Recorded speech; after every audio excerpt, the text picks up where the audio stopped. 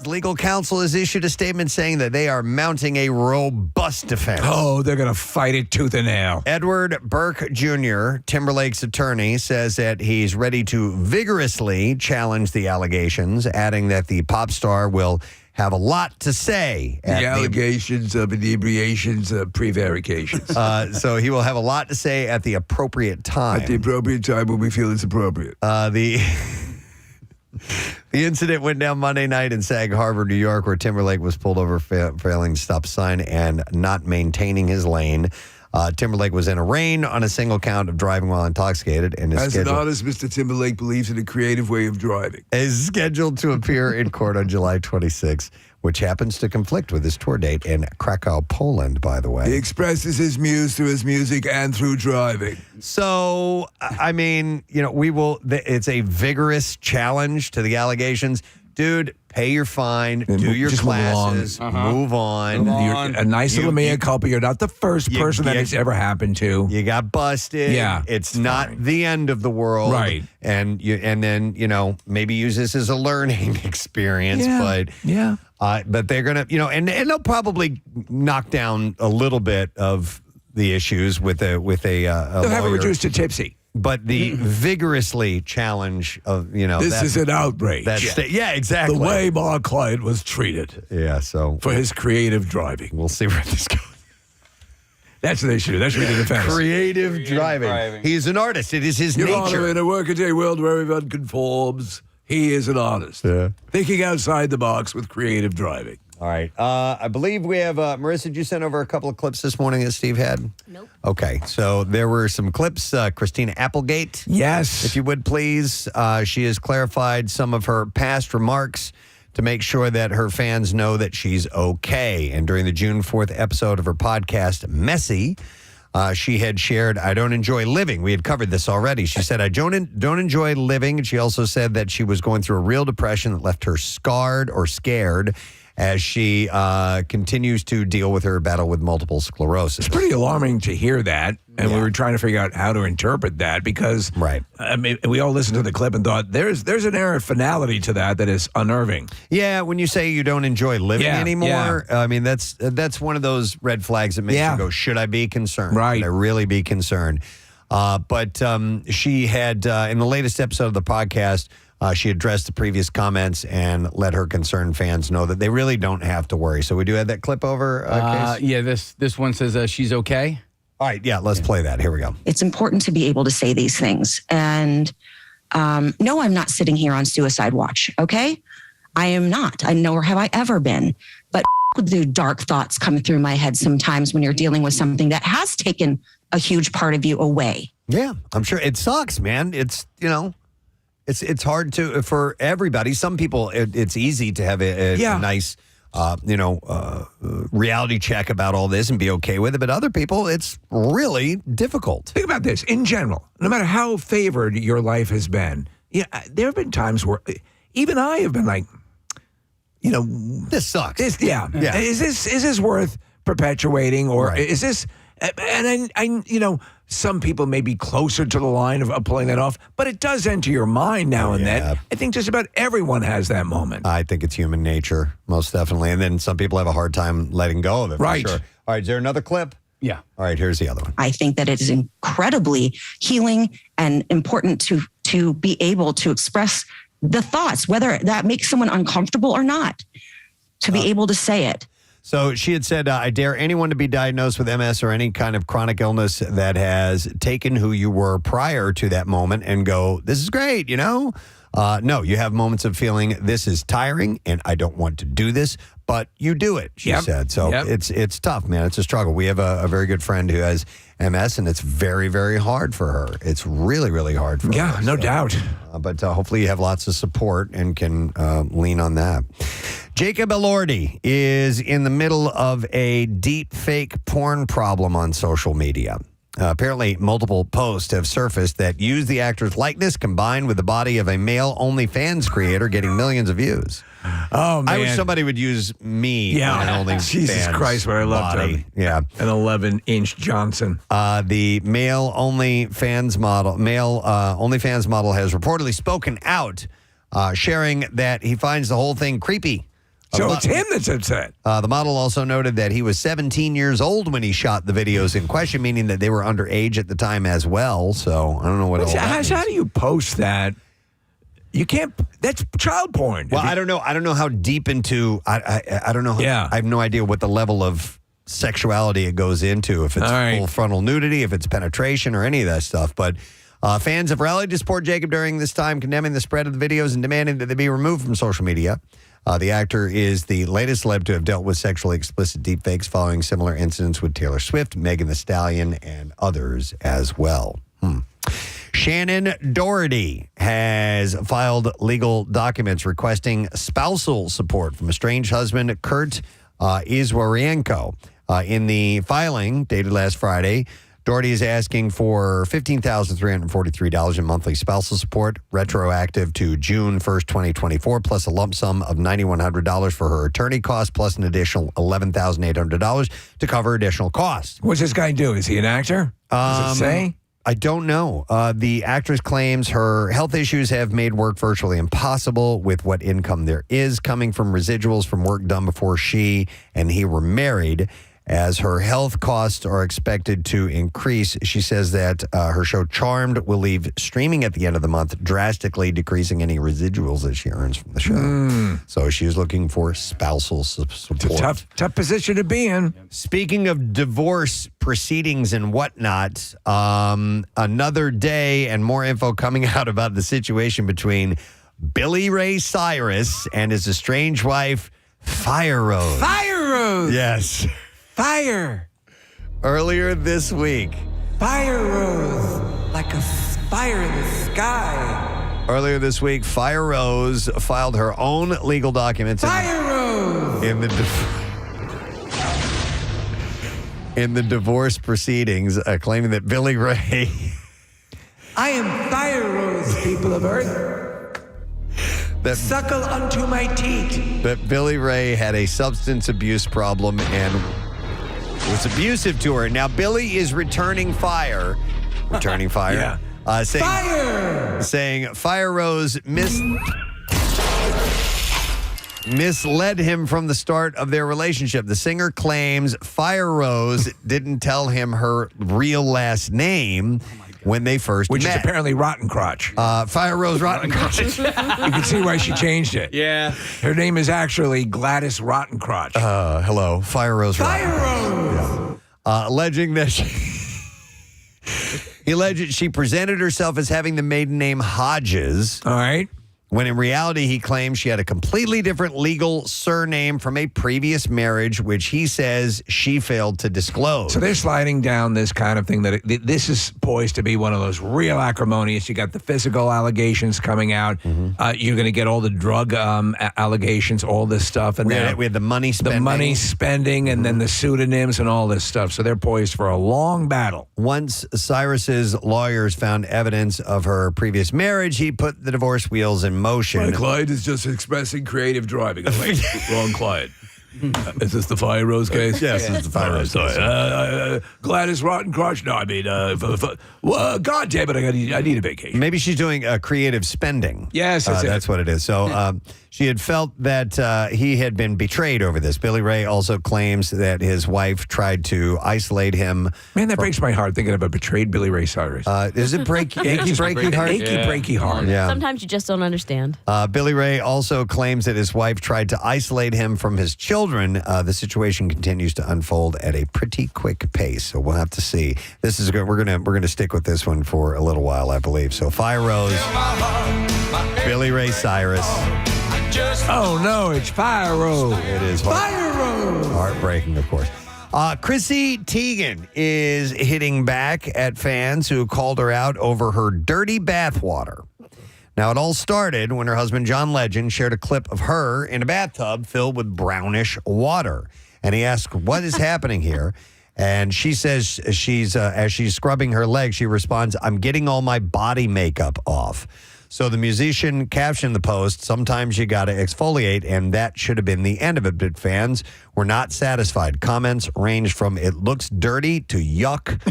So Chrissy responded in hopes of clearing things up. She said, "The water is dirty because I'm getting my body makeup off. Like I said in the video, my sweet angels," she wrote in a comment with more than 12,000 likes, by the way. Then Chrissy doubled down, posting the same video to her Instagram to defend her bathwater. Currently, come on. She wrote, "Currently getting roasted online for being dirty because no one listened to the audio where I say I'm soaking off my body makeup to shower after."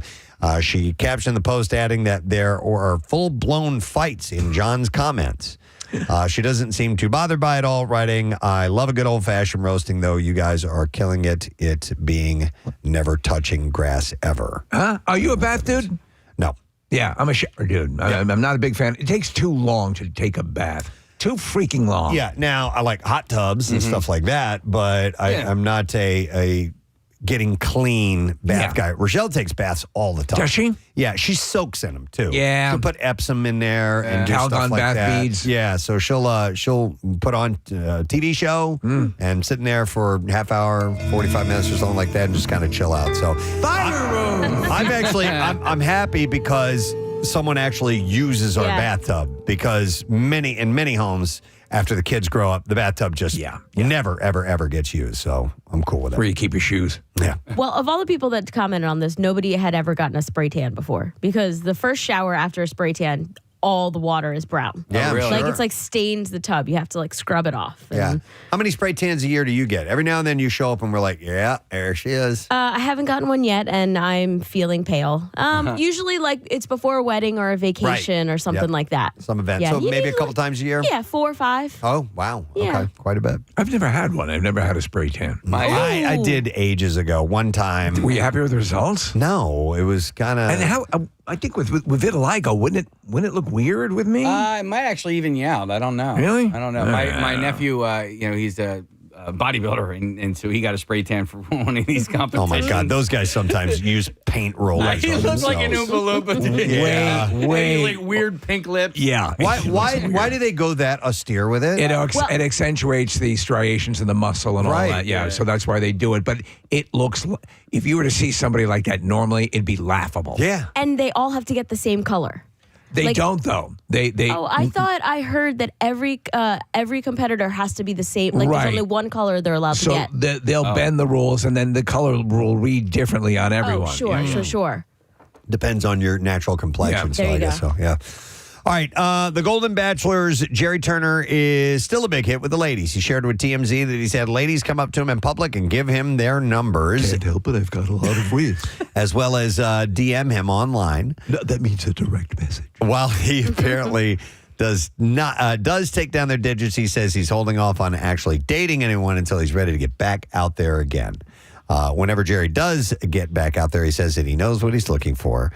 He wants someone Big cans. It will be with big cans and will be a good friend that he can go on adventures with. And hopefully they live in Indiana like him this time, he said. 2 things, tight as a chihuahua and big cans. Oh, my God. That's all he's wanted. Would it turn out if all this image that was created prior to the show leading up to it, I'm just looking for love. He turns out he's the biggest horn dog in the world. All right, we have a couple of clips to play with the fact that American Pie's 25th anniversary is happening. And Jason Biggs is chatting a little bit. He was on CBS Mornings, and he had mentioned a couple of things. So we have clips here. This is him talking about the 25th anniversary of the movie. Here we go. And I knew it at the time. It was certainly a wild ride. Its impact and people's reaction to it was immediate. But 25 years later, the fact that I'm still here, partnering with Edwards, still here talking about the movie. People ask me about the movie every day. I loved it. Do you know why it hit so big? Because it was, at that time, it was a return to teen sex comedies that hadn't been out in a while. Yeah. And so many were experiencing something like that for the first time, where other people were approaching it nostalgically going, oh, this reminds me of the movies I was raised on. Yeah. So it worked both ways. Yep. I went on a date to see that movie, Steve, and it was a terrible date, but a great movie. Yeah, you yeah. know. So like I was laughing my ass off, and we did not hit it off at all. And I remember getting out of there and just having nothing to talk about, having seen a fantastically hilarious movie. All right, here's another clip. Him talking about his young sons knowing the film. They now know that American Pie, it's still kind of abstract to them, but they know that it is a very important thing because people, with them around, people will come up to me and talk about American Pie. So they're like, what is American Pie? Tell us about American Pie. When can I see American Pie? I'm not sure how old they are. Oh, they're 10 and 6 years old. Yeah. Oh, yes. Yeah, magic. Wow. All right, a couple other quick things. Will Smith is set to star in the sci-fi thriller Resistor. The movie is based on Daniel Suarez's 2014 novel Influx. The film is looking for a director, but the script was reportedly worked on by Zach Olachek, who worked on Bullet Train, and later Eric Singer, who worked on Top Gun Maverick. So with Bad Boys being a hit, did well at the box office. I think he's starting his career reclamation, right? Yep. You know, we were wondering how long it would take before, we're okay with this. The Influx book takes place in a world where the government has been holding back scientific advancements like fusion power and cures for common diseases. When a particle physicist discovers a revolutionary advancement in physics, the government locks his lab down to prevent social disruption. Did you see that movie where there was an exact clone of him coming after him? Oh, yeah. Gemini something? Gemini Man. Was that? Yeah. I never saw it, no. It's okay. Okay. Yeah, everything seemed like it was going to be good, but it just didn't quite work. All right, and then I think I have one last story here. Yeah. So Tom Hardy is dashing hopes of returning to the Mad Max franchise in the rumored film The Wasteland. When asked about the project in an interview with Forbes, the actor seemed to hint the movie wasn't even being made. He had said, I don't think it's happening. He starred as Max himself in 2015's Mad Max Fury Road. Fury! While the movie... Fire! Fury! Has got... Fire! I don't think I've ever heard you do back and forth on the reverb like that. Fury. Fire! Fury! Fire! Fury! While the movie has gotten a ton of love from fans since it came out, it only performed okay at the box office. Similarly, the prequel to Mad Max Fury Road, Furiosa, has struggled at the box office despite positive reviews from fans, which can't help plans for another entry in the franchise. So here's where they missed on that. They took a character, so everyone was, for the first movie, okay, Mad Max. Now, the truth is, Mad Max Fury Road, Mad Max isn't in that movie quite a lot. It's mostly the story of Furiosa. Right. So what do? And the movie was well made. They wait like 10 years, and they come back with a Mad Max movie that doesn't have Mad Max in it at all, and has another actress playing... there's an origin story for a character we were just introduced to and then forgot about for 10 years. And I think that's why it failed to really click at the box office. Furiosa? Furiosa! Okay. Fury! All right, we are ready for the clips now. The Acolyte, newest series in the Star Wars universe, sees former Padawan Osha investigating a string of crimes with a Jedi Master. And in this clip, Amandla Stenberg laughs about her intense research for the role with the series creator. And I wasn't planning on writing 60 pages, and then I was just like, but it's 2 people. This is the only way it makes that sense. I can get into it. What a delicate little laugh she has. New episodes of The Acolyte streams Tuesdays on Disney+. Here's our next clip. Thelma is a true story of a 93-year-old woman who fell for a phone scam when someone called impersonating her nephew. And here, 94-year-old actress June Squibb talks about the chain of events. He had been in an accident, and he was in jail or needed money to get out of jail. I don't know, something about jail. So I sent the money, and then I found out that he was fine, and it wasn't him. So I go after my money. We were pretty much allowed to go. Casey, you'll be happy to know that June Squibb played Hubie's mom in Hubie Halloween. Nick pulled up the IMDb. Yeah. I saw her face. I'm like, oh my God, I love her. She was wearing that Don't shirt. give away that said- the ending because there's a little plot twist with it. Yeah, right? no. Just the shirts because she would get these shirts from the thrift shop. So she's walking around in a shirt that says boner donor. Casey, she's adorable. She is. She seems to me to be like your kind of older lady. Oh yeah. So I feel like the Adam Sandler has a thing for old ladies. Yeah, he might because he has in Grown Ups he has Rob Schneider with a generations older love interest. On The Wedding Singer, you have the gal doing Rapper's Delight. Happy Gilmore, his grandmom. There's always like a grandmom in these movies. Yeah. He's a diaper chaser. Yeah. Did you mention Grandma's Boys? Yeah, that's that, right. In fact, too? he produced it, and so that's all about that. In fact, there's a whole bunch of older actresses who bang young gamers. Did you just make up Diaper Chaser? Yeah. I like that, dude. Or Depends Chaser. Depends Chaser, because you could be going for Diaper babies. could be, you don't want to be banging a baby. Yeah, Depends Chaser. Thelma is in theaters on Friday, by the way. All right, there you go. Your entertainment report for this Thursday morning, June 20th. All right, we will take a break. Nikki Glaser, the Nikki Glaser is going to be checking in with us a little later on this morning, so we're looking forward to that, as well as we'll have your opportunity to get a 4-pack of tickets to join us for Preston and Steve's Day Off at Dorney coming up July 11th. And we'll get that around Bizarre File time. There's a word you need to enter, so all the details on the way. We'll take a break and come right back.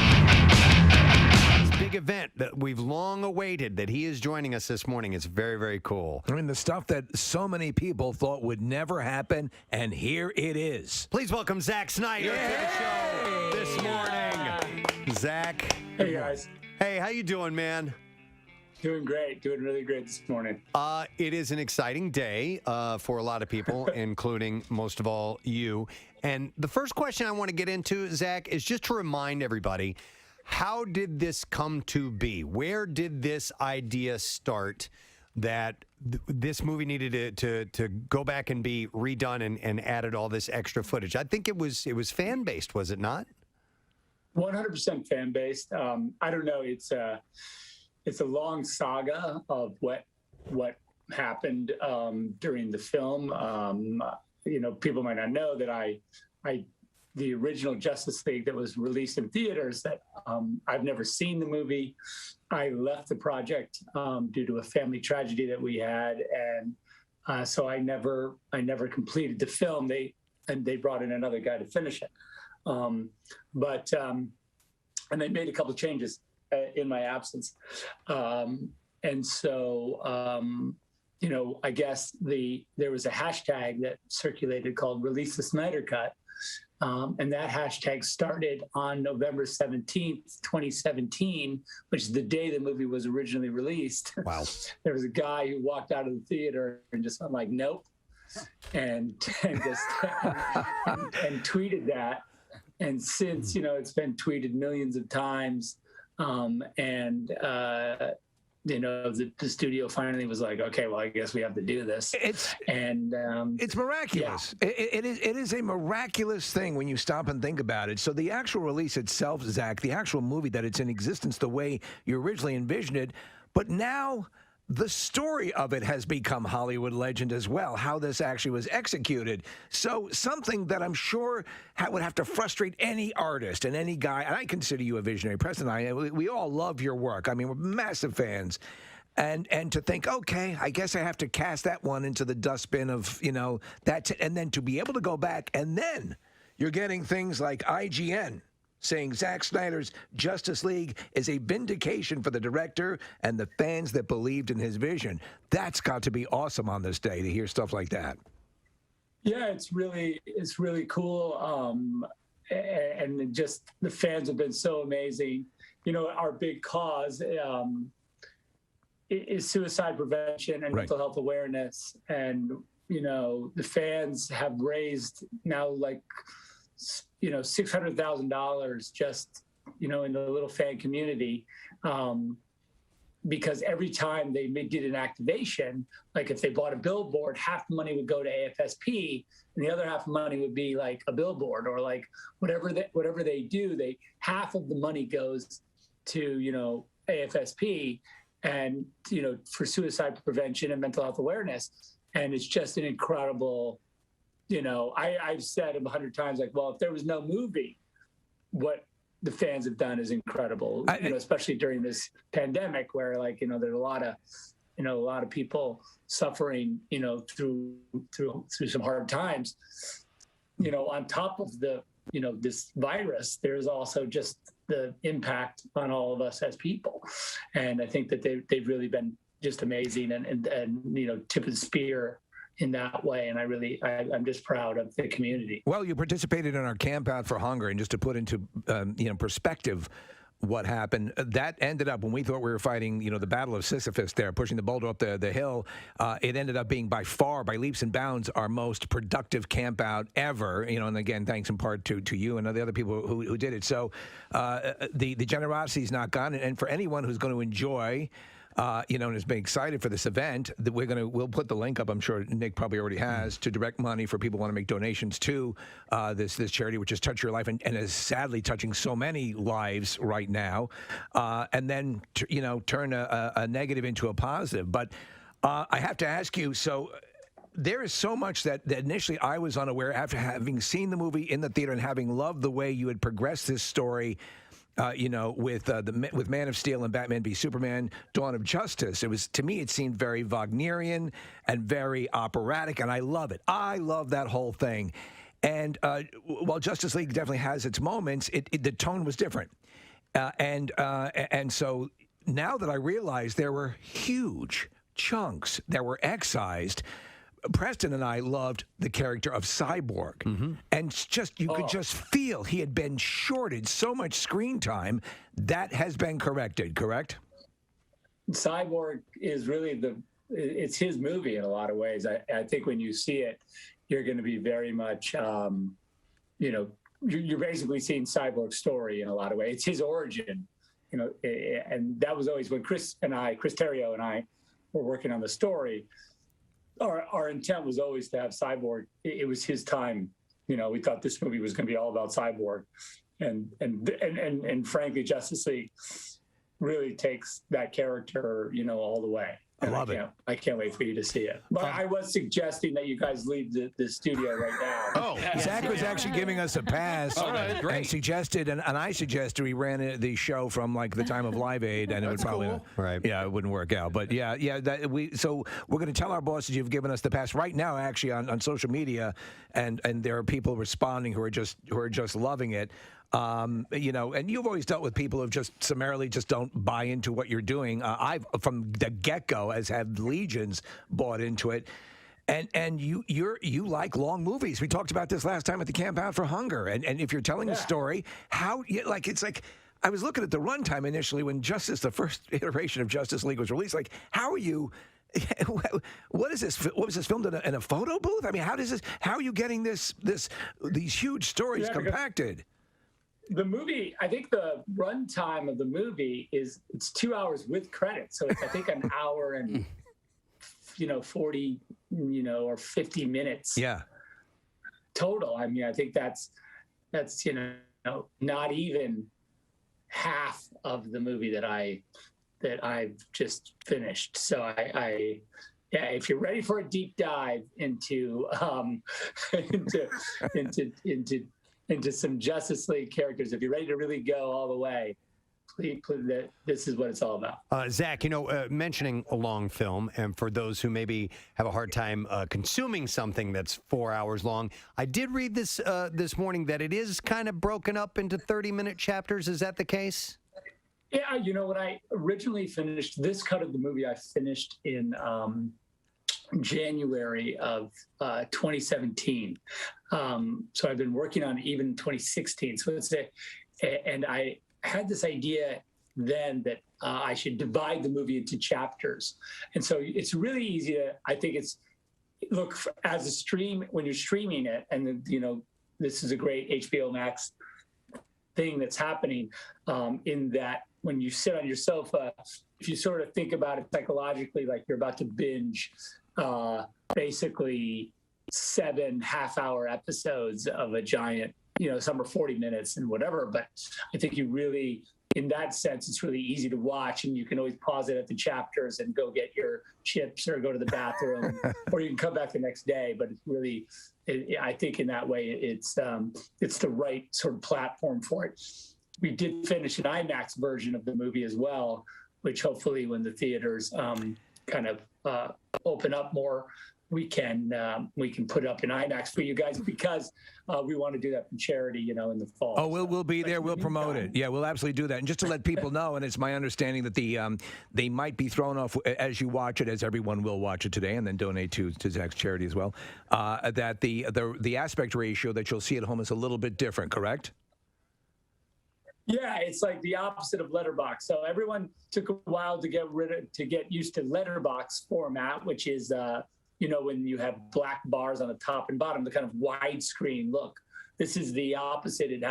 It's in Academy, or it's in full app. So it is shot in the sort of IMAX format, which is like a big square.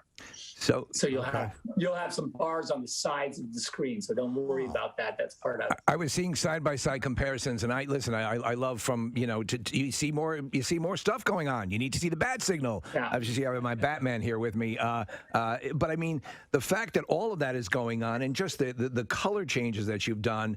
Steppenwolf got a badass makeover.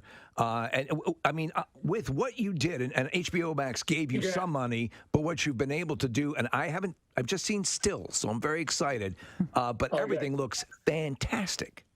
Cheers. Yeah, you're going to get to see Darkseid. I don't know if you know anything about DC. Darkseid he's the King Daddy bad guy of the DC universe, and he's not messing around. He doesn't play nice. He's just here to mess everything up. Yeah, and mess every single thing up. All right. Let's hope the Justice League gets it together.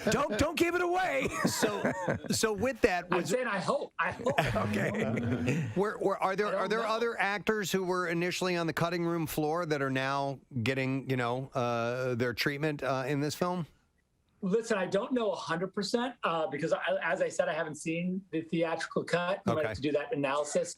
But I do know that Ryan Choi, the character of Ryan Choi, who would eventually become the Atom, his character was cut. And Kirstie Clemens, who plays Iris, she was cut. So anyway, she's in a sequence. Mom. She's in a sequence with the Flashes. Gets a lot more.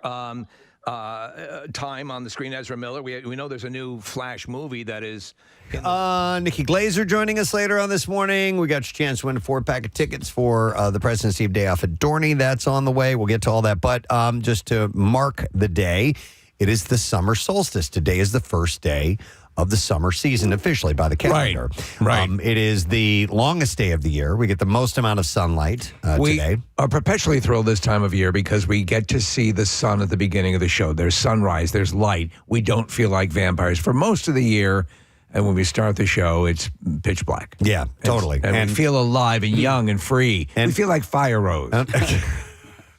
On the way into work, I get just a glimmer of daybreak. Yeah, and it's encouraging. It does. It does help biologically. Something within us activates. It's like, okay, the day has begun. Yeah, most definitely. Do you get their birds at that time of the morning? Yes, right outside my bathroom window. It's beautiful. I feel like Snow White every morning. I never step outside because I park in a garage. So no, I mean like when you're driving in because there is usually a time of year, and this is the time of year where I'm dodging birds in the street left and right. No. Yeah, they don't want you to leave. No, I don't know why they do it. Like they're hanging in the middle of the street, or they'll fly really, really low. Right. When you have the entire sky, it makes you wonder why they concentrate on 4 feet off the ground. I haven't killed a bird yet this year, but it will happen. It's going to happen. It happens every single year around this time. I'm coming for you. By the way, this is kind of interesting. I never really thought about this, but this is apparently the earliest summer solstice in more than 2 centuries. They say the last time it occurred Washington was president. He was. It was June 20th, 1796. Washington was president. There were only 16 states in the Union. The early solstice is due to the complex dance between Earth's yearly orbit around the sun and its daily rotation, along with how we mark the solstice on our calendars. Quirks in the Gregorian calendar mean the solstice will make another jump earlier every leap year until the year 2100. It's pretty wild. And the way they handled it was pretty interesting. They killed 1,000 people. Oh. Yes, as a tribute. Killed 1,000 people? To Fire Rose. Well, in England, they celebrate with Stonehenge yes. For the first day of summer. Solstice observations there have been going on annually for apparently thousands of years. Did you see some of those eco-terrorists attack Stonehenge? Yeah. Yesterday? Come on, stop it. The solstice. I didn't see what they did. Did It was they like spray paint it? It was like orange. Either orange, basically almost looked like the stuff that ended up on your computer, Preston, at the blood drive. Jesus. But they were spraying that all over the Stonehenge. Okay. Come on, man. It's a solstice. We need that. Yeah, so the Stonehenge rock formation perfectly aligns with the sun's movement on both the summer and winter solstices. Although its origins and reasons for its creation are not understood, Stonehenge has become one of the most popular places to observe the solstice. They say that Stonehenge has actively predicted the winner of the Stanley Cup for 10 years. For 10 years? Okay, I got to pick a Canadian team. It's unbelievable. Isn't that wild that they would have foresight? There was an engineering school where my first radio job, it was not far from where I lived. It was in Rolla, Missouri, and they had a replica of Stonehenge. It was more sleekly cut. It wasn't rough stuff. It wasn't meant to look exactly like, but it was supposed to act like Stonehenge in that you could see. Right, it was a celestial calendar, exactly. basically. Yeah. You could see the sun standing at a certain angle on certain days. Well, that's pretty cool. Like that. There's a park nearby me that has a giant sundial. It's Palmer Park, and they have this really cool thing. If you stand on this pad, and it tells you what months, what pad to stand on, what area of the pad to stand on, and then you'll see the shadow pass across these other stones, and it will tell you what time of day it is. It's pretty cool. That is. I love stuff like that. Yeah. I actually have been to Stonehenge, and I found it. I know some people go, it was nothing. I thought it was amazing. Yeah, my mom and I were supposed to go to Stonehenge. We had a trip planned to England. It was a Christmas present, and then COVID came, and we had to cancel all of it. What if you go there and your mom touches one of the stones, and you realize she's the one and activates the whole thing? I wouldn't know what to do. Starts to glow. Fire Rose. Hey, Steve, have you seen Manhattan-henge when the sun cuts through the building? Yes, and in fact, it's funny because, Nick, at the right time of year, it's almost impossible to get through that area because so many people jam. Yeah. I just looked up the dates. So the sunset, obviously when it's setting on the west side of Manhattan, that's May 28th and July 13th, and then the sunrise is December 5th and January 8th. But yeah, like when you're driving down any of those cross city avenues, you can't see. It's through the canyon of the buildings. Yeah. There's that, and then there's the place in, I think it's in Yosemite, where it looks like the waterfall's on fire. Yeah. Did you see Fire Rose? Fire Rose! Did you see that? Did you see that in person, Nick? I did not. No, you have to Okay. be there at a very specific time of year. I guess again, it's probably twice a year. I was there and I saw a chipmunk on fire. And there's no guarantee that you'll see it because the weather conditions have to be right too. But it's pretty wild. I'm fascinated by stuff like that. Just think of the accuracy again. I'm into these. They build these things that require absolute precision, and the pyramids alone. But with Stonehenge, and when they show you, again, all that can be predicted, all that can be plotted and charted with it, it's like, for Christ's sake, that's just the building of the friggin' thing. Yeah, I have. Do you have any markers where the sun will be on the it's up in the horizon? sky. Actually, in my house. Okay. You posted a picture not long ago. Yeah, and again, it happens twice a year. And Steve, the way that our neighborhood is lined up, there's a house. There's a house on the west side of our house, and most of the year that house blocks the sun when the sun sets. But twice a year, it goes in between one section of that house and trees, where it can come through our upstairs window, and it lights up our hallway in a way that's remarkable. It's funny you should mention that. I just saw it yesterday, and it has to coincide with this. I get a sort of Roy G. Biv light pattern on my patio. right So in there's this one particular some area. type of a prisoner. It's reflecting off something on the house. Yeah. It's funny you should mention that. By the way, I like McElhenge better. Yes. All right. So I posted 3 photos of McElhenge up on my Instagram account. And Steve, I went upstairs and I was taking a picture down the hallway, and my giant head blocked the sun at one point. So there's a Mackle eclipse. It's an eclipse. Yeah. Macklehead. It's a partial Macklehead eclipse is what I called it. But Put the baby on the altar. but it's cool, and it only happens twice a year. I also Thanks for coming to McElhenge. Do a little concert for you now. And there was a road that my parents used to live on, and again, twice a year you drive uphill on the road.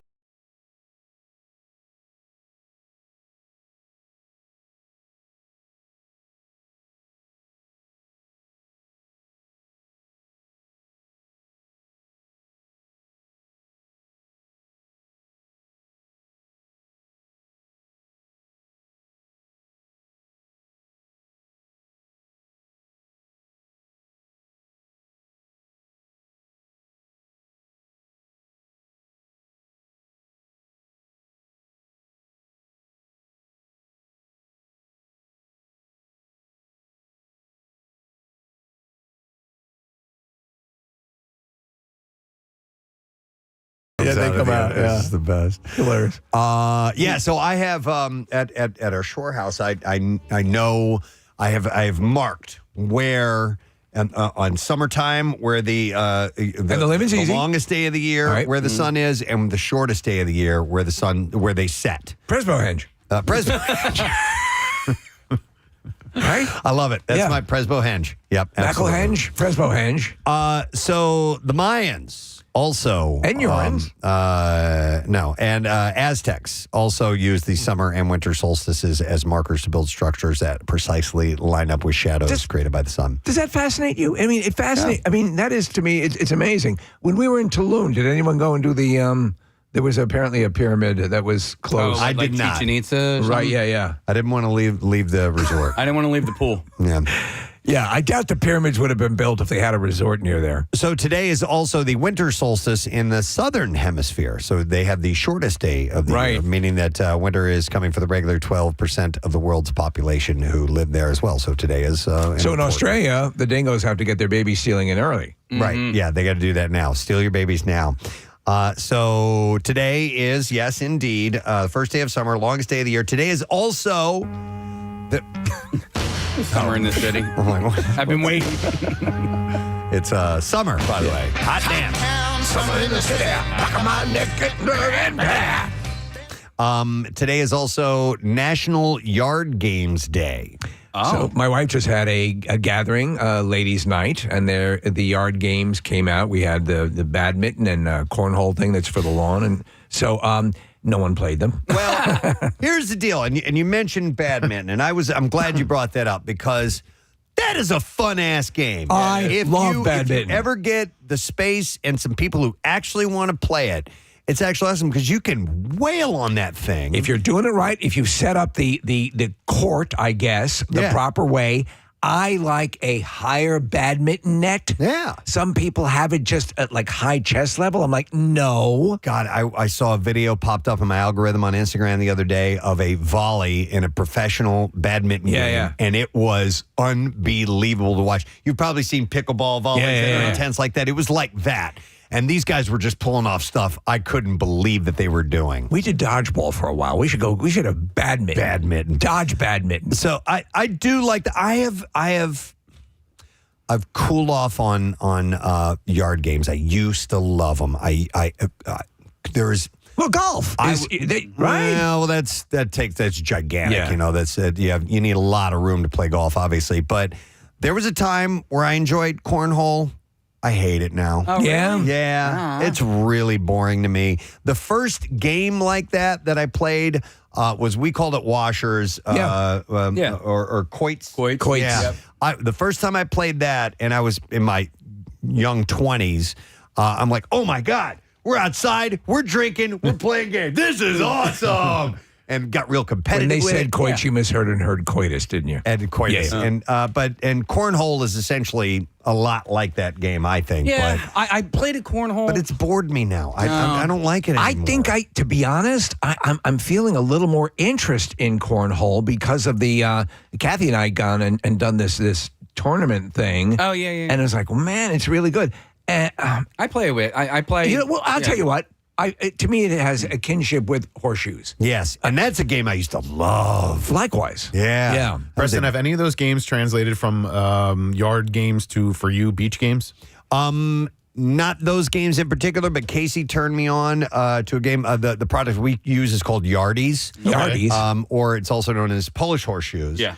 And it's the game where there's a post that you put in the sand and you put a fake beer bottle on top of it and you use a frisbee. I love that game. Now, that game I'm not tired of. That is a lot of fun. And there are a lot of really good beach games. There's one that just hit my algorithm, and I think it's actually a local company, and I keep stalking them because they are selling out. I think they're a small company. What is it? It's called Fly Ball, and it's pretty much skee ball on the beach. Yes, I saw those.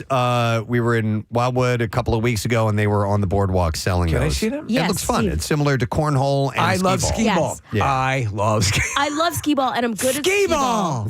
I'm terrible at cornhole. So it's skee ball, but with love that. with beanbags, right? Essentially. ball. No, it's a ball, Preston, and so it's like a ramp. That's and fun. Preston, I like that. You roll the ball up the ramp, and then it catches off the ramp and goes into a little. Marissa, it's basically a portable version of the game where the actual the hole is actually flat to the ground instead of on an angle. Yep. Right. Yep. That's a pretty cool idea. Yeah. Fly ball. Because I think the thing about cornhole is it just goes on for so long, and if you're bad at it, it's then just it ends never ending. sooner. I'm a cornhole fan. I love cornhole. I play it. I'll play I'm not with you. bad at.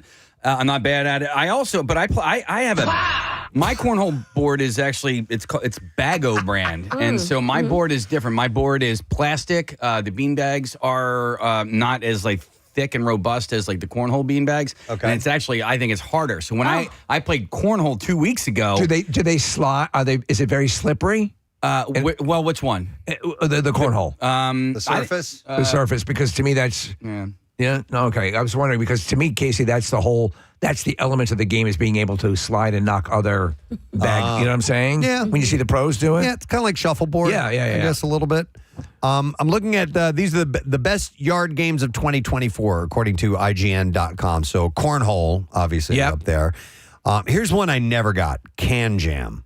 What is Can Jam? I'm unfamiliar. I thought it was kind of stupid. Is that frisbees? Yeah, with these cans, essentially, they have a slot on them, and I never really got into that. And you like throw it, but if the other team catches it before it gets in the hole, then they get the point or something like that. Yeah. I mean, Those are fun. Aren't they all kind of stupid, though? Yeah, Like, there's a level of stupidity to every one of these games. Yeah. There's none of them are chess. No, they're not. You can literally, if you want to turn it into a game, just go hunting for animals in your backyard and eat them. Then you're being productive. That's just hunting, I think. Yeah. Spike ball. I hate spike ball, but I've never played it. Okay. That's the one. I with- have it. I own it. My son plays it. Like they have spike ball leagues at his school, or not Really? leagues, but teams and stuff like that. What is spike ball? That little trampoline. Yeah, the little thing? trampoline. I don't. Oh. I see people playing it. People love this thing. Yeah. And you hate it even though you haven't played it. Yeah. Okay. Just on a too. religious level. Yeah. Me too. I've never I played don't it. want to play that. Don't want to play it. Do you know what we got this year? And it became one of it's the backyard thing now. These super squirt guns that are electric, and you can actually. I mean, I showed you, Preston. Yep. It's like you get like 30 yards on this thing. It shoots rapid fire, little bolts of water. It's pretty amazing. Is it? Would you consider that a backyard game? So we turned it into a target game. Okay. Yeah. All right. There's also now some of these I don't know. Putter ball. I know ball? that. I think that might be up your alley. It's probably a putter. Sounds like a golf thing, Yeah. but putter ball, spike ball, giant Jenga. Yeah. It's too loud when it. It's also when it can falls over. hurt if you're the recipient of a collapsing Jenga column. Yeah, that at like Xfinity Live when they're built out and the entire patio freaks out when the whole thing When it falls. comes down? It's Yeah. scary. Ladder toss. I like That's that. okay. Okay. Yeah. That's kind Not of familiar. So it's PVC piping, and there's usually 3 cross bars, and Yeah. you hold these It looks like a bolo, Steve. Okay, It's, I do. 2 balls and a rope, and you throw it and you try to catch them on certain levels. Yeah, to me that's kind of boring. Croquet. I do like croquet. Wow. When I was a kid, and I guess it was of a time, croquet sets were pretty common at people's houses. My friend Brian McDonald, he was sure he was going to become fabulously wealthy playing croquet. Oh, really? That did not pan out. No? No. Okay. Bocce. is on Bocce here. balls. Yeah, bocce balls. Wait, that's from Splash. That is, yeah. Yeah. So, Oh, my balls. anybody ever played? Yeah. I have. Yeah. Yeah. It's fun. Is it? I mean, it's not hard. Let me show you, Nikki, how to play bocce ball. I honestly like all of these games. To me, are just fun ways to pass time. I don't get competitive with them. You just do it for a little while. There are bocce leagues, and it's enjoyable. But the same, Steve, I put bocce ball and croquet in the exact Same thing. universe. Yeah. You never get into a fist fight over bocce ball or it's croquet. Just something to pass the time if it's a nice day out. Bocce ball on the beach is fun. Okay. On the beach? Yeah. You got to find hard sand. Yeah, you have to go towards the water, That's what I would think. make a course. Yep. Badminton is on this list. Oh, badminton. Mention that. It's a fun game. Yard pong. Is that like ping pong in the yard? Does anyone know? Go to hell.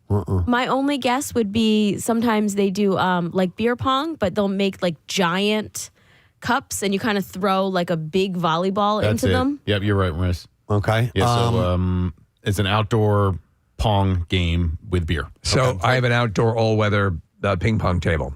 So that's clearly not considered a yard game, correct, Preston? Well, I mean, they have on this list pickleball. I don't consider that a yard game. because that's a do you court consider game. tennis a yard game? No.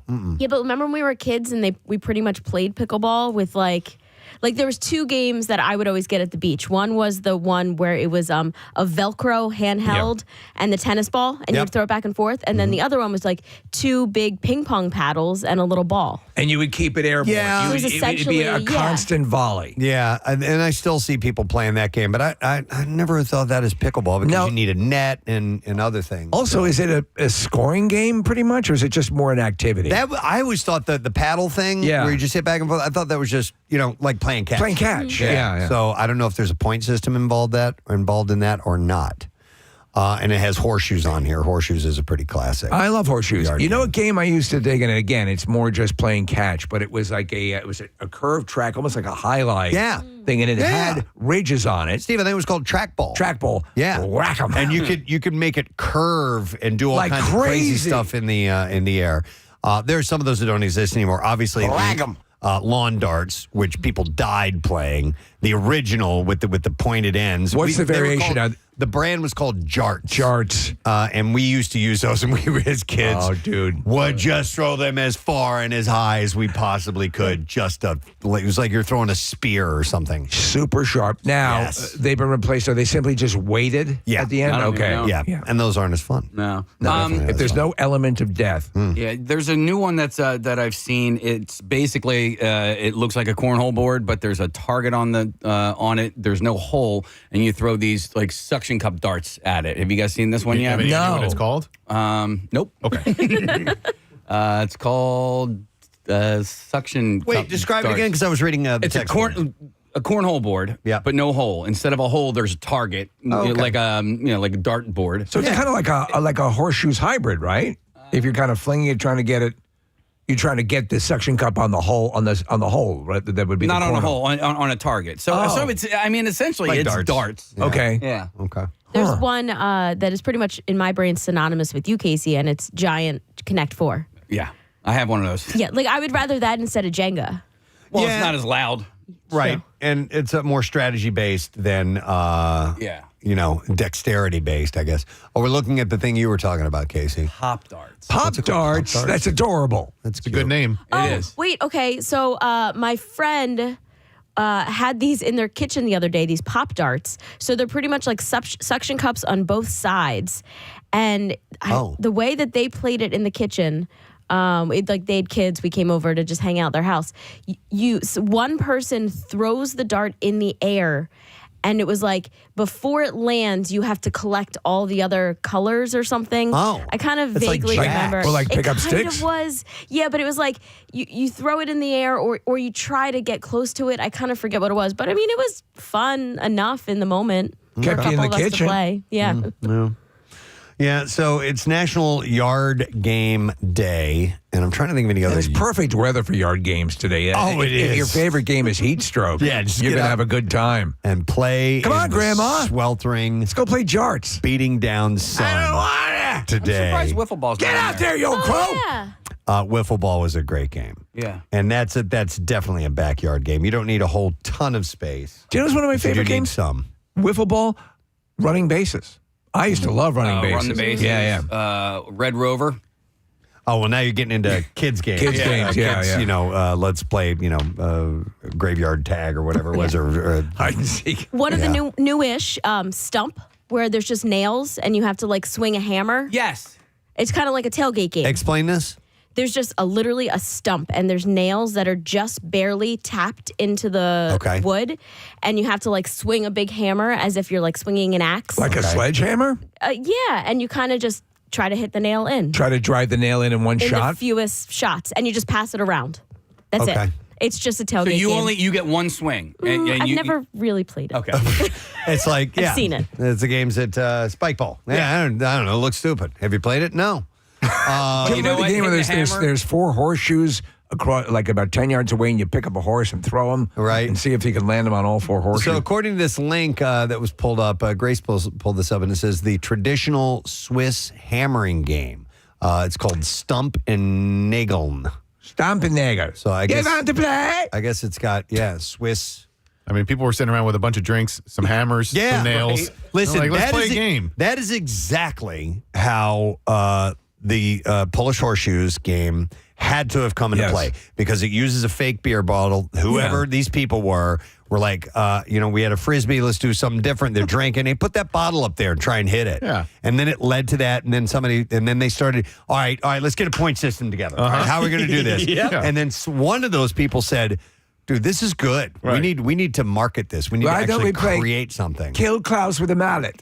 When we took a trip to Sweden, and there was a day that we had nothing to do, and our hosts weren't there, and so it was Rochelle and I and our friends, the Chapmans, that were there, and Will and I were just looking to kill some time, and we started drinking in the day, and so they had an apple tree, and it had very small apples that Right. were all over the yard. There's a game. And we had a golf club. That's right. And we made a game out of it, and it was great. We had a blast playing that game. Well, here's something that we've been sitting on for quite a while. You and Casey invented a game right here in the studio. We did. Yes. Is this Box the on the floor. Is this the time to debut this game, which is sure to be Okay. a summer hit? So Marissa's going to get the apparatus right now. So Casey and I, it was after Keenan's. Yeah. I think that's why we had all the darts, right? Yeah, we had the darts for a while. All right, so we have all these darts, and Casey and I were sitting here, and I don't know why we did it, but we started throwing darts, and they would land on the floor and stick. Yeah. And these are regular darts that you use on a dartboard. And so Casey went and he got some tape, and he made a box on the floor, and we played this game one time. Uh-huh. One time only. It was fun. And that was, what do you think, 6 months ago? Yeah. Maybe more? Uh-huh. It's still on the floor. And by the tape way, is still on the floor, and nobody knows Everyone what it's comes for. in and says, "What's that for?" Yeah. Celebrities, what's that for? And Chuck calls it box on the floor. And so Demonstrate. It's a game that we made up. Do you want to see it? Yes. Okay. And what is the official name of it? I don't know. I don't know either. I don't know. Press but- ball. Presbo Press Henge? ball. Press ball. No, I invented it. Case Yeah, ball. Casey did Thank you. invent it. Foster Wait, there's ball. no ball. Marissa's going Here's to the irony. hook up a microphone so we can do this. And so let's set up a chair over there, Case. All right. And Okay. Well, if you're watching on YouTube, I don't know if we'll be able to see this. We or not. actually brought the bearded gentleman. We brought in as an umpire from England, where they play this game all the time. Yes, Umpire Perry. Umpire Perry. will be assisting us in this, but Marissa's getting a remote mic set up. Hang on a second, Marissa. You guys were so thrilled that you had invented this game. Yeah, it was fun. Yeah. Simplicity. Yeah. A lot of times a game that appeared to allow you to just sit down while you're playing. Preston, can you hear me from the Kevin Costner microphone? Yes, thank you. I'm Okay, coming great. over there right away. Hang on a second. All right. Preston is now walking around the studio to the Kevin Costner microphone and getting in position. As I recall, both you guys were sitting side by side when you were playing this, correct? Yeah. All right. He's putting on his headphones, which we refer to in the industry as cans. And he's putting them on right now. And he's adjusting his volume. And he's now picking up a microphone. He's holding it to his mouth, and now he's articulating Now I'm words. speaking. We're hearing words that he's saying now. All right, so we are about. Let me walk this off. Preston is walking this off. One, two, counting now. 4. All right, we're about 15 feet away. All right. And side by side, both you and Casey sitting side by side. Yeah, so we would take the darts and we would throw them at the box. And initially we were just trying to get them in the box, and then we're like, okay, we need a point system. We need a point system, and so I don't remember what the point system is. I don't remember. I think it was 1 point in the box. Okay. And 2 in the stink. No, not 2 in the stink. If you tried to land it on the taped border, which is smaller and more difficult, and you have a chance of missing the box more if you go for the taped border. All right. I think that was 3 points. Yes, and then now I remember, because if you look at the one corner of the box, it's the box is imperfect, and so there's like a little piece that juts out from the box. Yeah. And if you can get it in that tiny little sliver, that's 5 points. All right, so basically... Wait, point that out to me, Case. Sorry, Steve. No. It's right here. It's a tiny little sliver right there. We said that was 5 points? Yeah, because okay. Okay, so there's one All extra flap of tape. Now, the main goal, obviously, is to sink these all within the square, correct? No, or to hit the border if you want, because you get more points. Oh, I missed that part. Yeah, no, if you hit the yellow border, because it's a smaller target, that's a 3-point shot. All right. And if you hit the little itty bitty sliver in the back right corner, it's 5 points. All right, so... By the way, if you're tuning in, it's National Yard Game Day, and that's why we're doing this very stupid thing. Well, we've been sitting on this game for a while, which we're gonna debut. So, and you guys wanted to bring us up to speed on it. Okay, so Yeah, easily 6 months ago we came up with this. all right, so let's start. All right. Do you need to do a coin flip to see who goes first? Well, Casey's green, so green means go, right. and I'm red, so you want to go first? I'll go. All right, so All right, You only first- get 7. We just made these rules up right now. All right. You only get 7. you only get Casey, 7. all right, Okay. wait a second. All right, here we go. Casey's up first. He's Okay, here we go. looking at the yellow square. Oh, man. right in the box. 1 Right point. in the box. All right. Preston up next with his red dart. And he is Nick. I can't Is it on? Little short. Little short. Damn it. I was So- aiming for the line. Oh, Go! nailed the border. 4-0 Casey so far. All right, so now I'm going to go in the box just to get on the board. There we go. All right. So 4-1. Casey's short, so 4-1 still the score. Here's my shot. I'll try to get on the border this time. Danny, let's go. Boom! Nailed Get a it. border. I can't see Yeah, he that. did, yeah. Yeah, so 4-4. Casey 5-4 now. Made it. 5-5.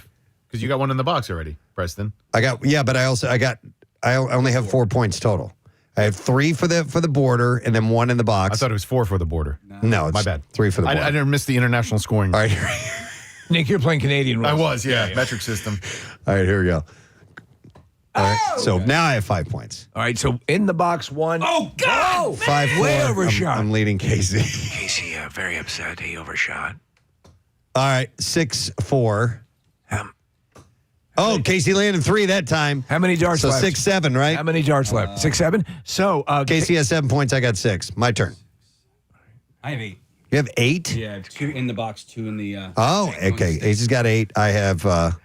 I lost score. Well, yeah. 6. All right, here we go. all right, ready? All right, I'm going to try for the border again. Here we Preston go. going for making the run for the border. No, in the box. box. So it's 7.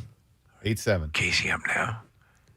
Final dart. Oh, and he hit a 3-pointer. Wow. I have to hit the 5 Need point. the 5 bag. I need to hit the This back. means that Preston has to hit that tiny little flap. Oh, I went wide You were right. not bad, Casey. though. Yeah. Victor. Wow. It's actually a fun World game. champion. Wow. Oh, my God. Casey's now world champion. That was so close, this one right here, Preston. Oh, man. Yeah, I went up under it. Okay. All right. Now I need to we set this understand. microphone down and walk around. Okay.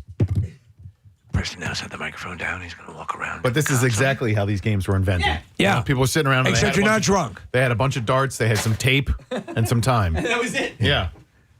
Yeah, I love coming up with a game. Yes. Something, Well, look at basketball was simply a like a. It was a peach basket. peach basket. Yeah, and Yeah. a coconut. That's crazy. Those things don't bounce. And a coconut? No, I don't even know what I used. I have been working and workshopping a new beach type of game. Oh. Yes. That and I'm inventing it. Okay. All right. I mean, it's probably stealing things from other. So, but my thought process is, as an adult, the hardest part of playing a beach game is just getting out of your beach chair. So if you can invent a game where you never even have to get Just out stay of in your your chair. chair, you can just stay in your chair. So I'm working on some stuff, but I don't want to give away any details. I have an idea. If you want to stay in your chair, you do employ seagulls. So like sea golf, where you like you give them something and watch them drop it somewhere. Okay. I'm intrigued by that case because at some point somebody's got to get out of their chair to go get the things that they're using for the game. And that's where my mind goes. So Right. I'm curious as to how you're avoiding that. So get back to me on that. The best games are the laziest games. Hang on a second here. Mike wants to explain the stump rules to us. So let me go to him. Hey, Mike. Morning, bud. What's happening, Mike? Yeah, so with Stump, so everybody, there's however many people gathered around Stump, everybody has a corresponding nail. And that nail usually is like a 4-inch nail. It's not a small little guy. All right. And you like flip a hammer, just a regular carpenter hammer, up in the air, catch it, and however you catch it, you cannot regrip. You have to smack somebody else's nail in. Oh, okay. Yeah. So wait a second. You're not hitting your own nail in. You're hitting someone else's nail in.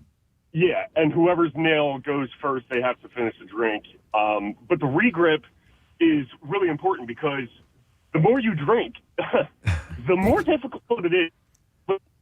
For you to flip that and have it land in your hand properly. So you could conceivably be trying to drive the nail in with the handle of the hammer.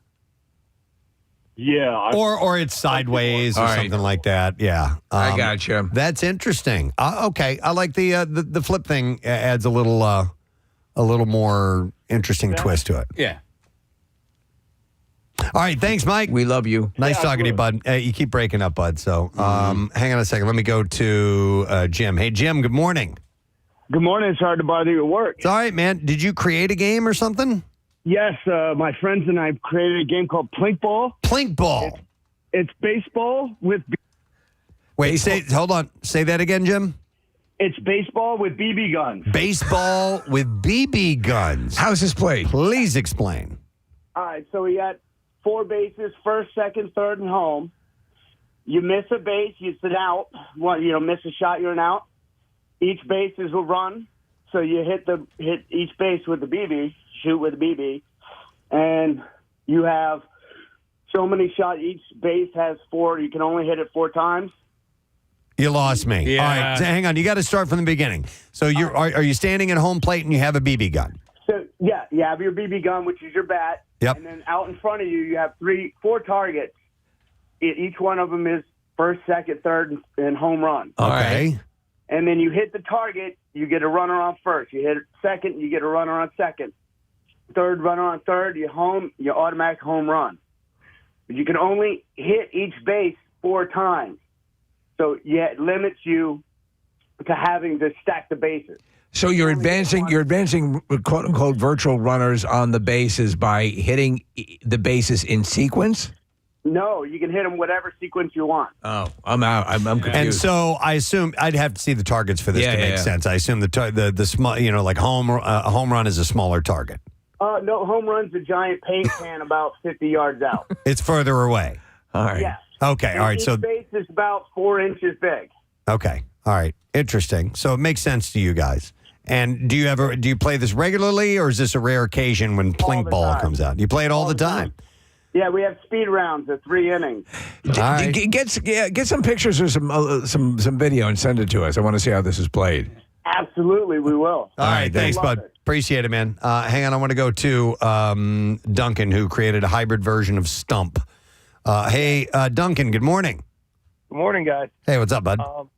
So Stump, we were sitting around the fire, and we would play this game all the time in college, and we're like, well, we need to split some wood. So what we did instead of the nails is we would put a wedge in a log. Okay. And you'd use a heavier mallet, but every time you got to flip the hammer, catch it, and smash down on the wedge splitter. Yeah. The wedge. Yep. So once you split the wood, then everyone has to shotgun a beer. But every time you hit it, there you go. There's your booze They're element. just waiting for everybody to shotgun a beer because eventually you're going to split the wood.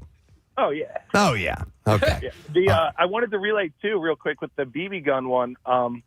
I was out surfing in Point Mugu in Southern California, and we came up with this game where you get the little Red Ryder guns, the single pumps. Yeah. And so what you do is you have one person sitting with a beer ready to shotgun, and one person on standby. You put a beer about 20 feet away on a stump. You shoot it. As soon as you shoot it, that the person on standby has to run out, shotgun the beer before the person with the BB gun can shotgun his beer. Oh. And the loser has to stand out by the stump and get shot in the butt. Get shot in the butt. Yeah, there you go. Yeah. So I like it. Like Crack Shot. We are the creators of Crack Shot, correct? We didn't. We didn't incorporate that. No, from that was anything else. that was flat out our game. It was. I came up with that, and Rochelle helped me come up with the name for it for Crack Shot. But yeah, we wanted to use some kind of a punishment element on a trivia game. Right. And a BB gun made sense. I have some college friends coming into town this summer for when Dave Matthews is in town, and I've been asked to reprise Guess Who's Touching You by my college friends. So I think we're going to have a rousing round of Guess Who's Touching You one of the nights. Wow. It's a fun game. Do you think that'd be a good spectator sport, Nick? No, not at all. All right, well, today is National Yard Games Day, so get out and play cornhole or giant Jenga or ladder pass toss out. Or pass out. What was he doing out there in the first place? All the heat and all or that next stuff. of kin. All right, so or I don't feel so good. We're going to take a break and come back in a second. We'll get to the Bizarre File, and we're also going to share with you our Dorney Park Day Off at Dorney word for the day and your chance to win a 4-pack of tickets for our live broadcast. Stay with us. We'll be back in a moment. Preston and Steve on See a bit of what the Speed Force concept looks like, which is very cool. Sure. Cyborg's dad, Silas Joe Morton, we see a little bit more of him. And, and what I love is that Steppenwolf has a really amazing arc. Yeah, sorry. No problem. Steppenwolf, in that version, it was like, what? Why are you so pissed off? What is this about? With Darkseid in the mix, you I guess from what I understand and what I've read, is that Steppenwolf comes off more as he's just trying to please his boss, and is that correct? A family issue. Yeah, he has a lot of. I mean, Kieran Hines, who voices him, is amazing, and I think brings this amazing gravitas, and I would say, frankly, he brings a lot of sympathy to the character. I mean, I know it's hard to believe that you might feel sympathetic toward this big spiky monster from space who's into world domination and has a giant axe and it's just basically chopping everybody in half. But he's got his own problems. But that's what you need. To me, I've always hated a villain. And I've said this countless times on the show, a mustache-twirling, one-dimensional villain does nothing for me.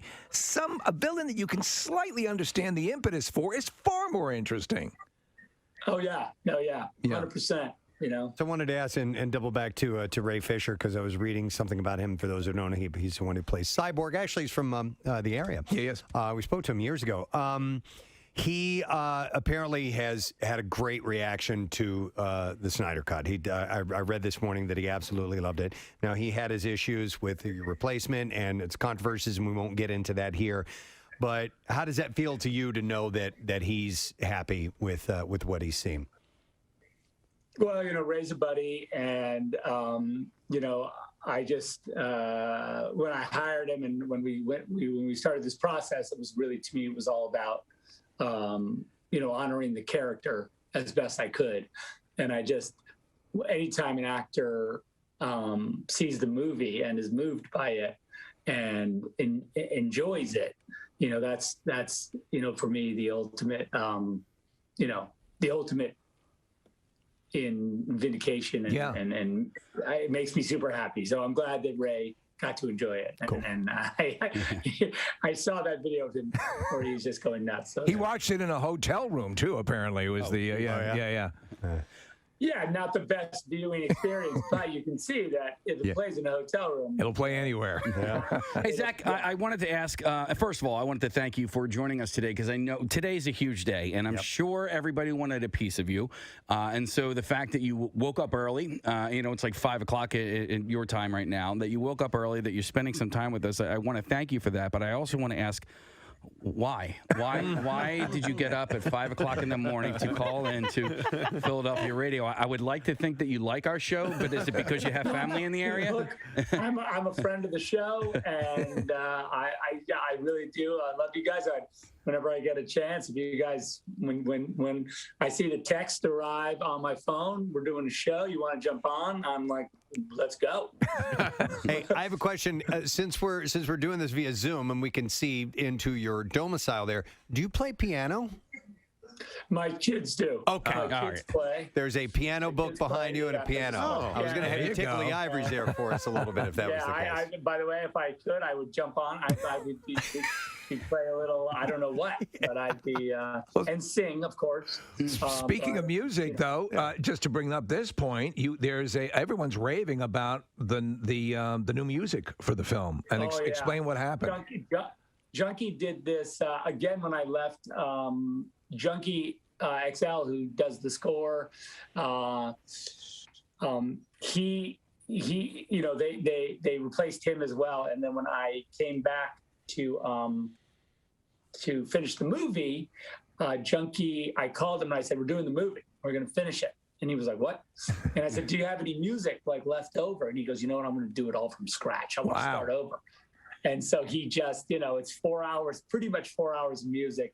And it's unbelievable. He just destroyed it. And we are doing it's coming out. I don't know exactly when it comes out. We'll have to check out, but we're doing a vinyl box. So if you're into vinyl, oh wow, they're going to do a full release of the soundtrack on vinyl. And that's pretty cool. As well as, of course, at Apple Music, you can check it out. Well, Zach, I'd like to ask a follow-up question about that topic because I loved the soundtrack for Man of Steel. As Hans Zimmer did that. Do you have favorite composers that you like working with, and how do you end up choosing one? Because there are a lot of great ones out there, and Hans is legendary. So why change, in the same cinematic universe and do a different composer? Hans and Junkie worked together. That's why I met Junkie. He came, from sort of Hans's camp. And that's how we sort of got together. And then, because the two of them did Batman versus Superman together. Okay. And then then when we went on to Justice League, I was like, "Okay, Junkie, you want to do it? You want to do the whole thing?" And he was like, "Absolutely." And we worked together. He did, he did Fury Road and a bunch of other amazing soundtracks, and it's just, and he just finished Army of the Dead for me. When is the release on that? Shot right over there in Atlantic City. When's the release on that? We hear it was bumped back again. May 21st. May 21st. Okay. Just to also be ready. I'll be back on the show in no time. Oh, you bet your ass. You made a critical mistake in answering our texts because we're going to be on you like white on rice. But and I just want to convey the excitement to people who may not understand. For example, and I think I mentioned to you this to you at the campout. Batman v Superman: Dawn of Justice, the original theatrical cut, really enjoyed. Yet there were some things that to me were like, well, there didn't seem to be an explanation fully. When I saw the full director's cut with the additional footage in it, it took greatness and made it even better. Because to me, all those things are filled in. To know that you've had this ability to go back and add in those little things, and I don't want to spoil anything. I had to do a little research, so I know there are a couple of new characters that make appearances that are going to rock fans' worlds. So yeah. So are you kind of like a guy who has the ultimate gift to give someone on on Christmas or whatever, and now you can get to see them unwrap it and get the reaction? Yeah, I mean, that's a cool way to look at it. I hope fans take this opportunity to really, and I think if you haven't seen Justice League, at all, then I think this really represents an amazing opportunity to just kind of go deep into a world, and excited that people are going to get that chance. All right, so what other press are you doing today? I know you have a watch party, so maybe you can talk a little bit about that, but where else can your fans catch you today? Yeah, there's a watch party. I don't know if it's live, but I'm doing a thing for 300, weirdly, with Stephanopoulos, the Hellenic League because it was the I think it's the 2000. No, it's got to be more than that. It's 480 BC. The anniversary of the Battle of Thermopylae? Yeah, it's one of the anniversaries, but it's thousands of years. But that's exciting. So I'm talking to them. Are you going to have anybody from the battle attending? Or? Yeah. Leonidas is coming. So that's kind of weird that I was like, wow, that's a blast from the past, but you absolutely have to do that. What an honor to have some of the original veterans in attendance. Yeah. Yes, exactly. We better hurry up and get their stories before it's too late. Good, Preston. I'm sorry. Go ahead. And, I'm doing a couple of watch. Well, I don't even like you. I'm delirious, so I can't remember. I don't know. It's early. Well, shuttling me around, but always stopping here is important. We appreciate that. It was announced that you're going to do the Fountainhead. Is that correct? Well, no, I own the Fountainhead. I don't really have we don't really have a model for it, but I've got it. It's kind of on the. I would say it's on a slow burn. Okay. Okay. But we'll see. The next thing I'm doing, I'm trying to do this small movie that I wrote with my friend Kurt Johnstad, who actually wrote the script.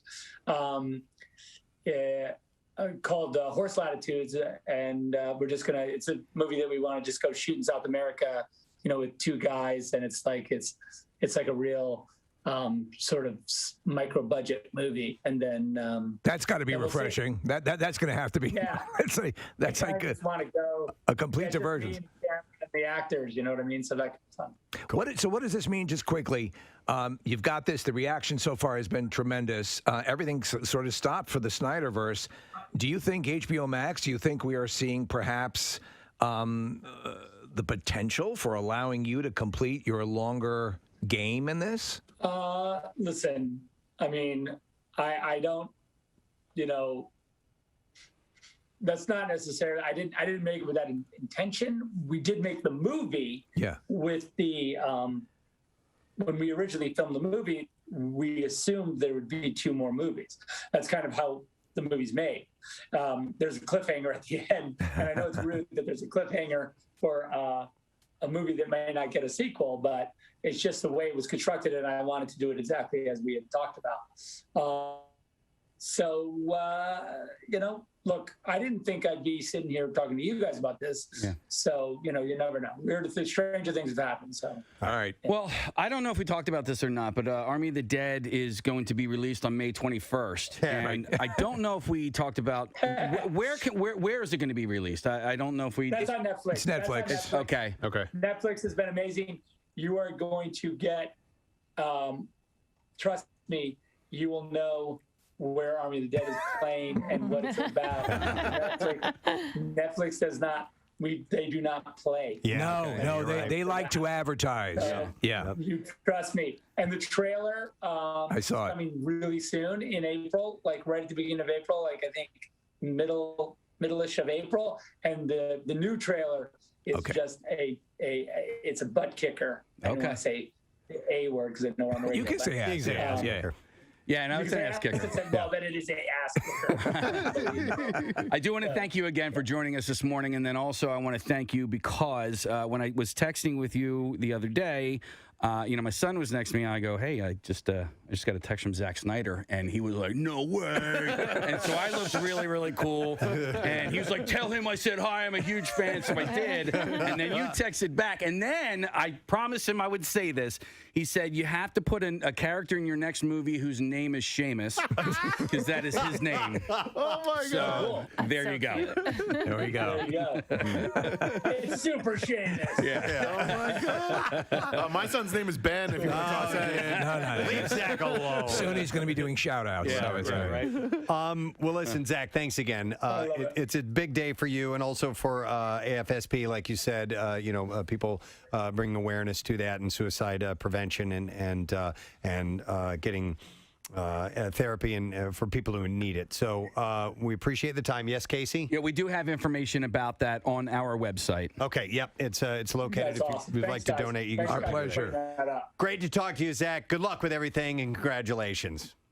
All right. Yeah, you can go check out Justice League on HBO Max, and I will talk to you guys later. Outstanding. Yeah. Zack Snyder, guys.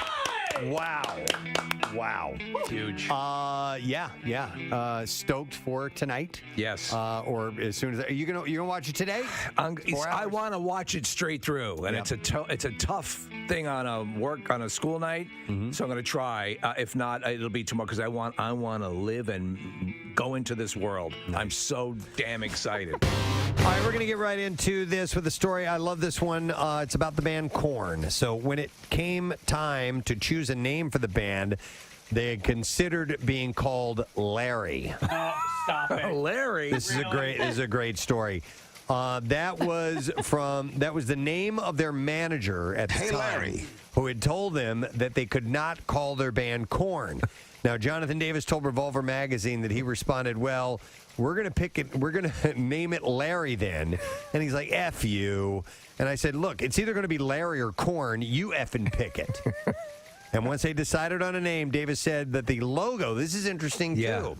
Which is the K. Well, it's the name, Korn, drawn out. The logo came about when he grabbed a crayon and wrote Korn with his left hand. Oh, there you go. Gosh. And got all jaggedy. And that's it. Yep. And look at these people spend millions of dollars on highfalutin graphic artists. Yep.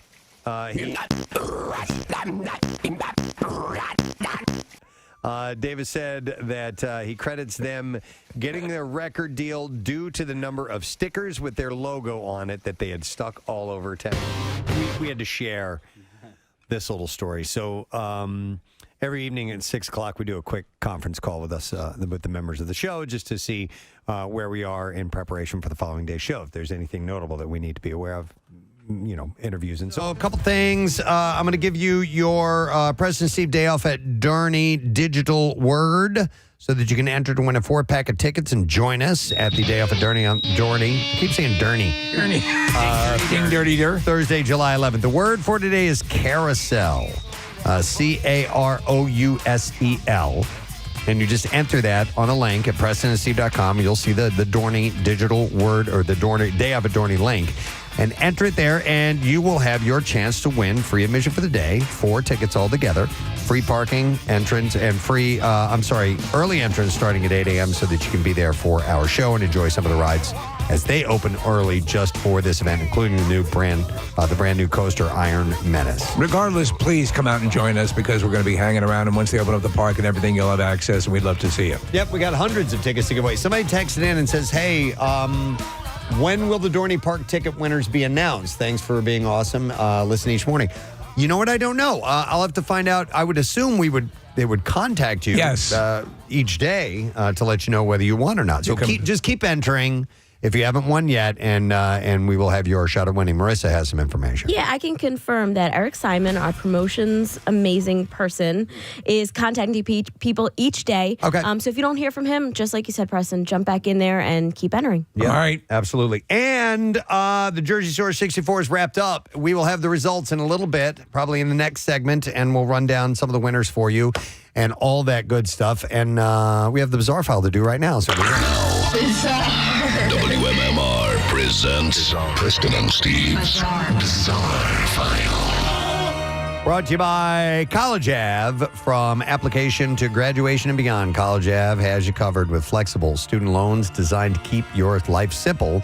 Apply today at collegeave.com. An alligator attacked a homeless Florida man while he was swimming in Lake Monroe before dawn Sunday morning, amputating his arm at the elbow. He did survive the attack. Yeah. But now we're starting to hear more alligator stories. We sure are. Than we have in years Did past. people forget they were there? Maybe they have forgotten that they are there. I would never go swimming in a body of water like that down there. The man told Florida Fish and Wildlife officials he was swimming in the lake at about 2 a.m. when the gator attacked. What could go wrong? Authorities said the case remained under investigation, did not give details on the man's identity or his current condition.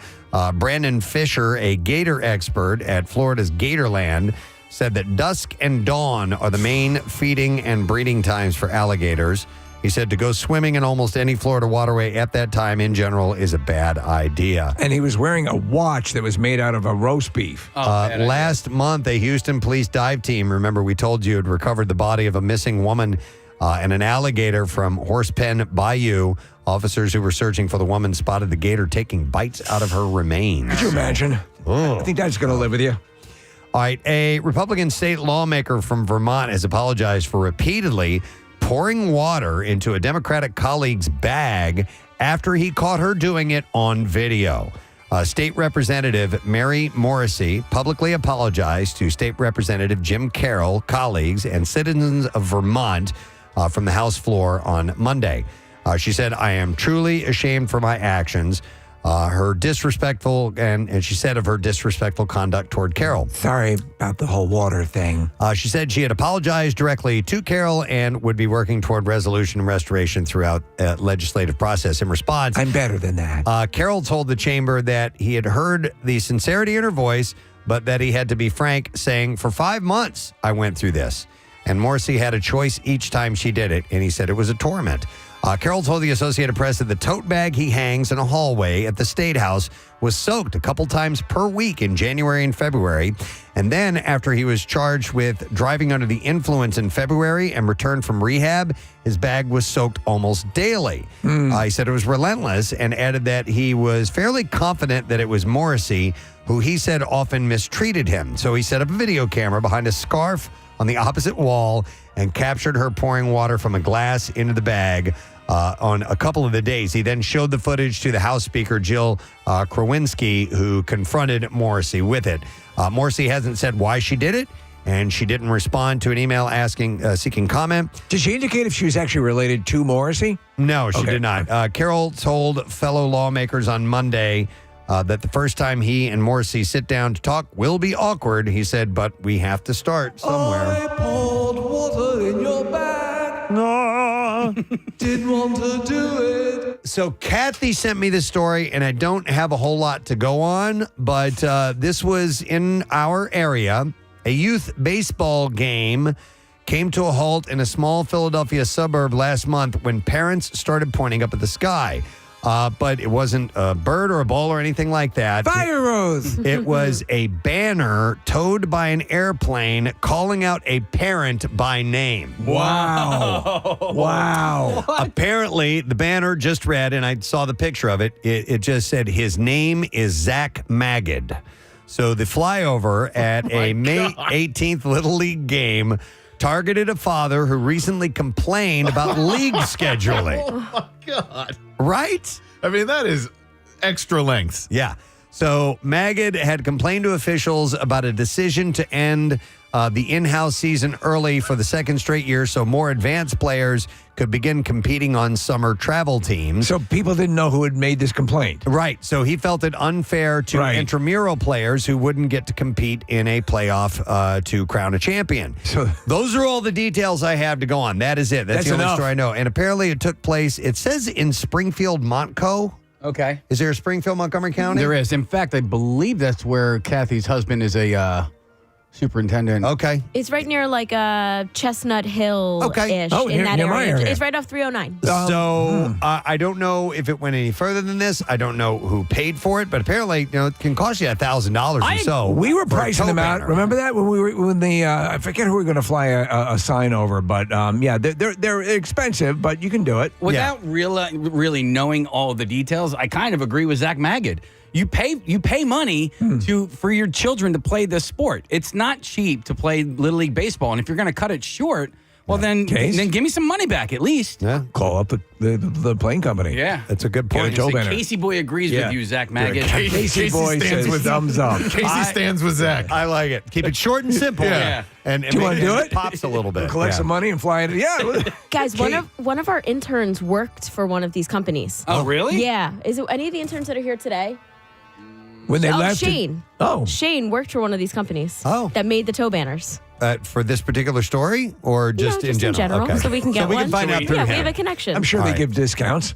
So the next one will be Casey stands with Zach Magid. Anyway, that's interesting. Yeah. And youth sports, man, it can get ugly. All right, how about this? An Alaska man and 2 police officers rescued a baby moose from what police described as a sure demise after it fell into a lake and got stuck in a narrow space between a float plane and a dock.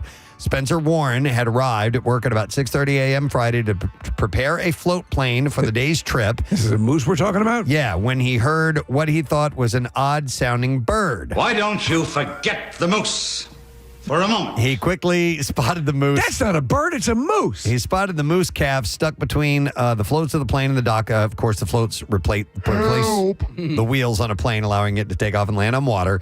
He immediately thought, oh man, where is Mama? I know she's nearby, before spotting the worried mother, who was only about 5 feet away from him with another calf. Mother moose, of course, can be dangerously protective of calves. They've killed people in the past. The baby moose tried to get out of the lake, but it couldn't get its footing on the top of the metal float with its hooves. Its wary mother was keeping Warren, the would-be rescuer, from getting too close as it struggled. He said it's like an ice rink for the moose and its hooves. So he just kept slipping and couldn't get it up. Warren checked in with his boss, who called police. One officer eventually positioned his police cruiser between the mama moose and the float plane to allow another officer and Warren to rescue the calf. The calf had one leg outstretched across the top of the plane's float where it was stuck. Hey, thank you, really. He said, we just lifted him straight out and put him on the dock. The exhausted calf splayed out on the boardwalk until an officer helped it stand, and the calf reunited with its mother, and she licked the water off its body. Mama? All of it caught on camera by Warren. So, I love that. Yeah, that was a good story. And we will end right there. The bizarre file. All right, we will take a break. Nikki Glaser is going to be joining us about 1 hour from now of the success of the Tom Brady roast. She's got her special, and she's got some shows down the road a bit. So we'll chat with Nikki in a few and come back with some other things when we return.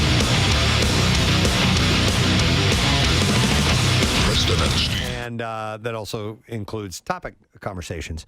And so we're getting ready to wrap up the call last night, and then Kathy's got one more thing to add. Well, Steve, so I was at a Bachelorette, and Steve's like, did Bachelorette produce anything? I was like, no, not really. It was actually pretty low-key. And then I was like, oh, wait. Yeah. There was one thing. There's one thing. I was talking to these girls. You remember how last week how Preston was saying that he likes to make sure that, his sexual partner has achieved. Right. Gets her cookies. The cookies. Gets the cookies Yeah. Before going for the main course. And then Kathy says, and I'll say this verbatim because it's not vulgar or anything like that. She said, I didn't know until I talked to these girls that not all women will have an orgasm by having sex. Yeah. And so we're like, oh, okay. And then all of a sudden you hear Casey go, I guess I should have told you guys that I'm in the car and have the Bluetooth on and Seamus is sitting next to me. Well, I also brought up something from another conversation we're going to have about the wall sitting. Yes. Oh, yeah. And that's but even that was more benign. I just I was sex, orgasm, like just all the words. All the words. Yeah.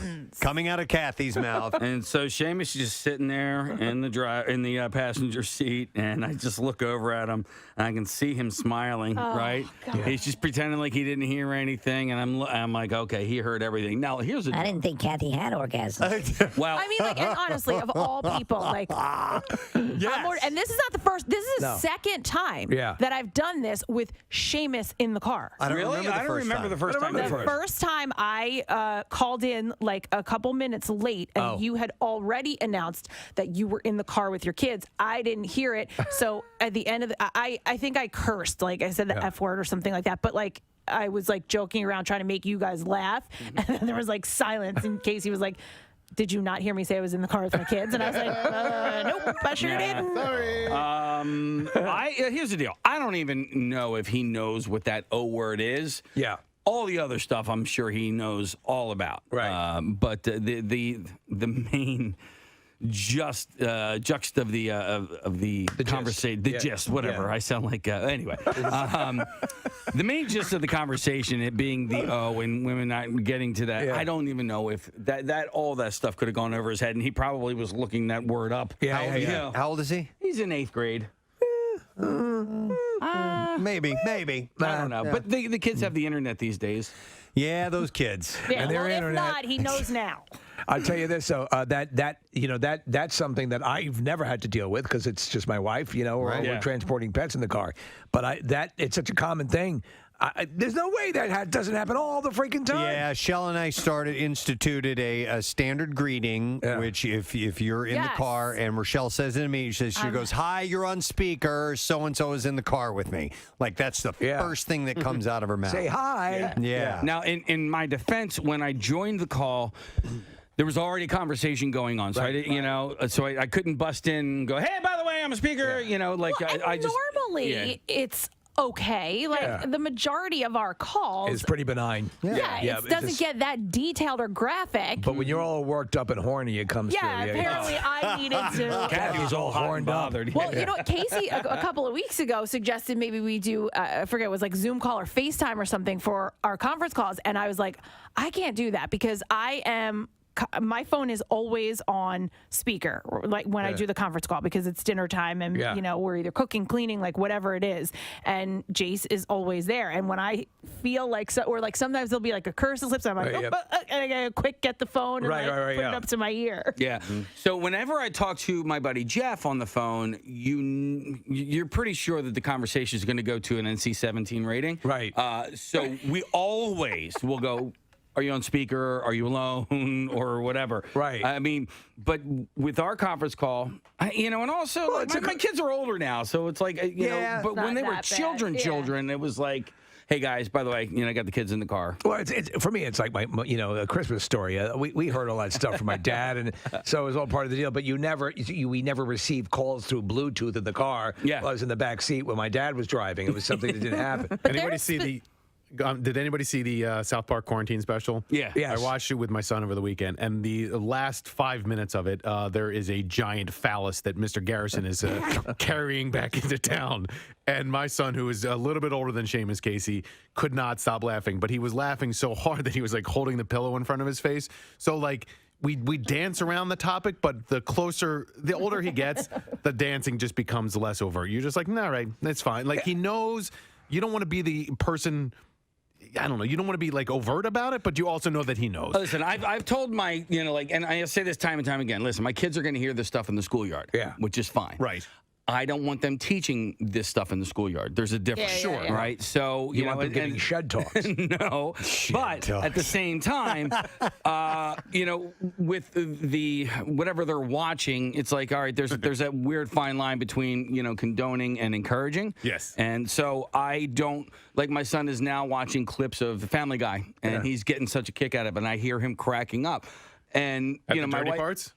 Probably. I don't know what he's, but my wife's like, it's not appropriate for him. I'm like, well, I know what I watched when I was 13 years old. I think my like with my situation, my dad just got tired of trying to restrict it because and then my mother just sort of gave up. We tried, and and we were fine, but a lot of the stuff just went over our heads, and then eventually it was like somehow I just remember knowing about it. I forget exactly where I became aware of it. It was a combination of both the schoolyard and my dad. Yeah. I've got my two olders. They can say whatever they want to. Yeah. Right. It's free reign now. I mean, they're 20 and 18. Right. So Yeah. whatever. And they will say stuff in front of my 13-year-old. So it's everything now is on the table. Is on the table, except for like graphic sex or anything like that. You know what I mean? So you can. I love when parents say, they've heard everything. When they're talking about their kid who's a toddler, he's heard everything. But no, they haven't. He may have heard all the words, not in a specific order though. Yeah, which can make it very graphic and dirty. Well, like Chuck D'Amico, right? So Chuck D'Amico is part of our pod. I work with Chuck, and then so my kids and we see each other on the weekends.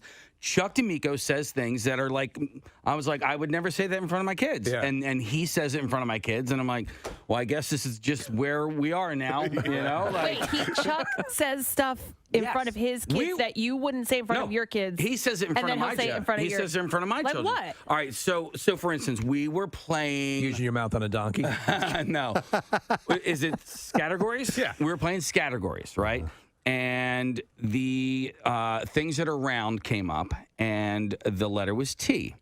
And he said, and I'll just, so he said tiny toddies, but it wasn't toddies. Right. It was, boobs.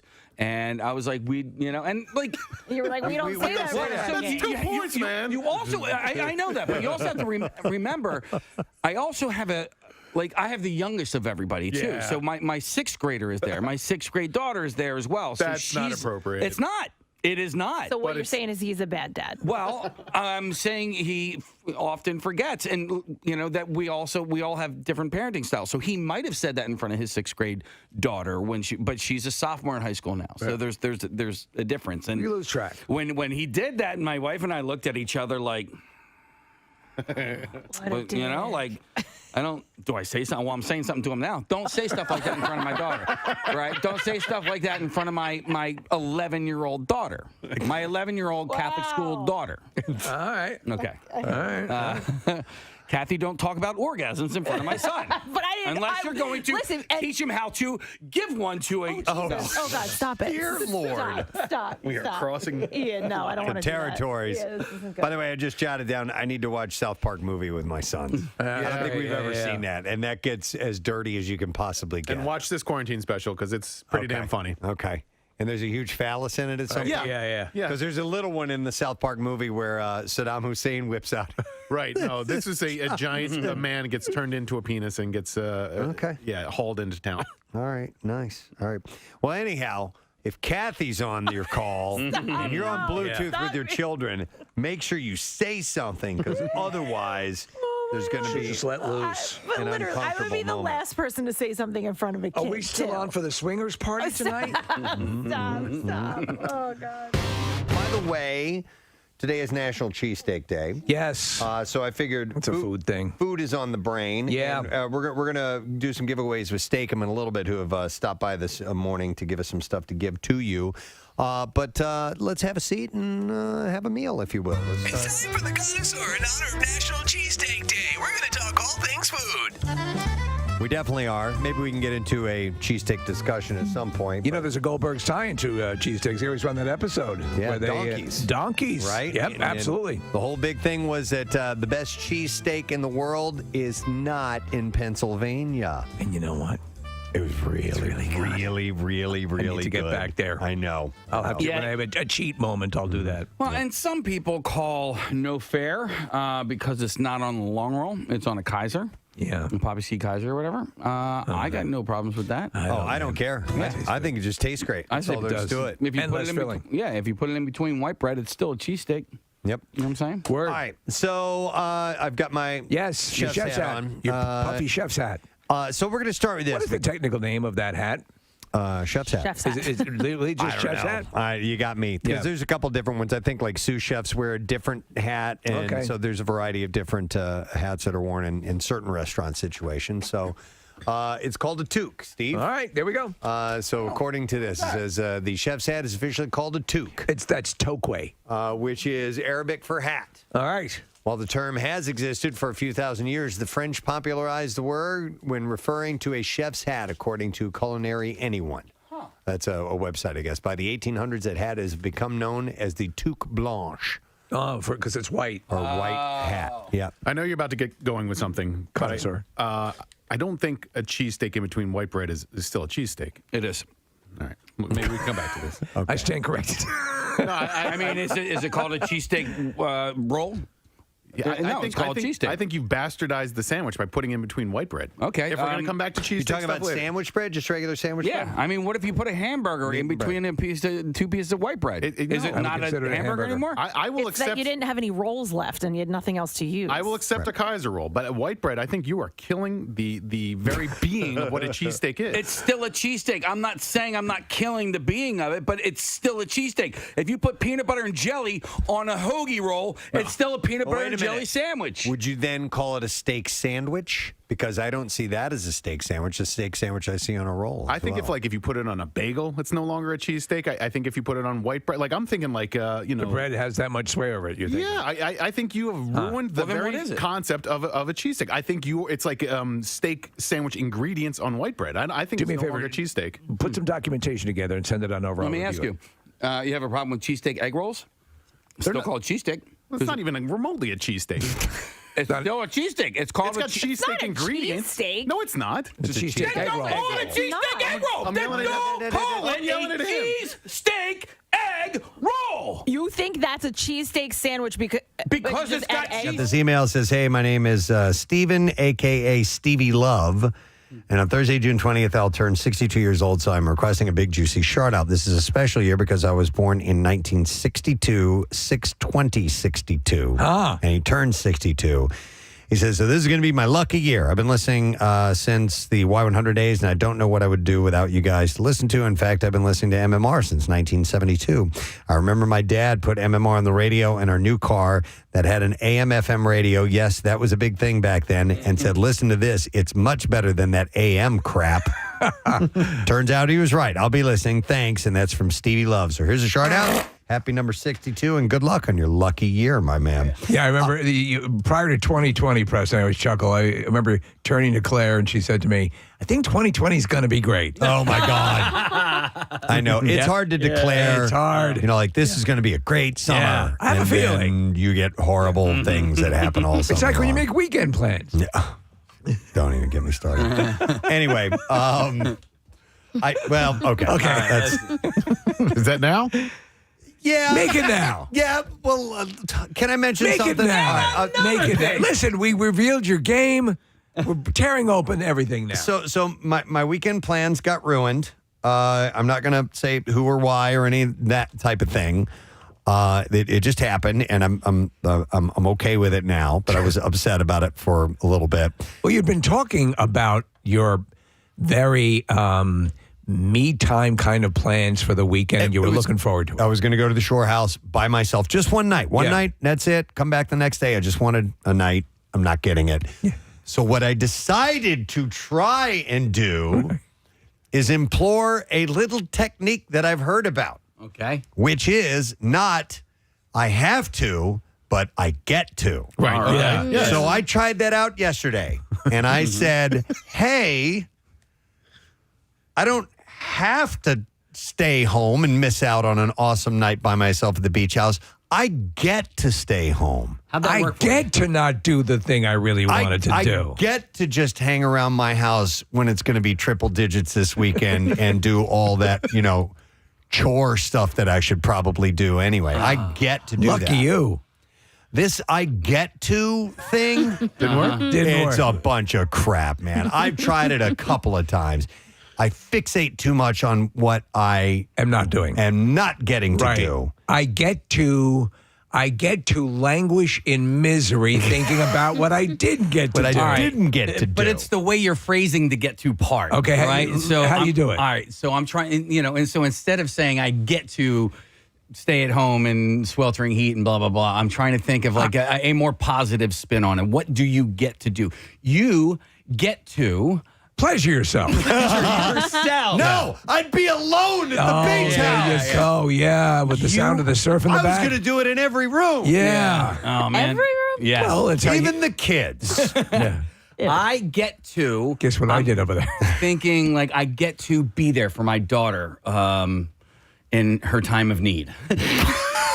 Time of need? Time of need? I don't know. She needs you. Doesn't she? I don't know. That's a better spin, Are right? you going to spend some quality time with your daughter? Yes, Okay. I will. But I was going to do that anyway. I was talking about one night. One night. One night. One single One night. That's it. Friggin' night. Get to. All right, maybe it's. I found holes. I found holes in the get to thing as well. But in theory, it sounds very nice to say to look. In other words, to compartmentalize and say, well, this sucks and this sucks, but this is pretty good. I know. Listen. I've come to terms with it. You're never going to be happy. It ain't a big deal. The other phrase to use is it a big deal? No, it's not a big deal. How important is self-pleasuring to you? That's what you have to ask. That's a big deal. But like, when did the rug get How pulled big? out from under you? It was day before yesterday. Okay, so you'd mentioned a couple times how much you were looking forward to this sort of alone. Yeah. You have actually gone on record as saying one of the most peaceful nights of your life happened in the same scenario. I had the best night's sleep, I think, of my life. And I was by myself, and it was at the... You were all tapped out, no semen in the body. At the house. Maybe that's why I slept so nicely. And I was looking forward to maybe another perfect night's sleep, but alas, It is not meant to be. It is not meant to be. But it'll make the next one so much better. When is the next one ever going to happen? I don't know. Whenever you get it, Marissa. These are rare occasions. So there are some of these adages and axioms like that would fall under the realm of like the distance makes the heart grow fonder. And does it always? And then no, none of these are hard and fast. But I'm sad you're not going to be able to get exactly what you want. But think of what you get to do. So, I already started making of the list of the things I quote unquote get to do while I'm home. Because if I am going to be home, I may as well be productive. Yeah. So I am going to try to get things done. I get to work on the septic tank. But you know what? I'm the type of person who does not react well to the changing of plans. When I'm always when plans change, I'm always like, we all agreed. We all agreed that we were going to do this one thing, right? See, this is the problem sometimes with you and I together because I'm exactly the same way. So I'm a creature of habit. And I feel, and I hate myself for it. I hate myself that any deviation, I go, oh, mother F. Like, what's so bad? Like, why am I not able to adapt? I know. Well, I try to think the same thing. It takes mindfulness on it, Stephen. It takes work. And look, you and I have had on-air and off-air conversations about this a lot. Yes. And it's one of those things where, like, we were talking about the event tonight, which is going to be fun and we'll be fine. But sometimes we're like, oh, it's going to be hot out. I don't know if I want to go. And then when we get there, we're like, oh, this is we're actually having a blast. Right. Yeah. So, but you have to remind yourself of that. And the other thing is, like, you have to remind yourself that eventually, more often than not, Steve Morrison, you are okay with change. You're exactly right. And so what happens is, and I've gotten good at it, where you start to, I don't know if I want to think about the times you didn't want to go and had a good time. Right. And remember, were those times worth the shot? Yes, they are. So the only way to find out, to summarily say, I want to close all opportunity and possibility of having a good time and just assume that I won't, or do I, and it may not work out. Yeah, no, you're absolutely right. I know your thing, though, Preston, here, which is you're buttressed right up against it. Okay. We had a few things thrown at us last minute during this week, but we've been enrolling and adapting and adjusting, and that's fine. Yeah. And it's like, okay, it's all right. I got this. I'm going to be able to spank the foreskin off. and it doesn't happen. That's a new one. Yeah. I'm just as guilty of it, by the way. But and Steve, sometimes it's just like, if you didn't sleep well the night before and you're just tired, or you know what, I swear to God, what does it for me is excessive days of heat in a row. It's enervating to me. I lose energy and I just get sapped and cranky and tired by the end of the week. Thank you for bringing that up. Let me ask you something. Is this possible, this scenario, that and I'm believing it is, in a environmentally controlled air-conditioned building, or even at home, in an air-conditioned home, does the enervating aspects of a hot day and humidity still manage to rob you of energy? Yeah. Even in... Do you know what I'm saying? Sure. Or is it just psychosomatic? No. What's going on? No, I think it's biological. Yeah. Or do some people adapt better in the heat than others, but I think for a lot of people, However, it sucks the energy. If I'm outside working in the heat, and I know that's where that's it. It is... I mowed the lawn last night. Yeah. And I knew that it was going to be hot, and I waited. I waited until after our conference call at 6 because I figured it'd be a little bit cooler and the sun would be lower, more shade, blah, blah, blah. But it was Did you go next door with your shirt off to ask that older lady for a glass of water? I did not. It's awful hot out here, man. But I did. Oh, look at you. I mowed my neighbor's lawn as well. But it was one of those things where I just, I knew going into it. I brought out a big cup of water, so I didn't have to ask the lady for it. You got to mow the lawn last night. You got to mow the lawn. Yeah. I actually was looking forward to it because I got a bagger for my that new device. And the piece that I had was it's wrong. a rider mower, yes? Yeah, it's a rider mower. So that makes it fun. So I finally got to use the bagger, and that was pretty awesome. See, I'm from the Highlands, so I use a push mower. Yeah. By the way, going back to the changing of plans thing. Yes. One of my best friends, Will, is so good at pivoting when you get sideswiped by, okay, what we were going to do is not going to happen for whatever reason it is. He's the type of person that can look at it and go, okay, well then why don't we just bada boom, whatever it is. Or, okay, instead of that, we'll do this. And I'm really jealous of that ability. But I fixate so much on, God damn it, we spent all this time to make the plans and That's what, in part though, that's why he's one of your best friends, because you see that in him and you value it, and you're like, I'm glad Will is here because it's going to make your time better. I feel like he's your fire rose. Oh yeah, fire rose. Fire rose. I feel like I have that aspect to me as well. You do. You do. And you're I'm very good at it. I'm trying to think, like not this past Christmas, but the 2 Christmases before that, we woke up and we had plans and they completely changed. And so the first one, my daughter had COVID, and so like on a dime, I pivoted. I turned the one garage bay into a Christmas wonderland. A Christmas wonderland, and then she was able to open gifts. And it was weird. And then the following Christmas, we were all supposed to go to my brother's house. We're talking like 20 some odd people going there for dinner and everything. Well, he had a water pipe break in his house, burst in his house, and they couldn't host. So we had to host. And we found this out at like 10 o'clock that morning. Responding to, I would consider those larger scale as opposed to I think the thing that... Minor annoyances? Yes, and I think, Preston, what you're talking about is responding to minor annoyances. And because when you're that clamped on ritual and schedule, it's like my thing of living days and I got to go I have to do this thing on Saturday. I have to do this thing on Saturday. Well, guess what? You're missing Wednesday, Thursday, and Friday as you're moving towards that date. Right. And you're so fixated on this stuff. Yeah. And I hate that I do that. Yep. Nope. I'm the same way. So, Preston, I just want to publicly apologize that I killed our plans when we were supposed to go out in Scranton. Yeah, he was pissed. Right before the Cardboard Classic. Believe me. I was more than pissed. I was livid. Yeah. Well, I was livid on the other end because Matt had just gotten in from Denver, so I had to deal. He got stuck doing work, and that was like my ride to Scranton, and I was going to go by myself. I couldn't do the ride by myself, and I was like, I either miss this weekend with my husband as well too, and it happened to be his birthday as well too, or try to make it up there for... I don't think you understand, because I'm pulling into Scranton and traffic stops, and I'm like, why is traffic stopped? Preston is fully naked in the middle of the road, walking around crying. Yes. Because it didn't happen. I apologize because it broke my heart as well too. Because I wanted to go to the restaurant, that Bar Pazzo. It's like a rush restaurant. Yes. And then we talked about it for weeks. It's breaking. There's nothing you can say that's going to... the only thing that's going to make it any better is just time. What might make it nice is perhaps a pickle assortment. I canceled lunch plans with Preston. This is years ago. And he was pissed, and he still remembers it. You know what I mean? So, but you got to see Dune too. Oh, don't do that. No, I'm not. No, but I'm just saying. I want you to know. I want you to know I feel just as bad. All right. I tried. I tried. I feel terrible. I hate you so bad. We're going to talk about something else. It's awful. There was a video that Steve sent me because you had a question. Yes. About this. There was a video of some guys playing golf. It was in Ohio. And it came in as this event started to happen. Apparently 6 guys got into a full-on fist fight.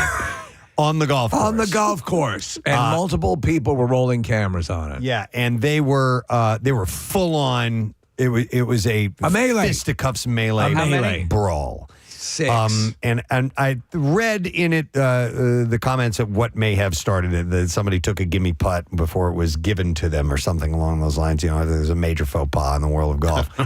And so it led to, of course, a full-on fist fight. Wait, so these aren't like two opposite foursomes. These are all these people know each other? I didn't know. It appeared that they did. I read in so I don't know. Sometimes the comments aren't correct, but somebody said that somebody took a gimme putt or something. You're looking at the footage. What a bunch of chuckleheads. Yeah.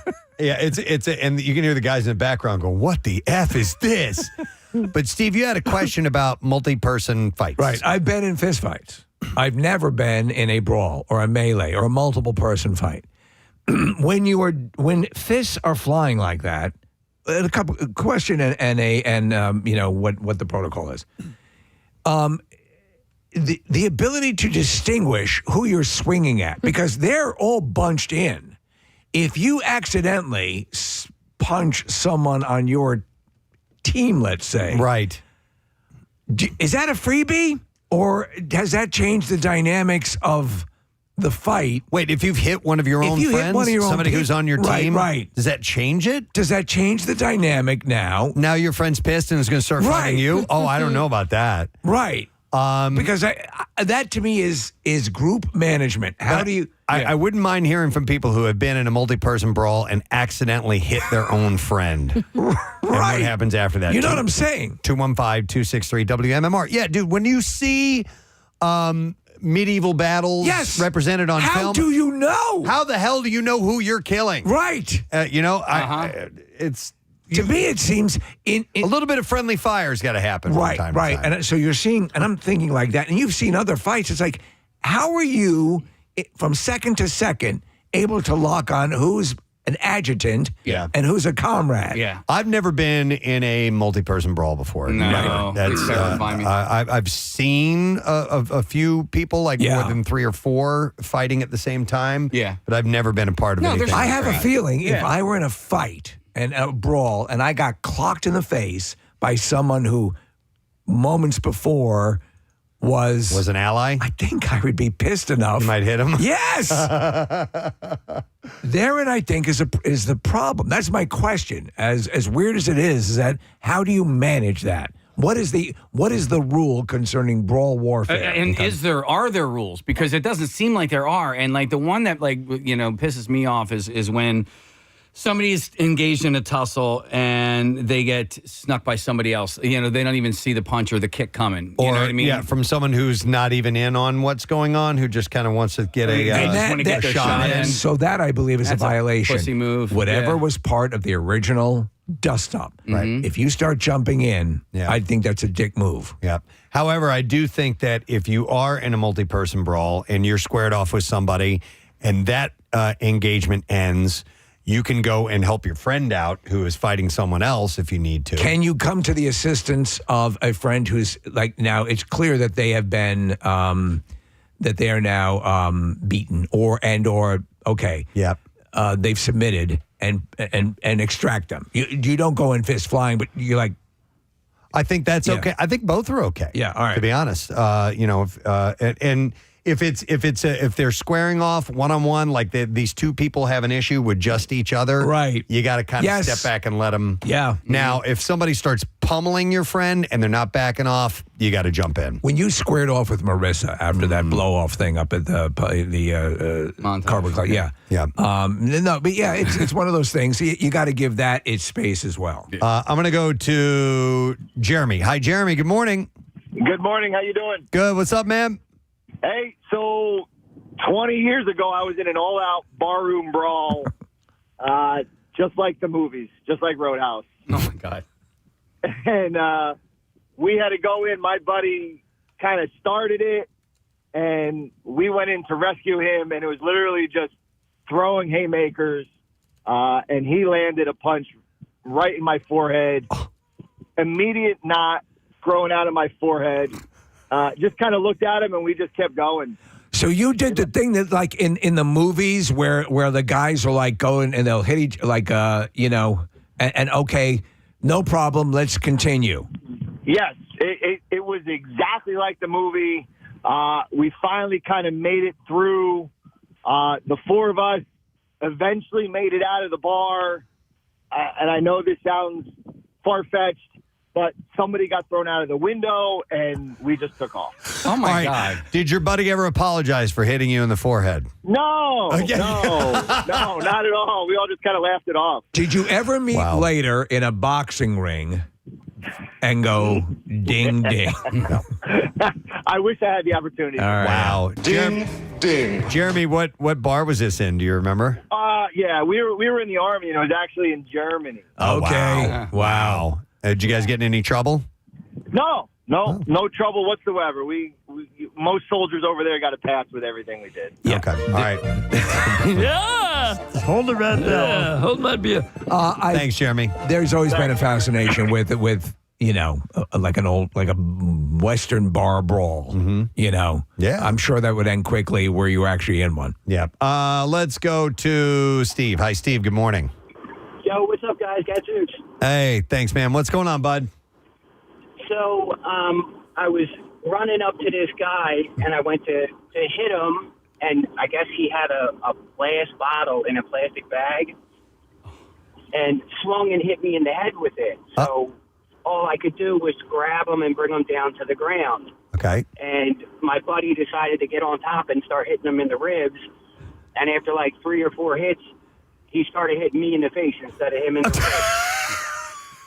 See, I think that is an obvious problem when fists are flying and you're in that close of proximity. Was he aware he was punching you? I don't think so. Oh my God. Did you have to fight back at him to get him to stop punching you in the face? No, he was actually on my side, so that was cool. But okay. Yeah, but I mean, you got to get him to stop hitting you, right? Yeah, you're right.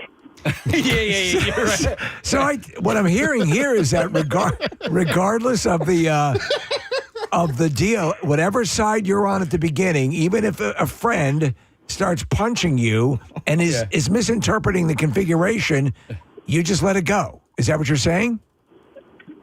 Yeah, I think so. I would. I don't think this dude knows what you're talking about. Thanks, man. No, I would. I mean, it's obviously it's a battlefield mistake. Yeah, friendly fire. Friendly fire. This isn't a barroom brawl, but when I was really little, I guess my older brother and I were acting up in the backseat of the car, and so my brother was the one that was acting up. My dad turns around to like hit my brother, right? He's repeatedly hitting me, right? So, and at that age, I don't know if you remember this, but sometimes when you would cry, no sound would come out. Right. So I am wailing, crying, but no sound is coming out. My dad has no idea that he's hitting me. He needs to be hitting my brother. So he must have been thinking, God, my son is made of tough stuff. He's not even reacting. He's not even reacting. I'm like, dude, and that no sound cry is preceded by a deep inhale and then here it comes. Yep. They're just loading up. All right, I'm going to go to Sean, who is a former bouncer, and I'm sure has seen a thing or two. Hi, Sean. You're on the air, bud. Yeah, well, it's a two-part story. First of all, in one of the clubs here, very popular nightclub. I'm going to not name names, but we're brawling. One of the co-bouncers. This is a huge brawl. Yeah. One of the rules you were talking about, are there some rules? Rules basically is keep to one wall, keep your backs to one wall so you know who your opponents are. Anyway, we're brawling. This guy, I'm on top of a guy wailing on him. He's swinging back. My head gets lifted up and I get uppercut, broke my nose. One of my own fellow bouncers who ends up, he's a linebacker for the Raiders, played 1 year for the Raiders. And he hit me with an uppercut, broke my nose. It was all cool. He paid for some medical and all that. Oh, my God. Fast forward 10 years later, I'm in law enforcement. Big brawl in South Jersey, one of the huge ones. There's so many people fighting. Canine township cops come in. Canines come in. The dogs were so confused they didn't know who to bite. A couple guys got nicked by the dog. So many people. You're talking my question there, get out Sean. of the car and they just start. They just go at somebody. They just confused. Yeah. So what a conundrum for a cop, because you've got a fellow cop biting you at that point. Yeah. And rule of thumb in all of this: never get between two women fighting, because, man, I've seen some dudes get torn up when women go at it. And they're small women, but they got weapons you don't even know where they're coming from, nails and teeth and shoes. Yeah, we've heard that. We've heard that like working corrections in a women's prison can be bad. Let me ask you, you gave sort of a tip on, it's almost like out of Roadhouse. So the line of thinking is, if you're in a fight with multiple parties and you're the bouncers or the security staff, keep the wall to your back so you know who's with you. And you're getting them to the door. As you're fighting, you're trying to move them all to the door anyway. Right. In a club or a bar situation, your purpose is to try and get them to the door. There's so many situations. There was a bar brawl that was so big, a couple cops got in trouble when they responded because they wanted to know how come certain officers weren't helping other officers. And I actually told one of the chiefs, I was like, listen, just because a cop gets there doesn't mean he has to get into a fight. Anybody. Right. Third person doesn't have to be a cop. If one of your buddies gets there, but he does the job of holding other people back who wanted to get in a fight, that helps. And they didn't see it that way. He should have been in there helping. I was like, look, a third-party referee who holds 20 people back keeps 20 people from joining the fight. No, it makes sense. However, if I was in a fight and with multiple parties and a friend was there not jumping in to assist, I would be pissed. Well, we've got if he's standing there just watching, yeah. But Yeah. this, several guys were there with their arms out, and, holding people back, and don't cross that line, stay away, almost like a riot scene. And there, Right. there are some people in riot control that their job is to maintain outer perimeter. Yeah. Okay. No, that makes sense. Didn't think about that. Yeah. Nice. All right, Sean, thanks for your call, man. Appreciate it. Good day. All right, we'll see you. All right, here's something similar to that. Another extent. I'm going to go to Seth, who had the opposite happen to him. Hey, Seth, good morning. Yeah, how you guys doing? Good. What's up, buddy? Yeah, I don't know if you remember, years ago, there used to be this club up, I think it was in New Hope there, Zadar's. Zadar's? Don't know. No. Zadar's. Yeah, we used to go there all the time. They had a cover charge, and then drinks were like a nickel until 11 o'clock. Yeah. Well, It's always a good recipe. Yeah. yeah. Well, we were out on the dance floor, and I don't know what started it, but somebody had broken a bottle over somebody's head, and then it was just mayhem after that. And I'm fighting my way off the dance floor. I get off the dance floor. Now I'm looking for my buddy to see if he made it out. Well, he's behind the bar stealing Jello shots. Oh, brilliant. All the employees are on the dance floor trying to break it up. He's not assisting at all. He's gone behind the bar to steal Jello shots. Yeah, he completely abandoned me. Yeah, but you can understand why, right, Seth? Yeah, it's an opportunity. Yeah. Yeah, it's an opportunity. All right, Seth. Thanks, bud. What could have caused that on 5-cent drink night up to 11? Oh my God. Let me go to Steve. Hi, Steve. Morning, bud. Hey, how you doing? Good, man. We're talking about a multi-person brawl and etiquette in those situations. You had something happen? Oh, man, that was every Friday night. But the best one was I was at a club in Jersey, and I went after 5 guys, and a friend of mine was with me, and I accidentally hit him, knocked him out. Oh, my God. And I hit the one guy, knocked him out, and then they kicked my head in. So you're saying every Friday night? Where were you? Were you a bit of an S stir? Is that why this was happening? I was a fighter. Okay. I was a fighter when I got drunk. That's why I'm sober today. All right. Well, good. So The first drink, I got an S. It started with the S. The second drink was going all the way down, and I got the S. I had the Superman shirt on. So let me ask you, your friend that you knocked out, how did you make good on that? After I knocked him out, he fell under the car and hid under the car. And then 20 years later, I was with my kids, and he said, you know what? There was plenty of room for you to hide under the car, too, as I'm fighting 5 guys after I knocked him out. So you'd routinely pick fights with multiple guys? Oh, man, I that was my thing. 138 pounds. I wanted to fight the biggest guy with all his friends. God. Dear God. And the other, I had one guy hide behind the seat. I hit him when I got back in the car, and then I hit the other guy, and he knocked him out, and he fell under the car. I assume it was hard. Hiding under the car. I assume it was hard for you to keep friends, right? Let me ask you. How many of your friends have you knocked out? How many friends have you knocked out? There was just one I knocked out. The other one, no, and I didn't knock the kid out in the back seat. I just hit him. Okay. But yeah, I wound up in the hospital for a week with a concussion. All right, so you've changed. I had like a football. Let me ask you, you've changed your ways now. You're a much more peaceful person. No, sober, 38 years. All right. Ain't been in a fight. God bless me for probably 38 years. Okay, all right, good for you. But let me tell you something. I've been in enough I've been in enough since the time I was 5 to the time I was 25. Wow. All right. Well, glad you changed your ways, When you Steve. grow up in a big city. Life in the big city. Yeah. We learned that from RoboCop. Life in a big city. All right. And I lived near Joe Frazier, so you had to be. You had to beat people up. If you live, it is basically a rule in Philly. If you live near a prize fighter, you've got to beat people up. Yeah, he's still. Don't worry I know. about it. Yeah. At least extra concussions. Yeah. All right, Steve. Thanks for your call, bud. All right. We'll see you later. 138 pounds picking fights at 5 guys? That's nuts. That's the booze. That's definitely the booze. You hear beer muscles. Yeah. It's true. Oh, you think you're tougher than you are. Yeah, the worst is when you get that little guy who has a big friend, and so Yeah, like a Christmas story. yeah. What was that guy's name? Grover Dill. Grover Dill. Yeah, and Scott Farkas. No, but the little guy will start. Start-ass, knowing or hoping that the big guy's going to, close it. What are you going to cry? Hang on. This sounds interesting. We got to take a break in a second because Nikki Glaser is going to be joining us. We're going to go to Tom. Hey, Tom. Morning, bud. Good morning, you guys. Great show. Oh, thanks. Appreciate it. All right. So you had an interesting fight story. Yes, I did. I was early 20s. I was in a bar in Maine. I had a ski race the next morning, so I wasn't drinking. I'm there with 5 other guys, happy hour on a Friday evening. Lumberjacks are making their way in, and the bar was filled with lumberjacks. Next thing you know, my buddies are up scrambling. I'm sitting there. It looked like a scene from a movie because glasses were going by me. Tape measures were flying all over the place. Money was all over the place. That got kicked off the bar.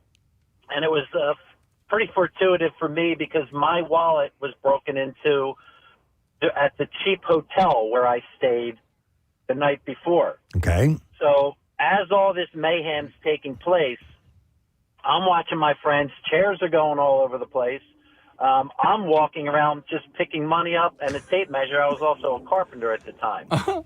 So I kind of walked out of there sober without a hangover the next day, and I made up for all the money that was taken from my wallet. So you were robbing the people who were fighting. I don't know about the tape measures, how that figures into everything, but I guess. No, I was finding money on the floor. Right, that's what we're saying. Yeah, but you said there were also tape measures flying. So, wow. Yeah. Well, yeah. So you were able to turn one crime into another one. Perfect. Yeah. Perfect. Hey, how did you do in the ski race? Great. How'd you end up doing in the ski race the next day, Tom? I didn't place, but it was a great experience. I used to downhill race. That's a long story. But that was You should have gone down on one ski. Wow. All right, Tom. yes. Thanks, man. Appreciate it. All right. So, Man, I've never had. It sounds like so many of these people have had multiple brawls like that. I've never. I've had one-on-one fights. Yeah. But never a brawl. I've been in bars where things like that have broken out, and I'm like, I'm not going to be a part of this at all. And like that guy was with the nickel drinks. Like, dude, that was our Wednesday night. We went to Cali. It was $5 cover, 25-cent drinks, and then Thursday nights it was a Lagoon, same exact deal. Yeah, Maui did it. Yeah, Maui. Yeah. I used to host events at the Lagoon all the time. Oh man. Yeah. Yep. So it can happen. All right. Well, there you go, Steve. Hopefully that's all right. Yeah. Now I'm clear. If somebody, if I get in a brawl, if your own friend punches you, you got to brush it off. We're okay. Yeah, it's just it's a battle scar. So, all right. Well, thank you. We appreciate the calls. We're going to come back in a moment. Nikki Glaser, as we said earlier, will be joining us. So make sure you stick around. Returning shortly. Preston and Steve on. It is not a cheesesteak sandwich. It has cheesesteak. What makes it? It has cheese steak, but it does not. It's not a cheesesteak. In the classic form, it's a cheesesteak egg roll. Cheesesteak egg roll. I just want to point out to everyone, looking at Casey's body language, he's deadly serious about all this, right? Well, it's dumb. wrong. It is a dumb conversation to have, and it's okay. Okay. It's a dumb. Listen, it's a cheesesteak. It's what is inside the roll that it's named after. It doesn't matter what you wrap it in. It doesn't matter, And cut Nick some slack because he's had really loose bowel movements for the past day or two. So. He's not thinking right. Yeah. He's low on electrolytes. Just had a visit down to the 3rd floor. Did you make a cheesesteak? Well, no, but man, do they got a nice bathroom down there. Sony has recruited Zachary Levi to star in Sony's live-action adaptation of the classic children's book, Harold and the Purple Crayon. Did you ever read that book, or do your kids? I don't remember it. I know the title, so do I. But I don't remember what it's about. It was a staple in our household when Ben was 3 and 4 years old. Okay. And I love Zachary Levi, man. He's great. He just seems like a guy I want to know. We could absolutely hang with him. At least it seems that way. Yeah. I loved him in the show Chuck. The story, published in 1955 and written by Crockett Johnson, tells the story of a 4-year-old who created worlds around him with his crayon. He is the voice of Flynn Rider, correct? He is. Which is a far superior movie Tangled than Frozen. Yeah, I know you're a big proponent of that. Casey's opinion. Yeah. And I texted you guys about Flynn Rider last night. I saw that, and by the way, I was looking at the cover of Herpel and the Perilled Crayon and the hairy donut. Herpel and the hairy donut. Hey, I know someone named Christine Herpel, by the way. Okay. We do. We do. She's working at NBC. Not her first name, but Herpel. It's not. It's Meeston Moiety. Herpel. Herpel. I love Herpel. I mean, I'll let you guys laugh it out, and then I'll laugh. It's hard when it happens. So it's just there. You got to get past it. So anyway, yes, Nick had texted over something about the fact that the people have voted that Flynn Rider is the sexiest Disney character ever. According to who? This guy, Kevin Sparrow, did a Twitter poll. I just think he's he did a Twitter poll. Yeah.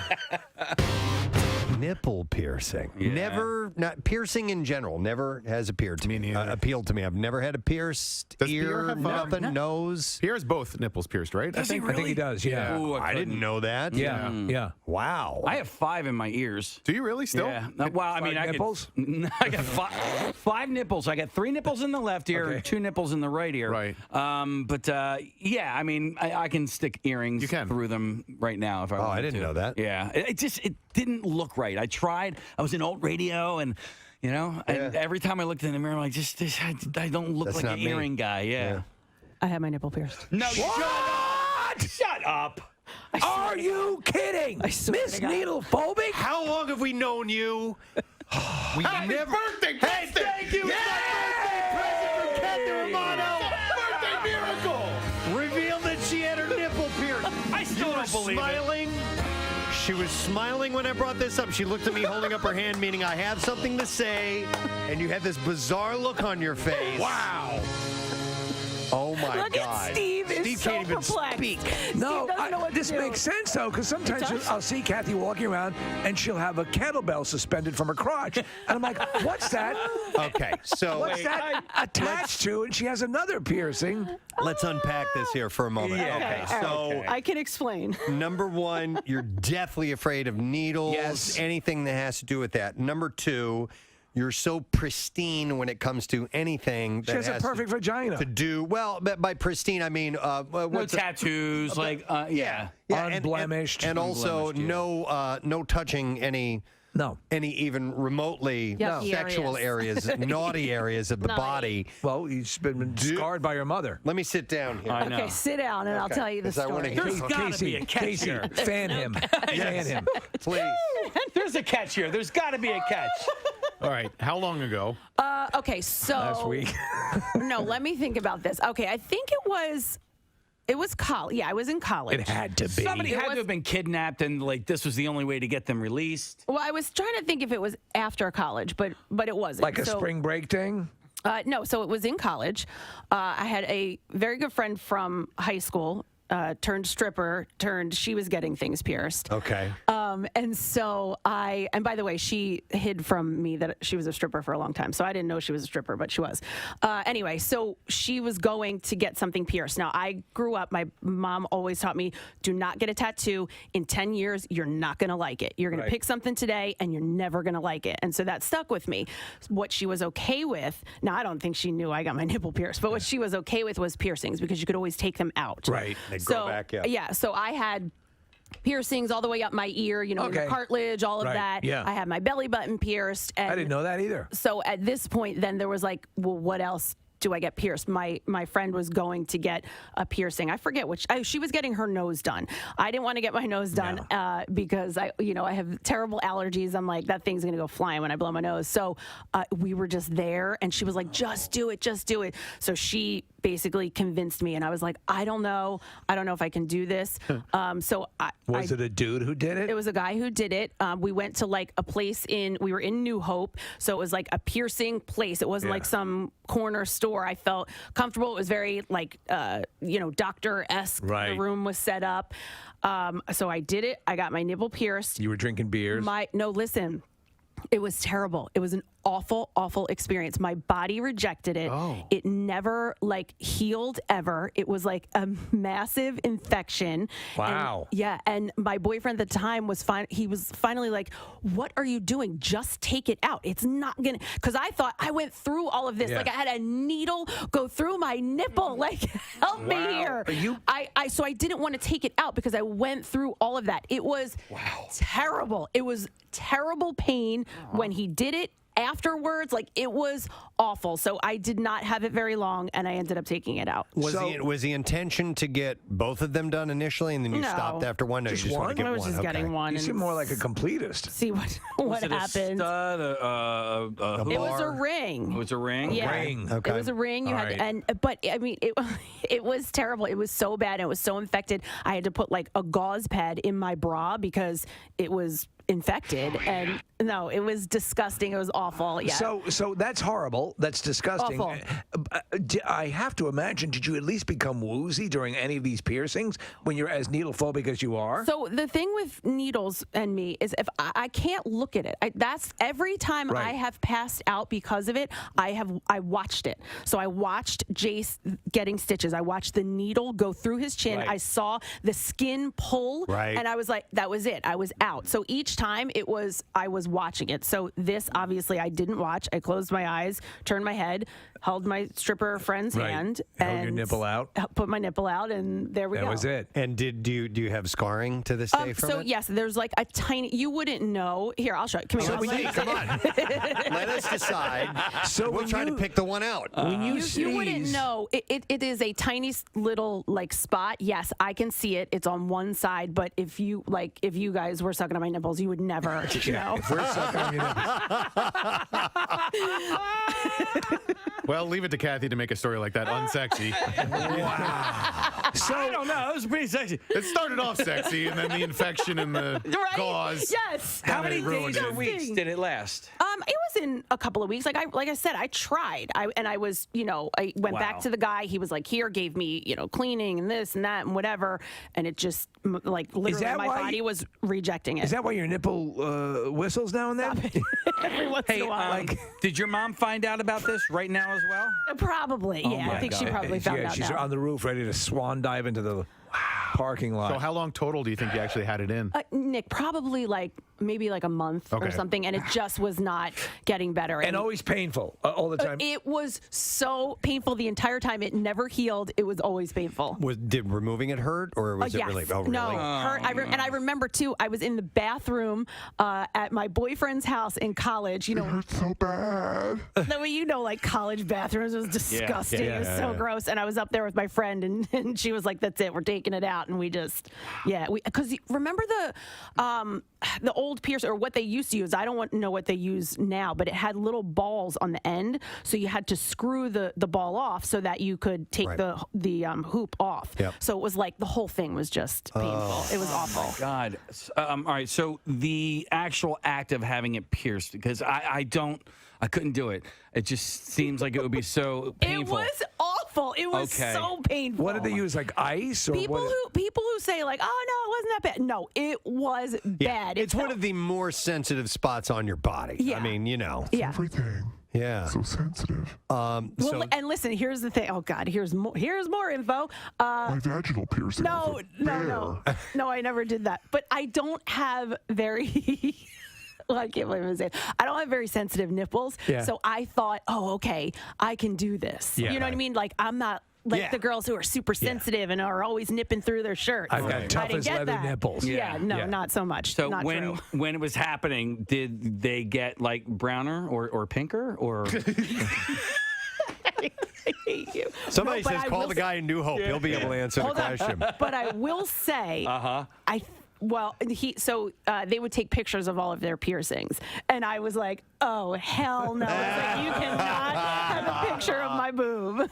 I am floored right now. I am too, man. So floored. Well, we all remember Marissa's tongue piercing. Yeah. Remember when she removed that manually at home. I used to have the audio with of the that. audio of that getting clipped off. Now that When you initially got that piercing done, Marissa, how could that not hurt? Because I was on spring break and it didn't matter. No, All right. But did I ever tell you guys a story about when I came home and my mom saw it? No. So it was Easter dinner. At first, I should say, as soon as I sat up, as soon as I got it pierced, I sat up and I went, "Ugh, my mom's gonna know I feel my tongue pierced," because my tongue just swelled up and I couldn't eat for a few days. So it was Easter dinner. We're all sitting around the table, like an Italian table. So we're talking and laughing like 2 hours after dinner.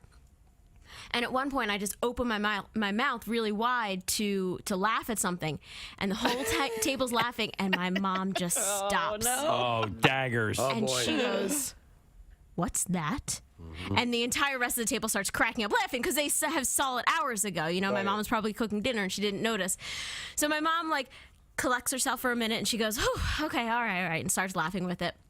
And then she goes, "Well, at least I knew about the other one." And everybody laughs more. My dad goes, "Wait, what other one?"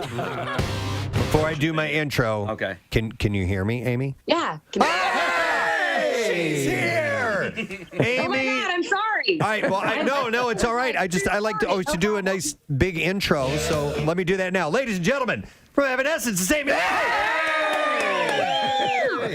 guys. What a nice intro. How are you? Good. Thanks for having me. Oh, are you kidding me? It's great. Listen, we had just played Better Without You.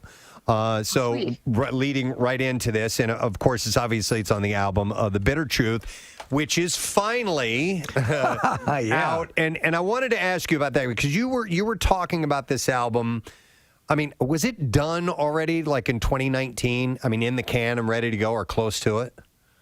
No, not at all. Oh, okay. We really wrote most of it last year. Yeah, Okay. during everything. All right, then I had read that you had asked, you wanted people to hear it at that point, so I read something incorrect. Oddly enough, there was some misinformation that I found on the web.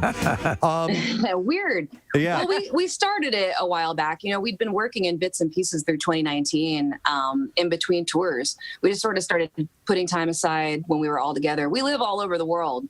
All over the country, and now we have a member who lives in Germany, Jen, who we've been away from since before the pandemic. She's been with us remotely on this thing since the first 4 songs, but we made it happen. We really did. It's such a Can't believe it. Hallelujah. No, it's very cool, and honestly, the entire world has gone through a maelstrom of stuff.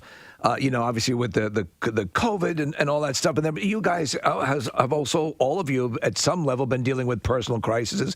And, here you are at this end of it, releasing music into the world, connecting with people and what you love doing. Is there just a big sigh of relief now that it's out there? I can't imagine what that process is like and what you're currently experiencing. It feels so good. Yeah. It really does. And for us, it's not something we do every other year. It's something that is, it comes out when it happens, when the inspiration hits and the time is right and everything lines up and we know what we want to do. So more than ever, it feels like a very special occasion for us. And, like you said, having so much to get off of our chest personally and just feeling connected, with the rest of the world in this time of the last couple of years, just strain and loss and frustration. Feels so good to be in a rock band. Yeah. Pour all that out into the music. I can't tell you how good it feels. And now, I'm such a, I don't know, detail critic, always hearing all the little things I want to chip away and change. To finally have it done and not be listening to that anymore and just to listen in my car and enjoy it, it feels really, really good. Okay, I wanted to ask about that in particular. So, and I would imagine all artists, musicians, maybe not all, but some go through this where you have this final product. You do the Jersey Shore 64 results? We have enough time, or maybe not? Oh, yeah. Oh, okay. I guess that's yes. The Jersey Shore 64 bracket, powered by DHY Motorsports. We've come down to now the Wavy 8. The Wavy 8. Yeah, we were at the Sunny 16. Sunny 16. Thank you very much. And so the results are in. And I'm here to reveal them to you. How about that? Yes. So in our brackets, we had Maury's Piers against Fudge Kitchen. The winner there, Maury's Piers. Yay! Moving on to the Wavy 8. Kind of figured. Yeah. I mean, Maury's is pretty damn iconic. Fudge is great, but rides are good. Then you had the Doo-Wop Wawa, which is the Wawa in Wildwood. I love that. It's really unique. It's really cool. Against Uncle Bill's Restaurants. And the winner there, Uncle Bill's. And, of course, there's a lot of Uncle Bill's up and down the shore, so it's a very, very popular joint specifically for breakfast.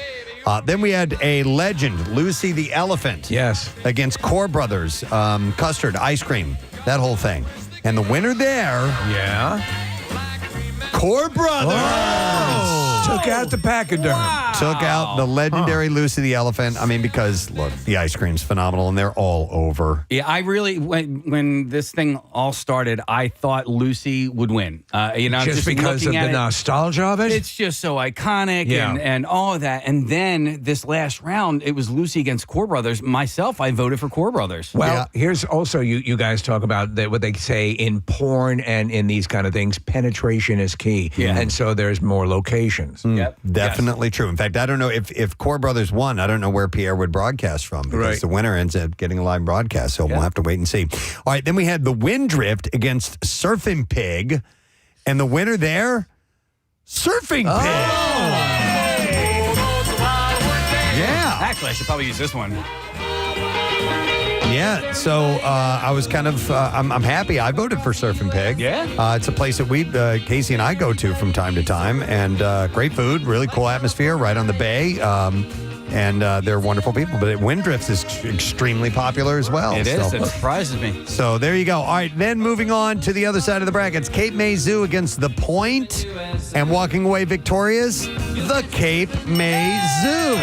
Animals, man. Yeah. And they're going through, like Casey had said, some refurbishment there. There's some They're serious repainting the animals. construction work that's being done. So we'll have to see what they end up doing. I mean, they have a disc golf course there as Yeah. well. Do they? Yeah, Oh, all and right. then they have like a really cool ropes course, and then the zoo itself is free. I mean, they ask for a donation if you want to. I got to get out. I really have not frequented, other than our events, the shore all that much. But Yeah. seeing this stuff, They got like and you guys zebras talk about, and- I want to check it out. And lions, I actually watched the lion. This poor bird flew into the lion enclosure, and the lion's like, "Ooh, don't mind if I do." Yep.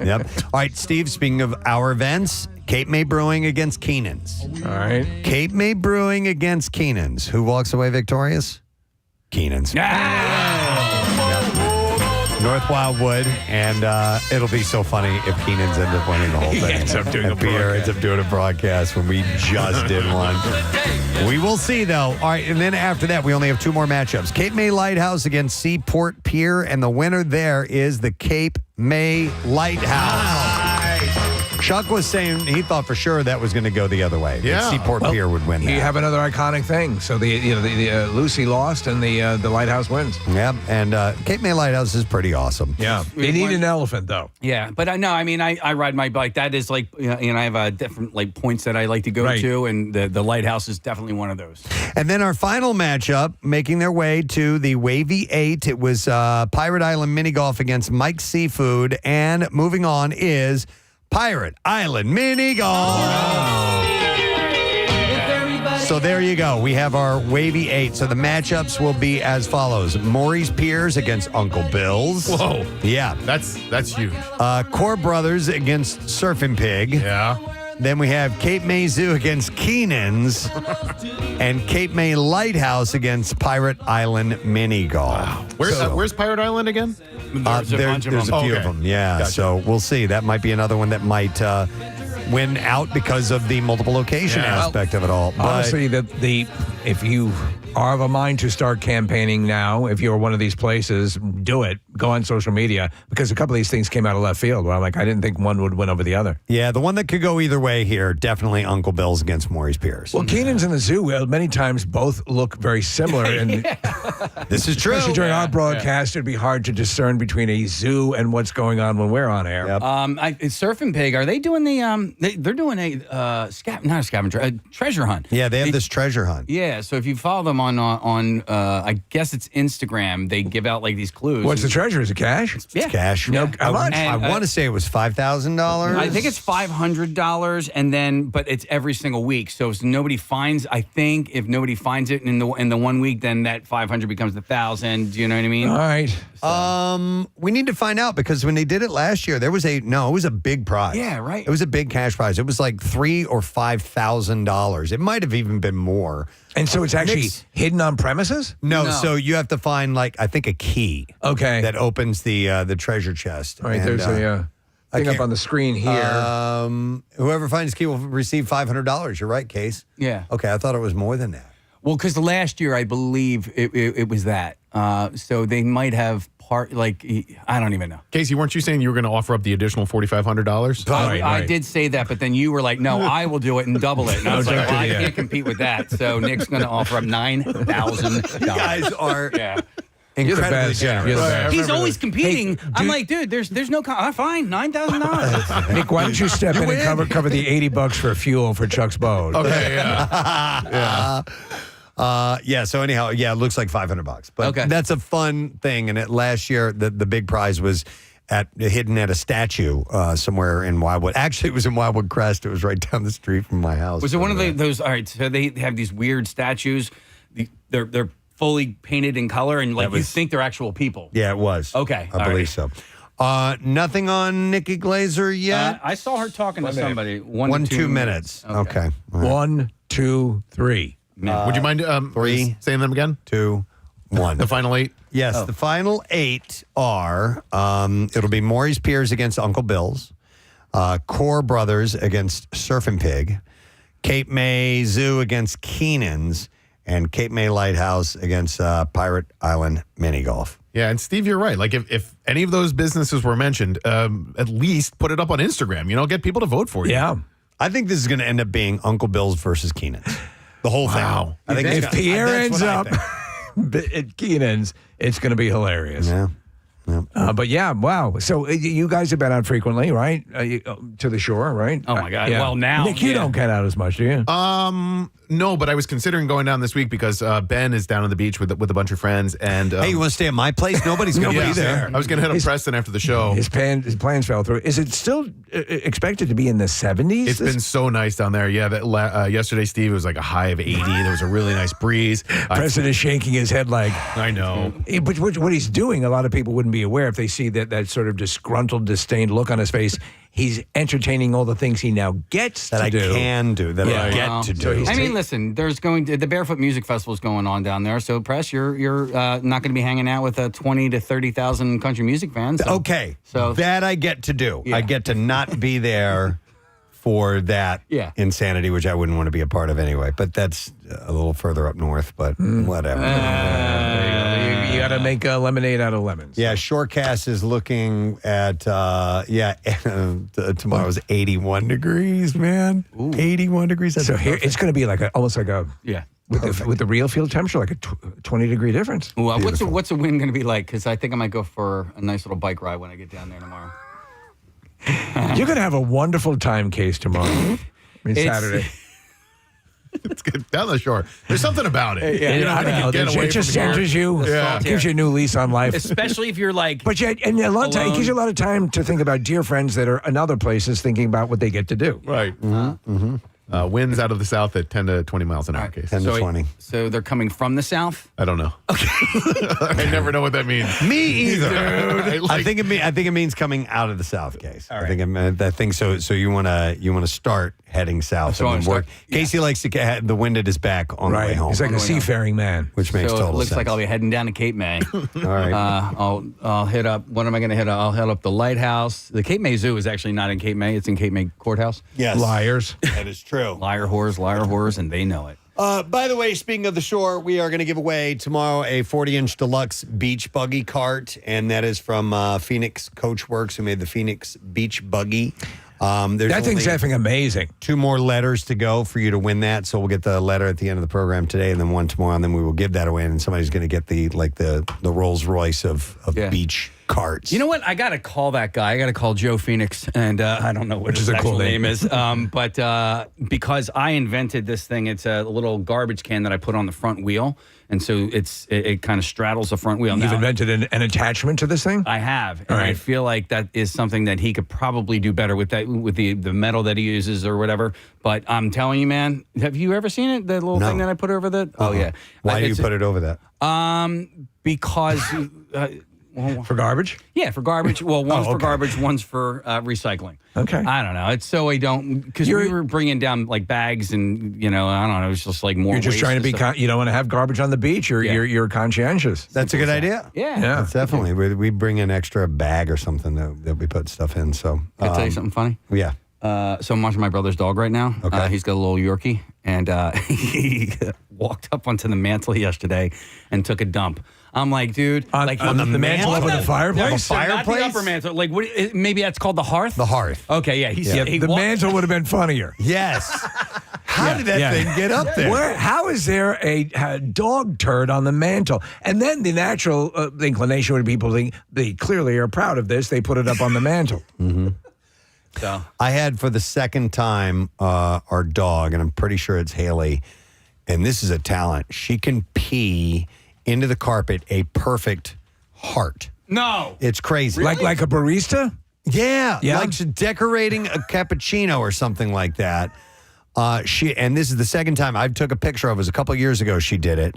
And I had a picture of her sitting by it with this little heart stain of piss in the carpet. And same thing happened yesterday. It sounds like a Bad Country album, Heart Stain of Piss. Heart Stain Piss. And I didn't take a picture of this one, but I thought it was really, really impressive. So wow. Yeah. They're very dynamic when it comes to that stuff. All right, hang on a second. dogs. We had issues with Andy Summers the other day when we were doing a Zoom, and now we're having issues with Nikki Glaser. Yeah, so she was, I guess, on doing another interview prior to us, and so they pushed it back. So my question is this. Do we want to take a break and come back and have Nikki Glaser on Yes. at like 9:40, 9:45, something like that? We'll have more time. Yeah. Okay, then that's what we're going to have to do. All right, so we're going to have to re-up. All right, well, anyhow, Jersey's Yours 64. If you haven't voted yet, there is a $500 prize. So you can go to WMMR.com and you can vote. So make sure that you do it. But we're down to the wavy 8 at this point. All right, we'll come back in a second. We're trying to get Nikki on, and we'll get to B-File and other things, too. Stay put. Preston and Steve on 93.3 WMMR. 93.3 WMMR brings you Preston and Steve. Proud of it. It's sat for a little while. It's sunken in. Do you go back and go, man, I wish we would have done that. I wish I would have added this harmony. I wish I would have tweaked this and that. Or are you okay with, or is that just natural? That hasn't happened yet. Okay. I don't think that about the new stuff. It's funny. I'm hearing so many little things when there's still the chance to change it. I'm hearing this and that and this and I don't know and maybe this and one more of this and we need more background vocals and all that. But then once it's done, finally stepping away, I'm like, I don't even remember all the details I was honing in on anymore. It just sounds great. Yeah, you know what, and that's why I would be a lousy producer or anything in that position because you constantly want to be changing and tweaking and doing this and that. You had Nick Raskuletis as your producer, one of the best rock guy that there is to it. And, yes. And does he tell me about your working with him and what that experience is like? He's the best. He's incredible. And that's part of what makes that happen. He's very much in on the details like I am. We work really well together. We don't always have the exact same idea. It's good to have somebody who has different ideas and goes, hey, maybe you should try this one other thing. But really, it's so good to have somebody that you really trust who can say, when you're like, what's better, A or B? Like right. This take or that one, or like for me to go up here or go down here. Somebody who's just like a good sounding board of like, dude, it sounds great when you do it, when you go up. Let's go for that. That's you got to have that. All right. I also wanted to ask, Steve had mentioned the fact that there's a lot of there's a lot of message you're getting across with this music. There's a lot of things happening. You mentioned a lot of tragedy. There's some good things too, but I wanted to ask you on a personal note. When I will sometimes listen to songs for years, and have no idea what the artist was the message that they were trying to get through in this song. Now, I may love the melody and the harmonies and the rhythm and all that stuff, and I like the song, but don't really know what it's about. Sure. How do you feel about that? When you've poured emotion, you've written these lyrics, you're getting across a very specific theme that you want, and people don't get it. Is that okay? It's totally okay. Okay. Honestly, I write in a way that is very cathartic for me. And in some of these songs, I hear what I'm saying, and I'm like, there's no way anybody can hear this other than exactly what I mean. But there is. And something that's really beautiful about art and music is when people can take it and apply it to their own life, for their own particular personal experience, what they're going through, and let it be that for them. I think that's a beautiful thing. And it's funny because I want to break down and explain as much as I can about our lyrics, but there's another part of me that doesn't, because it's sort of better when you see what it turns into for somebody else. It's kind of more powerful that way. I've had songs that totally move me, and I didn't know that they were about something for many, many years. I was like, oh, that's what that was about? Yeah. But therein lies the beauty of the subjective nature of music. But there's something, and I wonder if you agree with this, and I think it might in some way speak to why vinyl has become more popular again. Having album cover art and having an artist, I used to use, when I would listen to music and listen to an album, an actual record, I would look at the art, and a lot of times you had additional messages being conveyed through that. Yes. Is that something you remember fondly? And yeah, that's a cool thing, right? We don't have that anymore, really. Yeah. That's always, we do. I do that. Yeah, I know you do. Yeah. Yeah, because I feel like that's what's so cool is you can have there are so many different ways to express yourself, and to make an image kind of have a deeper impact. That's why music videos are so cool, dude. We actually just filmed our Better Without You video. It's going to be so cool. In Minneapolis, actually. We road tripped it. I drove 13 hours in a car with Troy and my girl Beth. Wow. It was really fun. Got cheese curds and everything. Anyway, when you can take, something and go, okay, here's a visual also that sort of feels like the world that this is living in. I don't know. That is a huge part of it, whether it's album artwork or whatever. Yeah. And we do that. We almost always have some sort of like animal or insect or something that's like our secret spirit animal that goes with the music for each era. This one's a nautilus. And to me, that spiral shape has always been like some kind of a symbol of like eternity, like it keeps going until you can't see it anymore. And right. It makes me think about the future and the past and the soul and like the depths of things.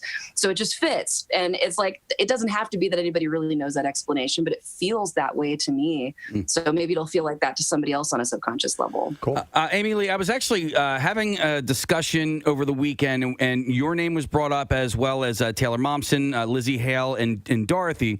And it was because we were watching the pregame for the NCAA Final Four, and they had a giant Miley Cyrus concert. Now, so I don't want to knock Miley Cyrus at all, but she was, for the masses, the female representation of rock music. And I was, and I listened to her album, and I like it. He likes her a lot. I do. And so that's why I'm saying I'm not knocking Miley, but I was like, I was a little bit perplexed on why they're having her represent rock and roll when she is not classically known as a rock artist. And I thought, man, Amy Lee would have been perfect for this. Lizzie Hale would have been perfect. Taylor Momsen, Dorothy. There had so many, other, I thought, better representations of rock music. And I wasn't sure what your thoughts were on her being a rock act now. And I'm not asking you to knock anything either.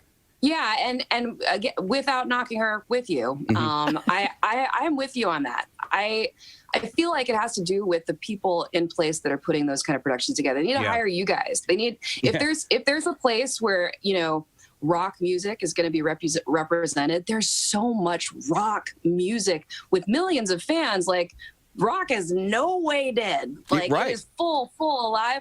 But we need people in the positions of power and placement to recognize and tap into that rock world instead of always trying to make it, well, what'll just get the most people, that have heard this name before or whatever to care about it.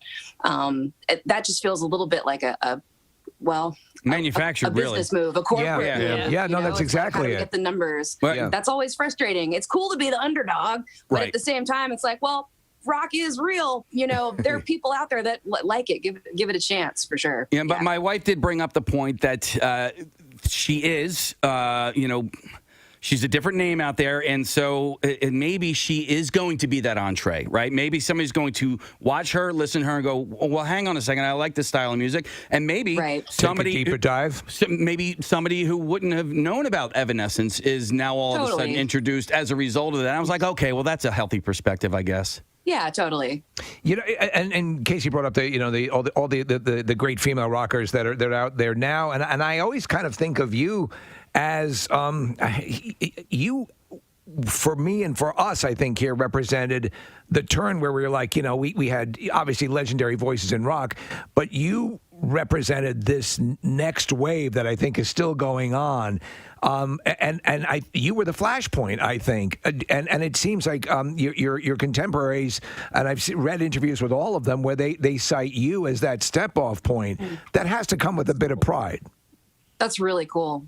It's so much cooler doing all of this now, later on in life, with the experience and the respect that comes along with just doing it for a long time and surviving so much. Yeah. It's I would way rather be where I am now than what it felt like when we were starting out. Yes. Yeah. It's badass. It's incredible. There are so many people that came before me, that have influenced me. So many rad women. It's not like I'm like this one pillar of rock. There have been women in rock from the beginning. Yeah, but you had a style which I kind of see as almost like dominatrix-esque. And let me explain, because they incorporate pleasure and pain. Yeah. And Right. so the instrumentation is the pain and your voice is the pleasure. You have this smoothness about you, and then there's that raw edge of the music that go together. So, I mean, Contrast. Yeah, All about the contrast. So- on a visual, audio, whatever level, I like to hear two really different things coming together to make that beautiful swirl. And as I want to be the first one who has ever called you a dominatrix. Has anybody ever done that? Oh, you're not the first. We're on Zoom with Amy, so we can see her in the room that she's in. Are those Care Bears and Smurf dolls behind you? Yeah. What's your pleasure? 80s toys. Do you have any My Little Ponies? Because Kathy was never allowed to have a My Little Pony when she was a kid. Yeah. Wait. We're going to take a look. She's taking the camera over. I'll describe to the audience. My Little Ponies. Several My Little So I try to keep it in perspective, so like the Grammys and the awards have dolls all around. It's like in front of a gold record and a Grammy, there's a My Little Pony. Several. Wait, and I love the Care I got Bears. My Little Pony climbing the Grammy right now. Oh my God. Raggedy Ann up there. Amy, I used to go to my neighbor's house and play with the neighbor because she had My Little Ponies. And for whatever reason, and it wasn't that I wasn't allowed to have them, but my mom never got them for me. And I was traumatized as a kid. I Your mom probably wanted thought they them. were sinful or something. That's really funny. I honestly, I didn't have that many toys as a kid, but there was, I don't know why, there's so many cool 80s collectible. I mean, it's not like it's only the 80s. It happened later too with Pokemon and Beanie Babies and everything else. But when I got to be a teenager and all that stuff was at flea markets and cheap, I was like, I'm buying every toy that I ever wanted now. Yeah, now that you can afford it, go for it. Yeah, absolutely. So, Amy, with the new record and new music, what are your thoughts on touring and what it's going to be like over the next few months? Because so much of that is up in the air for so many different acts. Yeah, we're not going to be out there this summer, but we are making plans for the end of the year. And I just can't wait. It's been just this thing where we keep making plans, and this is with tour and everything else over the last year and a half almost now. Preston and Steve, very, very toasty Thursday today. Obviously, record temperatures possibly this weekend. We shall see. We got a guest I think is going to be on in just a moment. It's looking good. Let's take a final look at traffic and see what we're dealing with. Nick, what's up this morning, man? In New Jersey, 130 southbound, that's closed because of an overturned tractor trailer. This is between the New Jersey Turnpike extension and Florence Columbus Road. The off-ramp is closed as well to get off of the turnpike to 130 because of this accident on the Schuylkill Expressway westbound in between Vare Avenue and 30th Street. That is jammed. 95 North is jammed right around the Commodore Barry Bridge. The right lane is closed because of road construction. And then on the Commodore Barry Bridge itself, this is westbound. The right lane is closed. It is jammed the length of the bridge. The Vine Street Expressway also jammed the length in both directions, and that's just due to volume. This traffic report is brought to you by Whole Foods Market. Hot Grill Summer is on at Whole Foods Market through July 16th with sales on no antibiotics ever meat, ripe organic produce, and more sizzling finds on every aisle. Get your favorites in store or online today. And that's your traffic at 93.3 WMMR. All right, thank you, Nick. Our next guest is indeed ready to go, and she's on fire. Absolutely. Flat out on fire. Doing the Alive and Unwell tour. The Someday You'll Die special is on HBO. By the way, the tour, she's not going to be in our general area till like October. That's at Hershey. Actually, but you can drive for Christ's sake. Well, dude, she's in D.C. tomorrow. There you go. So you can, but I got to guess. Sold out? No tickets are left. Well, we can find after out. the Tom Brady roast, I mean, I would imagine all tickets to every show is gone, but I can't confirm or deny that. But we do have her on the line right now. Last time she was here was to participate in, and we didn't even realize, in our Dildo 500 race because she had her own vibrator with her. Nikki Glaser is here. Hi, Nikki. Hey, guys. How are you? I'm so good. How are you? You're doing really well. You are doing extraordinarily well. I have to say, Nikki, I can't remember seeing this kind of tectonic shift in someone's career, like in the days of like Carson, when it you know what I'm talking about? It'd be like everybody be talking about it. But now because there's a million different distractions, a million different shows, podcasts, whatever.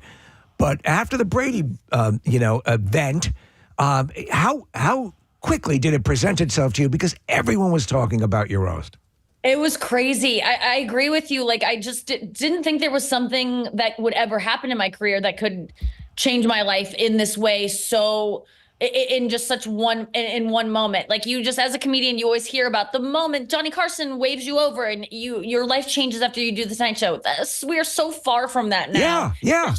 And I've accepted that. That's been my entire career. And so I just never thought anything, unless I started dating a celebrity, I don't think there'd be this much attention on me, or I died. I think it's kind of like those are the two things that maybe your face would pop up a lot on social media the next day. But I think I knew, like, it was, the roast was happening, it was live, and I was sitting up there, and I had my phone with me, but there's no commercial breaks, there was no bathroom breaks, so I'm just kind of like looking at it. After my set, I kind of like look down at it, and then I just see the text messages coming in as if someone died, like it was just like, and then I think there were like 80 or so within the first 5 minutes of just like friends being like, oh my God, girl. And I glanced down every chance I could get to just see what the response was, because I just really didn't know. And then there was a moment where like this stage manager, who's this woman I've worked with on a dozen shows before, and she's always been kind of like cold to me and not really, she's an old grizzled woman that's been working this, doing stage management for years. And I've always tried to make her laugh, and she doesn't really dig me. And she came out to like move a set piece during one of the packages or something. And she just looked at me and she goes, "You killed." She goes, "Oh my God." She just mouthed it. And I was like, God. "Whoa, I got her." So that was my first indication that something like kind of seismic had happened. And then it was, afterwards you just get whisked to the after party and everyone's kind of congratulating you. And the buzz is like, "You did so well." And that's kind of been the buzz. I've done 4 roasts now, and that's always kind of felt the way it has after the roast, where it was like, you had one of the best sets of the night. But the difference is that those all got edited, so everyone else's sets got made to look like they were as good as, not to say that they weren't good. Like, sure. I think people kill all the time, but it's rare that you see what it's really like. No, I know exactly what you're talking about, because I'll say this, and I in the pantheon of roasters, you've been there for a while. But there's, to me, it's Greg Giraldo. Jeff Ross. But Giraldo, for me, you're right there, and so you could tell. I mean, the material's there, and you can tell when listen, it's no big secret that 80% of the people, even with the Brady roast, they didn't write their material. They're not. They're being, they're being provided with this stuff. You're writing your material.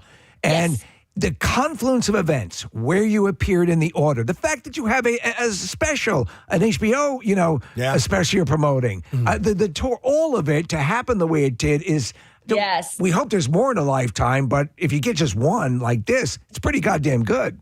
It really was something that afterwards I was like, I can't really let this in because this will never happen again. Like, I don't want, when something's so good, you don't even want to appreciate it because when it's gone, you'll be so sad. I mean, that's how I live my life. So I was really like, I would not let it in. I was like, oh, it was great. The days afterwards, everyone's freaking out. And I'm like trying to stay so measured and like, yeah, it was fine. Like, I'm not, and my friends and family are all like, what is wrong with you? And I'm like, because I don't want it to go away. And I know it will go away because it does go away. And no one's career, Beyonce doesn't have just a trajectory of up, up, up. Like, no matter who you are, there's going to be dips. And certainly for me, as I'm going to go back to the way it was, and it has kind of gone back to the way it was. I mean, definitely more people know who I am, and more opportunities are coming my way. But it was a big pop for like a week because I was on everyone's phones constantly, and so they would see me in public and go, I just looked at you on my phone, like, oh my God, are you? And so I was like, wow, this is my new life. I'm just recognizable everywhere I go. And it's just gone back to normal now. I'm totally unrecognizable again. If you to think about it, though, you get a week out of it. We're talking about 48-hour turnaround is pretty much, on general, you got a week or more. And you're going to exist past that because naturally your ability to deliver, your stand-up is exemplary. We love you to death. You're a great writer. But you're always tangentially associated with Tom Brady's career as well. Yeah, I love it. I mean, what it's like now I'm kind of like in with the sports world, and it's so funny because I don't know anything I just learned about football. I mean, that's real what I said in my set. Like, I didn't care about football until Taylor Swift said it was okay. Like, I don't know much about it, and now I'm like, suddenly the sports world cares about me. I've been on all the different sports shows that my boyfriend watches, and all my friends are like, what is going on with your career? So it's so cool. It's like a club I've never been able to feel like I belong in, and I don't understand the rules of it. But the truth is, like, as long as I'm honest about, like, I don't really know what I'm doing here and just be myself, they want that. I don't have to pretend like I know the rules of. They just, as long as you're funny and you show up prepared, they love it. So it's so cool that I will forever love being associated with Tom Brady. I mean, he's Tom Brady. Yeah. Well, and again, to appreciate just what you did, because you're very honest, you didn't know a lot about it, but the references you were making sports wise, you had a room full of jocks and jock adjacent people who could get the nuance, and you didn't go just for straight surface. You were doing stuff that you could see them go, holy hell, like even they were like, where did that come from? So you had to do a ton of research. A ton of research. I mean, it was like I read his book TB12, which was a waste of time, and I it's just all about how to stretch like he does, and what to eat, or mostly what to not eat.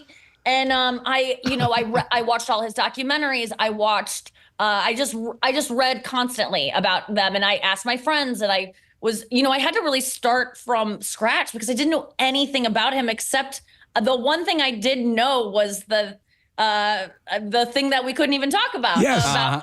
Like the one thing I remember about him was the thing I couldn't even joke about. So it was hard, but it was fun actually. I got asked to do it probably 2 months before, and I just started kind of like just exposing myself to stuff and getting interested in watching stuff. And then I became kind of like a fan of how he works, and I was able to kind of incorporate some of how he trains into my program, because I in roast pass, I've burnt myself out. I've gotten so insane. I've gotten the pressure is so on that I kind of crumble underneath it. I always do well on the show itself, but in my personal life falls apart. I'm crying constantly. I'm just, the pressure is too immense, and then it's never good enough. And I crash afterwards. And this time I was pretty steady and felt like, okay. And then I also felt, we all do write jokes, and especially the comedians. I mean, the athletes have help from a writer's room, but I also, I invested in hiring my friends to help me sculpt this as well. The funniest people I know to weigh in, because it's too much to do on your own. And I really treated it like if I was hosting an award show or something. Like I wouldn't do that on my own. And so it felt like a team effort. I had like a small group of writers that we would go out every single night, and I would run around to different clubs and do the set like 5 or 6 different times all around LA, jumping from the Laugh Factory, then the Comedy Store, then the other room in the Comedy Store, then the other room in the Comedy Store, then the Improv, then back to the Laugh Factory, then back to the Comedy Store again. And so it was constant. And then having meetings right afterwards. Okay, which joke worked? Which joke didn't? Okay, maybe we replace that with this. And so it was really fun process. And I look forward to doing it again. But man, it was the hardest I've ever worked, and it paid off. I mean, it's all about that. So Nikki, you tried out that material with audiences before the roast. How do you keep that stuff from leaking if you're doing that? You know, I don't know. I just kind of trust. It does get back to the people you're talking about, right? Because everyone in LA knows someone that knows someone that knows someone that knows someone that knows Tom Brady's trainer or something. Right. So it will get back to him eventually. There's but they won't know the joke specifically. Like people are really, their security's watching for people recording stuff all the time. So it's usually like hearsay, like, oh, she's going to do a joke about your hair plugs or whatever it is. Like they won't know the specific joke. And so there was a lot of like people ratting out, I think some people told Andrew Schultz that I was coming for him because I was doing a bunch of jokes about Andrew Schultz. Yeah. And then I pulled back on that because I just didn't have the time. And so he said he was like, I heard you were doing a ton of stuff about me. So I really came after you for my set. So it was like, we all are kind of getting reconnaissance. And, Jeff Ross is performing on the same shows I am in LA, and I don't want to see his set because I want to respect that. So, we kind of like stay out of each other's way and try to respect that. But at the same time, you're like, wait, how hard are they going against me? Can I go as hard as I want to go? Like, that was usually my question was like, where's the line? Because then you would hear, oh, they're doing an Aaron Hernandez joke. I didn't know we could go there. Right. And, I go anywhere, but I was like, once I investigated that story, I was like, this is so tragic. I don't even want to touch on this. And then I heard someone was making a reference to it. I heard Julian Edelman was referencing it. And I was like, well, if he's doing it, okay, maybe I can. And so it really is it reminded me of like football, honestly, like where everyone has strategy. There's mind games going on. It's about secrecy. It's about plays. It's about how are we going to trick the other team? And there's there's some reconnaissance going on too. There's some Spygate happening. I love it. Yeah, I love that. This is what I love about you and all the comedians is that you guys work so hard, but when you're on stage, you make it look so easy. And it's because of all that work that you put into it prior to getting up in front of that microphone. Yeah, that is, thankfully, that's what I've learned in my career is that, I think comedians, I'm not going to say we all feel it, but I feel like, if I could be a singer, I would be. If I could be an actress, I would be. This is kind of like the only thing I can do. And one of my talents is, I'm naturally kind of a funny person, but I really just am good at working hard. And I'm just good at, because you can really do anything if you just put the hours in. And this is just proof of that. It's like and there's a lot of things in my life I don't put in the hours for that I kind of just phone in, like podcasting. I'm not like doing research beforehand. I could be doing that, but my life would be unmanageable if I worked this hard all the time. So I kind of treat the roast like the Olympics. Like it's every couple years and it's it's like a balance beam routine and you just got to nail it and you try to do as best as possible. And there's no editing on this live one. So I had to edit it myself and make sure that there was no room for a joke that was like, well, it did well 50% of the time. And when it really did well, it was the best joke of the set. There was no room to keep that joke in because it has a 50%. So if on a regular roast for Comedy Central, I would have kept it in because if it doesn't do well, they cut it later and they bump up the laughs and no one knows. But this was like there's no margin for error. None. Yeah, I mean, also the length of it was for a roast that's far too long for a roast. Where you replace is great, though. I do appreciate your precision. You've always been funny. It's funny how your comedy has always been precise, but it's morphed through different ways. Like the stuff that first got you noticed, I think, back earlier stuff with maybe, the girl chats and you talk about podcasts and stuff like that. Yeah. And the practical jokes with the parents and all the lie detector tests and all that stuff. We love that. Yeah. So, but with this, when you're working out the precision, when you're working out this in front of an audience and you're doing it through the test run, are you giving them sort of a preamble to the person you're going to be roasting and saying, this is what they're known for, this is what I'm going after, how does this joke, is it that specific? Yeah, when you're going up in front of these audiences where no one knows who Drew Bledsoe is. I'm sorry, like these crowds at 11 o'clock on the Comedy Store in the belly room, which is like the tiny room upstairs. You have to kind of set the stage and go, okay, well, I'm doing a roast of Tom Brady, which then everyone's like, okay, this is exciting, and you go, okay, here's who's going to be there, and you describe it. I go, Drew Bledsoe is the reason we know Tom Brady because he got injured. Like, here's the things you need to know for the joke that's upcoming. And so they're kind of confused at first where there's like a lot of not funny, just, housekeeping you have to do. Sam J is a comedian. This is what she looks like to understand the joke. I know that that's not nice to just say she's a black lesbian, but that's kind of all you need to know for the joke.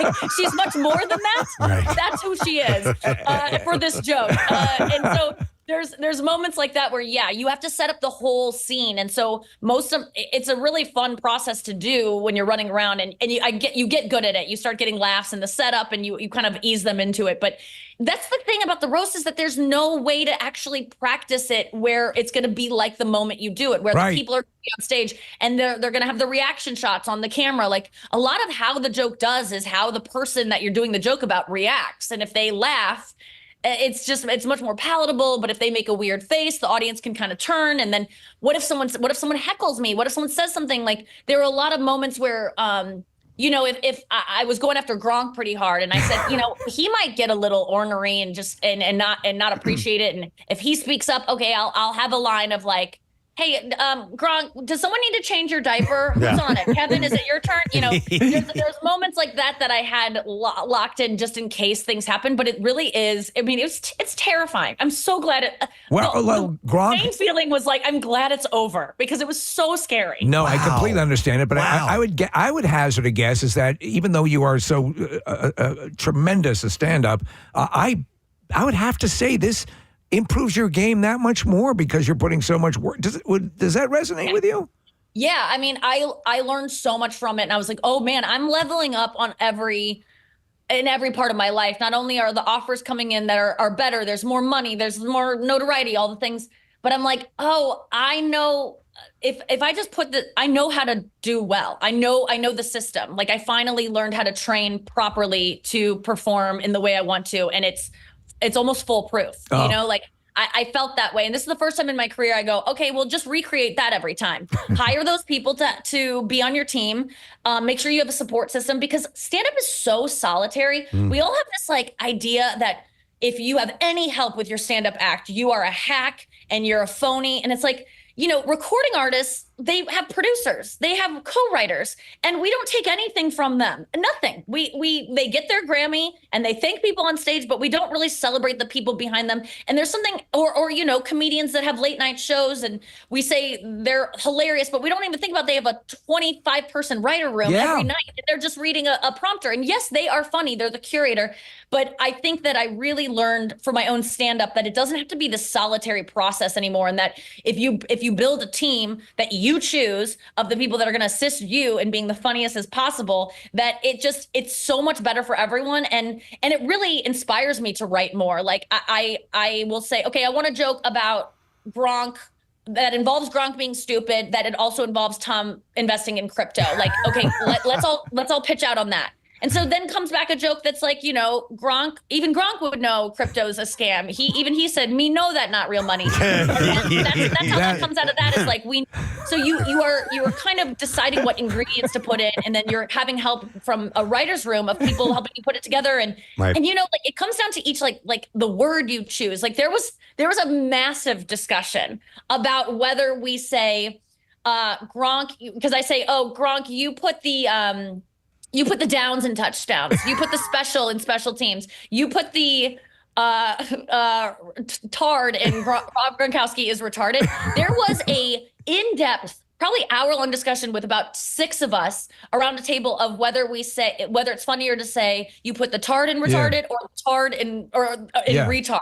Right. And it was like we were laughing, so we didn't even realize it till half an hour in that we were like, well, I think saying it the longer way. And we were like, why are we having this philosophical discussion about this word? Really comes down to that kind of thing where one of those could get a laugh and the other couldn't get anything. Right. And that's what's so interesting about comedy is like it comes down to that stuff. And that's the process I really liked. And that proved to me, I need to really pay attention to my stand-up in this way. And so now I bring friends on the road with me to watch my stand-up act. We go over afterwards with notes. Like I do this. It took me 20 years to figure out how to really efficiently and more just generate material faster and more efficiently and in a more fun process. I just bring my funniest friends with me on the road and we just right afterwards. That's awesome. Nikki, I would like to ask you something about separate from comedy because I know you're a big Dave Matthews Band fan and you do the voice for Dave Matthews Radio, which I think is really cool. I'm curious as like with this launch, your level of career has gone up a little bit. Can you still go to shows? Do you still go to shows? You're going to go to any shows this summer? I don't have any plans to go to shows this summer. I'm mainly a Swiftie now, unfortunately. I mean, like I love Dave Matthews. It's just, I realized though, can I just say, I think my love of Dave Matthews, it started in high school. I do love his music. There's no question. He's a brilliant artist. I think I was just horny for him more than anything. I think I was just rabidly sexually interested in him in high school and I didn't understand my feelings. So my obsession was mostly about that. But to answer your question, I can go to shows. People are just like, if you're not looking for celebrities or recognizable faces, you just kind of don't notice them. And sometimes people do see, and they kind of go, did we go to camp together? Like, you just don't think that it's going to be a celebrity first. So I think people don't really, I'm always kind of surprised when I get recognized and I don't ever expect it. And I love that level of fame. I don't want to walk into being like, everyone knows me. And and there's a reason to feel that way for some people because there are some people that are that recognizable. But when I get recognized, I'm still like, oh, thanks. Like, it's still exciting to me. No, and it is. And it's weird. Listen, we're radio level, but it's still occasionally people come up and it's like, oh my God, it's amazing. What? But you talk about being a Swiftie, you talk about Taylor Swift and listen, you come out on stage and you are stunning when you walk out, legs for miles. You talk about being a Swiftie. I mean, I see it as fairly easy, especially with this big glow on you right now, to scale up, to upscale to Blake Lively, Swiftie sort of territory. Like get into her friend group. Is that something that you would you be as overt as to actively campaign for that? No. Okay, or would you? Or is there a plan that involves being in the right place at the right time through manipulation? You know what? No, honestly, I'm such a fan that I almost don't want to be her friend because, you've met people over the years where you're like huge fans and then it's not a letdown. It's just like, it changes the fandom a little bit to get to know them personally. Yeah. And I just want her to want to be friends with me because I'm already on board. And I think that it's something I never want to convince anyone to like me. It's not part of my character to be like, come on, like to weasel my way into things. So I think it's just going to happen organically if it happens. And I don't know that it should happen because I've been to, 12 shows in a year. I'm going to 6 in Europe coming up in a couple weeks. I'm a huge fan. And so she's seen me a lot in the front row, I'm sure, and been like, why is this girl here again? Why does this girl have my phone case? Why does this girl have my same earrings? Like, I'm kind of a little bit too it's too much. I don't think that I would want to be friends with a fan this insane as me. But I'll take that back. I do think I'd be a great friend to her. I'd be good at keeping secrets. I would be part of her inner circle, but I'm okay if it never happens. I've accepted that. All right. As long as you come to terms with that. I have to ask you, you talk about not being the kind of person to be overt. Did you kind of quasi campaign for the roast a little bit? I'd heard rumors that had been the case, and also you were very honest in saying that's not something that you would normally do, but you felt it's weird how this all plays out, how the confluence of events, something you're not inclined to do, you did specifically for this, and look how it paid off. Yeah, you're right. I just said that I don't really campaign for myself. This, unless I know. Oh God, I'm contradicting myself. The roast thing, when I found it was Tom Brady, I just thought, maybe it was just, how some days you just feel confident and you're like, I could do anything. I think I had the right amount of caffeine in my system. I got enough sleep the night before. My skin looked tight or something. Something was like, I was feeling good about myself for that 5 minutes where I found out Tom Brady was doing the roast. I text my manager, I want to do this. And he doesn't ever get that kind of text from me. I'm not someone who's like bursting at the seams with, I deserve this. Give me this. I really just take things as they come. But I just felt like, oh, this is something that I actually do think I can do a great job. And I do think, based on other roasts I've seen, that I will work harder than any other comedian, not any other, but like most comedians would. I understand the magnitude of this. I understand how important this is. And I will give everything. So I knew I could show up. And then it just I kind of let it sit. And then I don't know, another wave of confidence came over me. And I found out, I was the guy who books Netflix comedy texted me about something separate. And I said, hey, I heard about this Tom Brady roast. And I go, I want that. And he goes, I'm actually meeting with Tom tomorrow. And I was like, well, you tell Tom that he needs to, I'm the Tom Brady of roasting, like I come in, they count me out at first, but I prove that I'm like one of the best, and it wouldn't be a roast without Nikki Glaser. And so I was like, please pitch it in that way. Cause I think that will really resonate with him. It'll make him feel like I understand how important he is. And so, yeah, I don't want to. I did campaign for it, but That's so when ballsy. I myself, it's happened a couple times in my career where I go, who is that girl? Because I don't relate to that girl most days, right? Like I feel like I'm pretty an insecure person who kind of knows what I'm capable of, but sometimes she bursts out and really gives me these moments in my career. Like the first thing that I ever did on TV, I did Last Comic Standing, and I was 20, I think. And I was in college, and I went and auditioned, and I had like 3 minutes of material, like maybe 10 minutes, like I just wanted to go and just have fun with my friends who were also auditioning. So we drove to Chicago from Kansas City. I go and I do the audition, and I get exactly what I want. They say, you're good, but you're too young, not enough experience. And I said, oh, great. That's fine. And so I walk off stage, and as I'm walking off, the judges are like kind of talking to each other.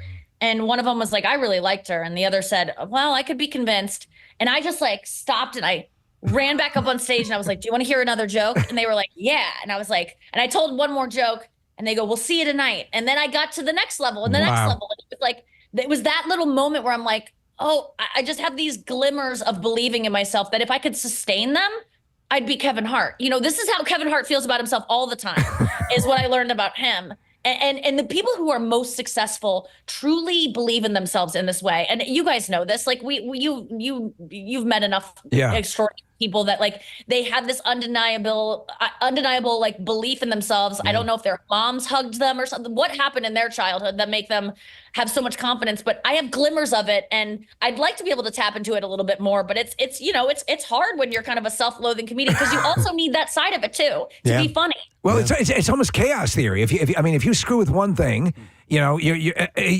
can't.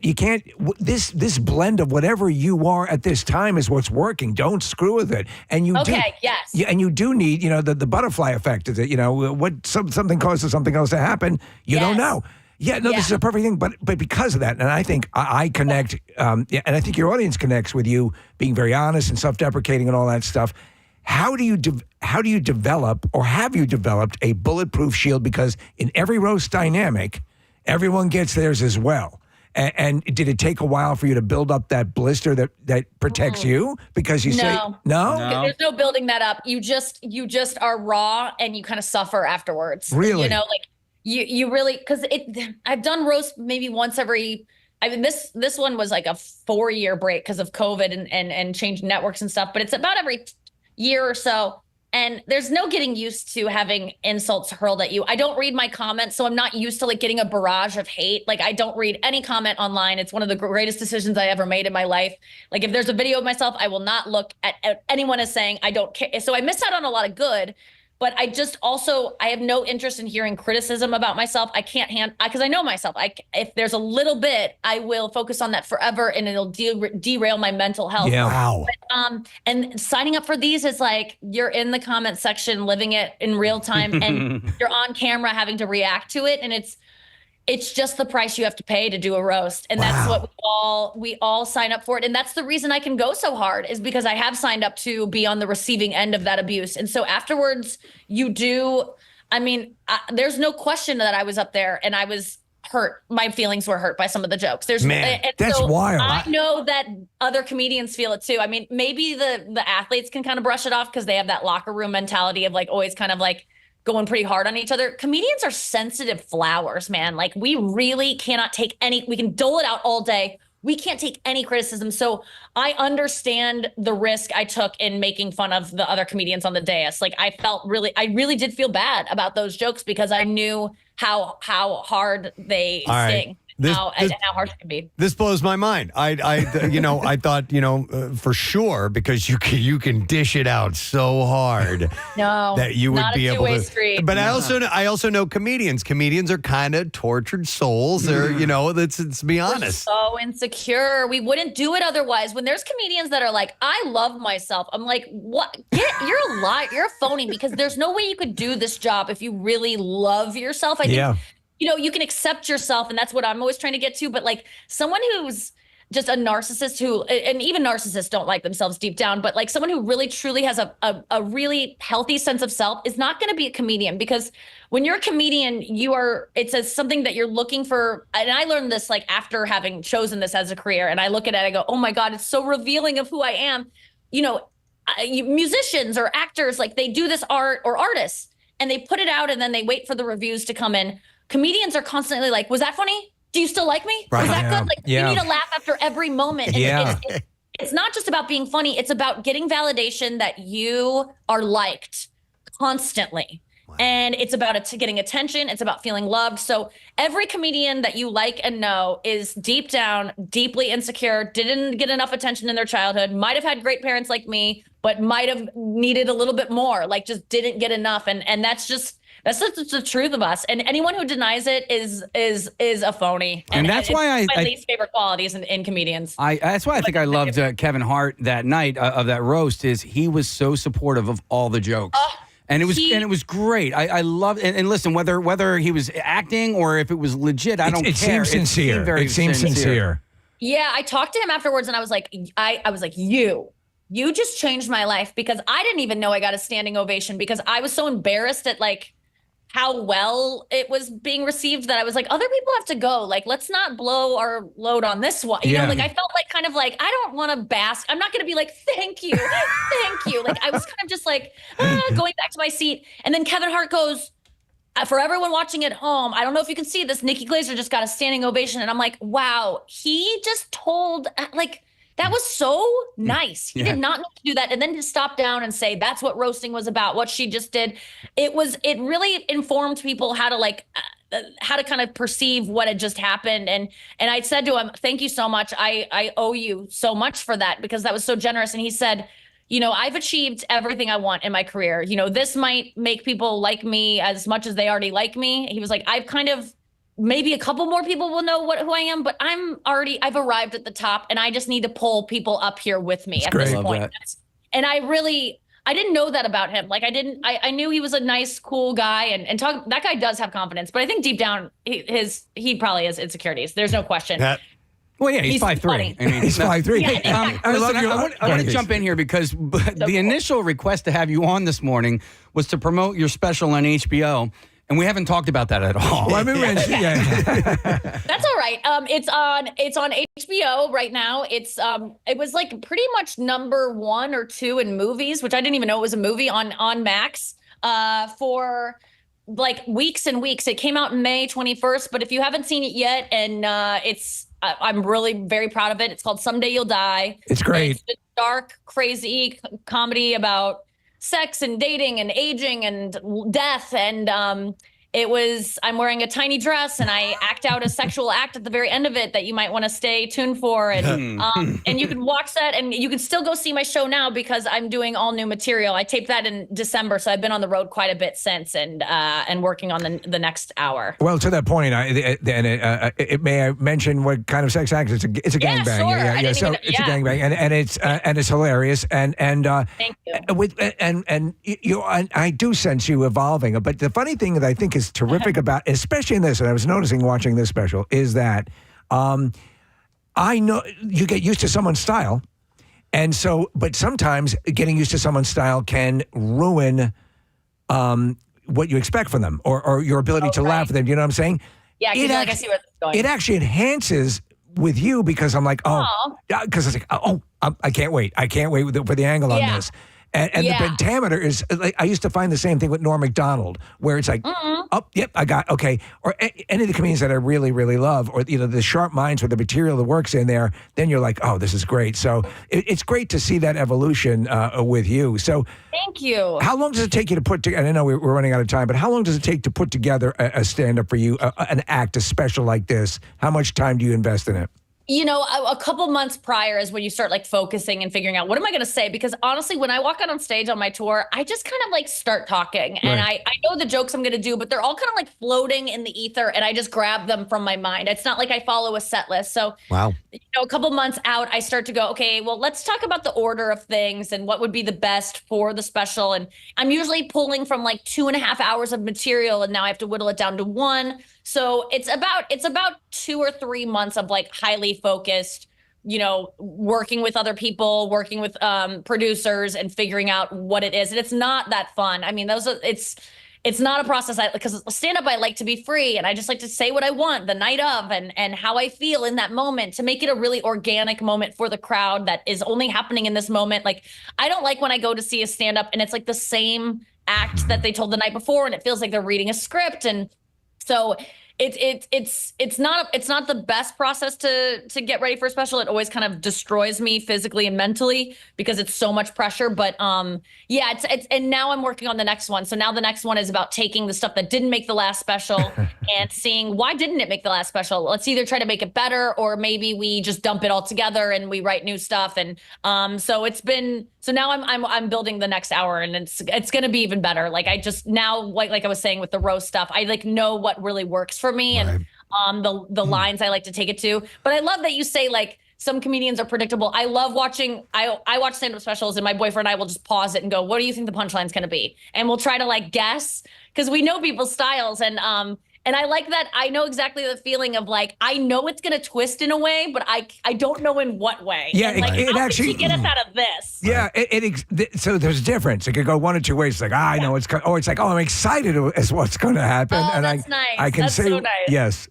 All right. Well, listen, the Someday You'll Die the special is available on HBO Max. But Nikki, we're really proud of you. So especially after the next day after that roast, it took it to a whole other level. Thank you so much. It's on the Alive and Unwell tour. So come to Philadelphia. Please come back and see us, okay? I would love it. It's one of my favorite cities to perform in ever. And I say that literally everywhere I go, but I really actually mean it for Philly. It's the best crowds and just the best town. Thank you guys so much for having me. Anytime. We love you. All right, Nikki Glaser, guys. Take care. We'll see you later. Man, she is on fire. Is amazing, on fuego, as they say. All right, we do have to take a break. We haven't gotten to the B file yet, so maybe we'll do a short version of that and lesson, question, trash, music, news. That stuff's coming up. Stay with us, please. Plans and keep having to push them back, and then you just keep making them again and keep making them again and keep, waiting for that time when you don't have to postpone it again. So we just keep making plans. Yeah. And I feel like now, we're in a different situation than when we were in last year when we just kept pushing it back, hoping for something. Now there's a vaccine. Now things are changing. I've already gotten my first shot. We're headed towards the end of not being able to do it anymore. So we are going to unleash the fury. I am so ready to get out there and just play and feel what it feels like to be on stage, just immersed fully in music with a group of hot and sweaty people. Don't you want that so bad? Yeah, right now? absolutely. Yeah, Absolutely. So Yeah. Yes. As a matter of fact, when was the last time you played our MMRBQ? How many years? Obviously, it wasn't last year. Was that 2 years ago? 2019. Yeah, because I had a great memory of being in the commissary, if you will, and I believe they might have been serving kielbasa sausage, and I started singing Tenacious D, Tenacious and D. you were there, and you actually sang with me a little bit. Oh, really? Yeah. Yeah. Your butt that. cheeks is warm. Yes. That was our road trip music. That we were just on that road trip. It was all Tenacious D, like That's awesome. all of it. Oh, I'm an old school fan from like the cable days. Yeah. Like the HBO show. They played the MMRBQ one year, and they were it was a festival. Yeah, it was a festival. Another festival that we did, and nobody really knew them except the musicians, and it was wild to see that. The audience was like, "What in the F?" It was before Jack Black was a household name. Yeah, every band was lined up stage side, and they were like freaking out. It was just hilarious. it's so funny because it's one of those things, right? Like Spinal Tap, where bands get it on a level where it, especially with the Tenacious D, their musicianship is so good. Yeah. That's part of what makes it so funny. Like all the details of like talking about writing a song and everything, you just relate to it. It's like, that's right. And it actually sounds great. It does. They're really great. And Pick of Destiny is just you can watch that over and over again. I wanted to ask you when you were performing, when you said getting back to the concert dynamic. What's the better scenario? You're able to roll out the music, and a lot of your listeners have heard it.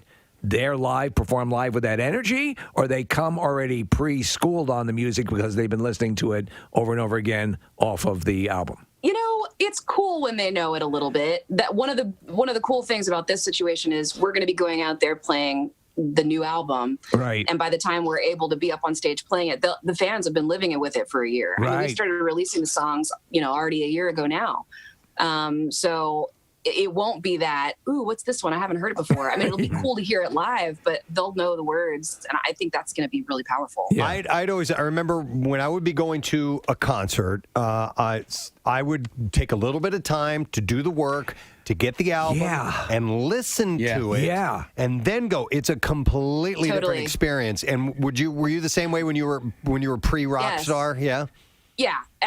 Even now, like if we're going to go to a show and it's a band that like a friend wants to go to that I don't really know that well, or I know like the hits, but I don't want to be that person. Yeah. Like you always jam that album that day when you're like getting ready to go, just so you're kind of familiar with what's going to happen. It makes it more exciting when the songs you like do happen. It serves you better as you're paying for this ticket. Yeah. You're going to get more out of it if you listen to the material. I remember Rush had done a tour, and it was a concept album that they had, and they said they were going to mainly just be playing music from that. So I did my work. I listened to it. I loved it. Our boss did not listen to it. He thought it was a lousy concert. I thought it was an awesome concert. So that can be the difference. You got to listen to the material. I totally agree.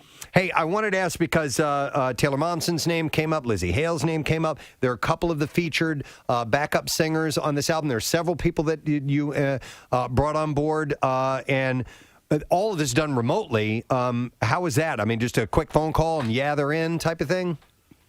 Pretty much. Yeah. It wasn't completely remote. That was when we were recording Use My Voice, it was right before the shutdown. It was the beginning of last year. So we recorded in Nashville. That's where Nick's studio is, and Lizzie, and they live here. So it was easy for her to come by, like check out the song, get in the booth. And Dina Jacob from Viridia, my friend who helped me actually write a little bit of the song, she could come in. She lives here. So we did that. But also I just like texted and called a couple friends and was like, I don't know, you want to lay a vocal down on this? And everybody said yes. And awesome. Really cool. You guys all have your own style and all shine in your own ways. But when you're watching Lizzie, do you kind of sit there and go, a little less? Don't destroy me on this. I'm sure her voice is I hear so Lizzie powerful. and I'm like, turn that girl up. That's so cool that you guys all live out there. That's just one of those cities that I need to get to. Are you in Nashville? Yeah, I am now. Wow. I was in Brooklyn for 13 years. It's weird. It's different, but it's good. We're closer to my parents here. Hey, I wanted to listen. I don't know if you have the details, and if you do, if you're allowed to give them out or not. But you are going to be announcing a streaming concert next month. Can you talk about that right now or no? I don't know. I haven't talked about it yet because I didn't think I was supposed to, but you just spilled the beans. Totally Yeah, feel free to get in trouble because of us. Yeah. Nobody's listening. We're working on it. We're just now talking about the set list. So we are doing something. Yes. Okay. I've watched a lot of streaming concerts over the last year, and there's some really, really great things. I'm a huge Fish fan, and Trey Anastasio did a run of shows at the Beacon, and what they did, which I thought was really, really cool, is they performed towards the back of the stage, right? And so and then they lit up all the seats behind them. I mean, just are you talking just visuals alone? Because obviously the music's going to speak for itself, but the visuals alone, I thought that was a really cool visual. That is really cool. That's a good idea. Hey, we still have to figure out what we're going to do exactly. When you're putting the set list together, what's most important, opener or closer to you? What do you think? That is a difficult question. Yeah. The opener is really important. I'm tempted to say the closer, but honestly, like the way you start the show really sets up the whole energy of the night. If you come in strong, like that is going to just get everybody to buy into everything else you're about to do. So I think starting is really important, but ending's important too, because whatever you end with, that's what's going to be in everybody's head for the rest of the night. I saw a Cheap Trick one time, and they opened with "I Want You to Want Me," and we were like, "Whoa!" And I still remember that to this day. I mean, that blew me away. There's a lot that can go into. There's a lot behind those moves. I think that's a statement. It's like, if you guys came to just hear this one song, you can leave now. We're not the rest of the show is for the fans. You guys want to go to the bathroom, just go. Get to the back. This is for the fans now. That's what that says to me. we had a show one time, and we won't mention the band, but the band opened and closed with their hit at the time. It was like it was a weird thing. Well, it was the New Radicals, and they really didn't have much material. Pretty much what they had. And that's a great song. You get what you get. Absolutely, yeah. But hey, I wanted to, and I don't know if we've talked to you since you guys released your cover of The Chain, but what an amazing rendition of that song. And I just wanted to thank you for doing that, choosing to do that, and releasing it. Yeah, and ballsy too. Yeah, I mean, Thanks. that's a bold shot at a song that's got its own identity for sure. It was awesome. Totally, man. It felt really good to do. Our band is made up of people. We all have a little bit of a different taste in music, and we all like different things. And, some of that contrast between us is what makes it great. But one place that we all super agree is Fleetwood Mac. Yeah. So to be able to go in and for us all to just be like, yes, like equally excited to have the opportunity to do it was really cool. And my thought on covers is always find a new way, like make it somehow like really your own, because if it's really just going to be another version of the original, like that's just, I don't know, I want to go hear the original then, like that to me is like that. You're just reminding people of a version they like better, which is it's the problem. Like bring a new perspective to the table and see if you can show another potential interpretation of the music. So that song definitely, it's different. It's very different from the original. I really like it. You mentioned each band. Mammoth WVH, and I'm all right on 93.3 WMMR. It's 10:30. Oh, man. We have not yet gotten to Bizarre File, but we are going to do that. The Nikki Glaser interview took over that, and that was wonderful, by the way. Love her. So we're going to do a short Bizarre File. We're going to do lesson, question, trash, and music news all in this segment, and we may as well go ahead and do that right now. WMMR presents Preston and Steve's Bizarre File. Brought to you this morning by Sequoia Outback. We'll be there tonight. Yeah. You can get inspired as you cruise through 3 floors of decking, pavers, outdoor furniture, umbrellas, and fire pits, all staged in the largest outdoor showroom in the country, Route 309 in Hatfield. A 23-year-old woman, listen how messed up this is. 23-year-old woman is facing a murder charge after she allegedly killed her mother when she hit her with her car inside the home's garage. Wow. Police in a suburb of Cincinnati responded Saturday to a home for a domestic disturbance between a mother and a daughter. When cops arrived, they saw a woman later identified as 64-year-old Joyce Millette pinned up against the wall of a garage by a car. The car, its horn blaring, had broken down part of the wall. 2 officers found her daughter, Anna Millette, in the driver's seat. They tried to remove her from the car so they could get to the victim. The officers noticed she was getting ready to take off, according to body camera footage. You can hear the officers yelling, "Stop," as they pull at the door and they busted out the window. "Get out of the car," they were yelling. Anna Millett allegedly slammed the car in reverse, knocking over one of the officers. She sped out from the driveway and into the street before taking off, tires screeching. Police gave chase. She was eventually crashed, and officers took her into custody by tasing her. First responders transported her to the hospital. They also rushed Joyce Millett to the hospital. Doctors pronounced her dead. The officers in the garage suffered only minor injuries. Cops haven't said what spurred her daughter to allegedly commit the felonious act, but this is not the first time she was accused of hitting someone with a vehicle. Officers responded to a home in May of 2022 for a man struck by a car. When cops arrived, they found a 19-year-old bleeding profusely from his head. He alleged Anna Millett had hit him with her car on purpose in the garage because he had broken up with her. Oh. No. A witness told cops that the man was walking in a yard when Anna Millett reportedly drove by him. Wow. She allegedly turned the car around and then accelerated at a high rate of speed, driving into the yard where the man was standing and hit him. It's clearly something she enjoys. She then drove to a nearby home and walked inside while yelling at the man. Don't tase me, bro. Officers tried to get Millett to come out, but refused, so they had to obtain a warrant to go into the home and arrest her. Prosecutors charged her with 2 counts of felonious assault. In January 2023, she was sentenced to jail, and she was released in August and was slated to be on probation through October. I'd say she's broken her probation by killing her mother with the car. That's just insane. Wow. I think that's enough for our short bizarre file. Yeah, that's pretty elaborate. We will wrap it up right there. We had to do a quick one because we're already way over on time. So we'll move on to the lesson question. And we are going to give away today a pair of tickets as MMR Rocks Santana and Counting Crows tomorrow at Freedom Mortgage Pavilion. And the question I think we have to go with this morning is, what is Fire Rose's last name? 215-263-WMMR. It's not her real in-life last name. It's a last name that Steve gave to her. Fire Rose. Fire Rose. All right, 215-263-WMMR. If you know what Fire Rose's last name is, call now. We'll do the trash while you're calling. The trash business is a gold mine. 93.3 WMMR with Preston and Steve's Hollywood Trash. Brought to you this morning by The Bagster. Buy yours now at any home improvement store, just $29.99. You fill it up, they pick it up on your schedule. The Bagster, dumpster in a bag. Buy, fill, gone. What's going on this morning, Steve? Well, documentary subject Gypsy Rose Blanchard saying that despite relationships with men, she spent most of her prison time in relationships with women and might be going exclusively women.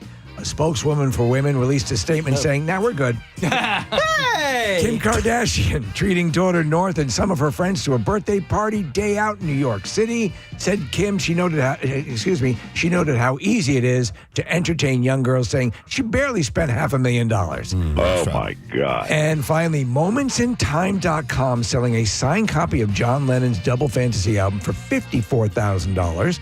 The album is also signed by Yoko, but in her classic avant-garde way, her signature looks like a duck playing the xylophone. And that's your Hollywood Trash. We will see if someone knows the answer to this question. What is Fire Rose's real last name? 215-263-WMMR. It is Matt that we will go to. Hi, Matt. Good morning. Booby White Knight. Booby. That's a great I'm pull. your white knight. Excellent Die Hard pull. That is from Die Hard. Well done. All right. So, Matt, what is Fire Rose's real last name? Rotten Crotch. Yes.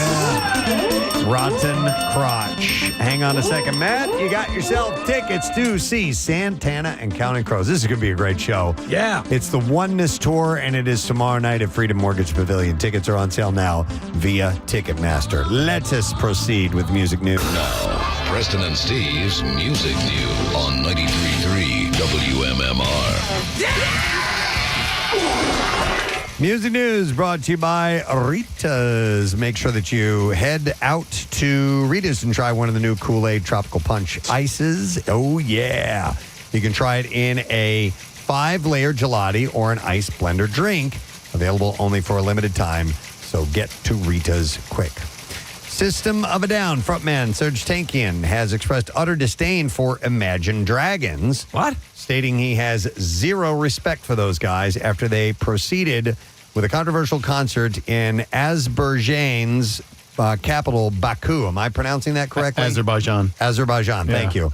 Tankian had previously reached out to the band urging them to cancel the show, as it could be perceived as endorsing human rights violations against ethnic Armenians. There's been long-standing conflict between Armenia and Azerbaijan and Armenia and Turkey, and anytime you do one, the other one gets pissed. Yeah, this reminds me of the war between Dubai and Abu Dhabi. Right. What is the difference the between... conflict is so weird because the people of Dubai don't like the Flintstones, while the Abu Dhabi do. I remember hearing that somewhere. So anyhow, in a personal letter, he warned performing would help whitewash the dictatorial regime's image and negatively impact their brand. Despite Tankian's plea, Imagine Dragons brushed off the concerns promoting Tankian to publicly condemn their, quote, disregard for this humanitarian catastrophe. This is strange because Tankian's mother was born in Iceland and his father was born in Cuba, which technically makes him an ice cube. Oh. I had no idea. You know how to know if somebody's from Armenia? This is not a joke. Their name kind of rhymes with Armenian. Like Kardashian? Kardashian. No kidding. Tankian, yeah. Did not know that. Hanks. That doesn't rhyme. That's way off. Duff McKagan claims that he was the inspiration behind the name Duff Beer on The Simpsons. However, his claim has been refuted. Original Simpsons writer and producer Jay Kogan told TMZ, "We named it Duff because it's a synonym for butt, tushy, booty, and so on. Duff is a beer for people who sat on their fat ass all day." You sat on your Duff. Kogan, it goes way back. He goes back to the Tracy Ullman show when the animation first started. And as previously reported, McKagan had told Stereo Gum that he believed that he was the inspiration behind Duff Beer. He mentioned how he was once referred to as Duff the King of Beers. And McKagan notes, but this is 1998, 1989. In our management, I remember they called me and said, some art house-like cartoon wants to use your name as the beer, like a college art house cartoon. Various figures involved with The Simpsons have denied McKagan was the inspiration behind Duff Beer. However, the bassist said, I think it's very probable business savvy of them to say that that's not true. But if you just do your own math behind it and look at when they started off with the King of Beers, and I had my King of Beers belt that I wore all the time. McKagan said he doesn't want any sort of cut of Duff Beer merchandise. He just implied that people at The Simpsons should just come clean if he is, in fact, the inspiration behind the name. So we may never know. And then finally, Metallica tours are special events nowadays since they aren't always on the road. And if you wished Metallica toured more, Kirk Hammett agrees with you. The guitarist said on the Metallica Report podcast, I'm happy having the feeling of like Metallica is a working touring band because sometimes I miss that feeling because I don't believe we tour enough. And he said, because this is what it's all about, is playing guitar and writing, recording, going on tour. I don't feel that there's enough of it in my life right now. If we're talking right now, Metallica is in the middle of the 2024 leg of their M72 World Tour.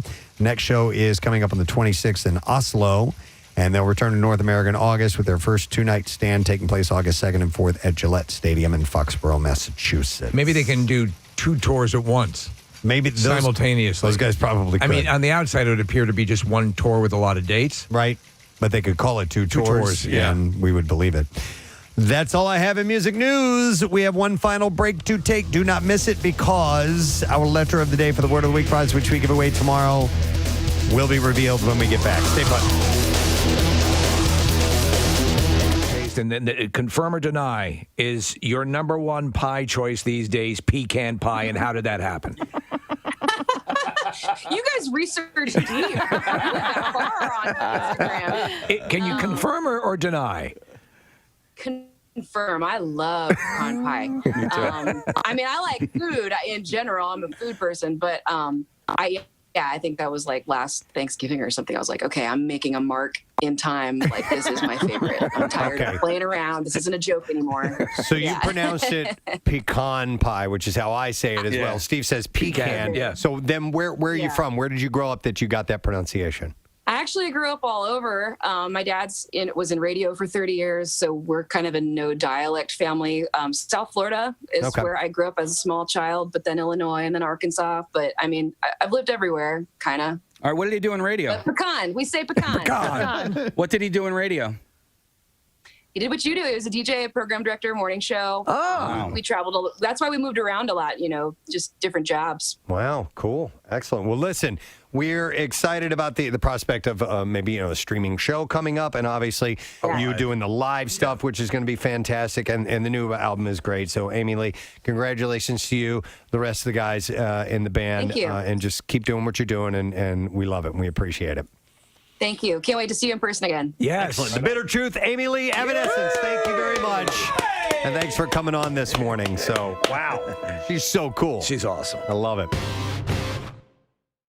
YouGov polled adults who said that they intend to watch Super Bowl and revealed how they answered the question, which, if any, of the following foods do you plan to serve or eat while watching the Super Bowl this year? So I'm gonna read off all of the ones that they asked about. Mm-hmm. You guys tell me which one you thought was most people said yes to. Right. Okay. All right. So pizza, nachos, cheese and crackers, burgers, chicken wings, cookies, ice cream, and chips and dip. What was the number one of those? Yeah. What do you think? I mean, the one that usually gets I believe, is probably the wings. I would go and then pizza. Yeah, no, really, I would go pizza less. I would probably normally I would have gone with you with the wings, but I think chips and dip is probably the number one. All right. Anybody else? Yeah, I think chips and dip too. Yeah, chips and dip. It is chips and dip. Mm-hmm. Chicken wings is second. Pizza's third, Case. There you go. Pizza's way up there. We're very good at this. Now it's set. Now, okay, and then it says nachos. That's chips and dip. That's kind of. I count that as chips and dip. Okay. I mean, it's not technically Like a dip. crap. It's a combo of chips and dip. Yeah. This is the worst list ever. It makes it, but it's its own category as a result. And I guess because nachos, It's like bronze. Yeah, it's like what? It's like bronze. It's like you combine copper and zinc, you get bronze. Are people eating bronze for Super Bowl? No, I'm making an really analogy. shouldn't. Yeah, that's what Transformers eat when they watch the Super Bowl. This is excellent bronze. Here, dip it in this aluminum. Honey, more platinum, more platinum. Yeah,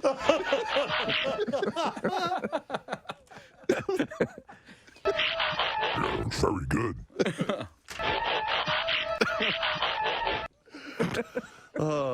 I didn't. Okay, I had no idea. I want to make a clarification going back to the bronze Please joke. Brass is copper and zinc. Oh my God. Bronze is copper and tin. Are you sure this is bronze? It tastes like copper and zinc. We had a beautiful sunrise this morning. I mean, and it was great because, as Nick noted, as I looked outside, it was like 6:05 and there was daybreak, and that's a wonderful thing for us early risers, starting to see the sun that early in the day. Well, the exact moment that the sun creases the sky every morning, people don't know this, but Kathy stands in a pentagram and slits a chicken's throat. Yeah. Oh my God. Hey, we get to eat chicken for breakfast. So. It's good. Yeah. Also, it stays darker later. So Stays darker later. I mean, stays lighter. Later. Longer, yeah. It stays I gotcha. later darker. Oh, my God. No, because I noticed that yesterday, too. It was it was 6-ish, and it was still nice and bright out. Yeah. This is good. Lighter later. Yeah. It gets darker later. It stays lighter later. It dark. It gets lighter dark and dark sooner. Yeah. Have you been off since you left the house this morning because of what happened with your coffee mug? Yeah, probably. You didn't hear this story, Preston. No, it's going to be a Lifetime movie. Judd Nelson's playing. I'm sorry, guys. I got to answer this. Donna Levine's calling me. I don't even know who that is. I just got a call on my watch that distracted me. Preston, I made myself some coffee last night. Okay. All right. So can I tell you a quick story? Yeah. Let me just.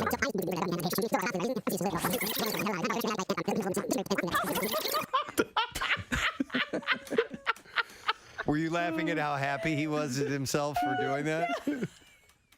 The audio. Yeah, it was my quick story. Yeah, that was his joke. Preston, I'm going to tell you a quick story. Wow.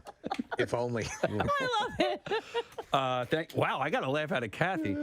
I set my coffee I didn't timer have to listen to the story. every night. You were free. Coffee. And so I was on my way into work this morning, poured my coffee, And the very first sip tasted off. And I was like, there's something going on here. Yeah. And so I gave it a couple of more sips. It just tasted like dishwashing liquid. It was like Palmolive. So Yeah, I've had that happen. And it just, and I need those 20 ounces to wake up on my way into work this morning, and I didn't get that. Oh, so you tossed it out and bailed on it, didn't make another cup? I thought maybe I was going to die from poisoning or something like that, so I decided not to drink it. Don't ever finish a cup of coffee that you feel has been poisoned. Right? Yeah. Yeah. It's remarkable, though. Like, little things can set your day in the right direction my or in God. the completely wrong direction. And that one set... I mean, I'm sure the rest of the day will be fine or whatever, but like a little thing just like that, it puts you in a bad mood, and like I get it. I totally understand where you're coming from, man. It's frustrating. I haven't picked up on any out of the ordinary. No, you've been fine. You seem the same as usual. So you've been faking it all day? Yep. Fake it till you make it, bro. Good job, man. You know what I'm saying? He was tweeting about this yesterday, posting on social media. It's amazing that he was making a film, and it's based on a very well-known story. If you know Bert, you know the story. And what we didn't know is that Mark Hamill is now involved in this project. Amazing. Please welcome Bert Kreischer to our program. Morning. How you guys doing? Good, man. Hey, I have no idea what time it is in Serbia. What part of the day you are in now? What's the time? It is 1:15 in the afternoon, but I've been sleeping all day. Okay. All right. Fair enough. When did you get in? How long have you been there? Bringing us to a musical close on the Preston and Steve program, 10:47 on this Thursday morning, heating up nicely. And it's going to be really, really gross by the time we get into the thick of the weekend. 100 degrees by Sunday, and that's the actual temperature. The indexes are higher than that. So, be careful and just stay hydrated. That's the key. Stay hydrated. Keep lots of water flowing, for sure. My brain just started to melt, and I was trying to form words and form a sentence because I wanted to ask Casey a question. And I think mostly just noises came out of my mouth. And Casey, to his credit, knew exactly what I was asking him. I missed it. I had my headphones on. Yeah, I was just really trying to ask him about something that might be coming up down the road. I couldn't even form actual words. And Casey's like, no. And then You were I finally actually speaking my language. Right, yeah. And then I finally asked the question to him that I was trying to ask, and he was like, yeah, I know what you were trying to say. And I wanted to tell you, Casey, that I appreciate your ability to decipher the crap that was coming out of my mouth. I think in many days we should actually sit here as they do in the United Nations with an earpiece in. So. Somebody says, snorkel. Yeah. What the hell does that mean? Snorkel. That was a snorkel. I would like to thank Ms.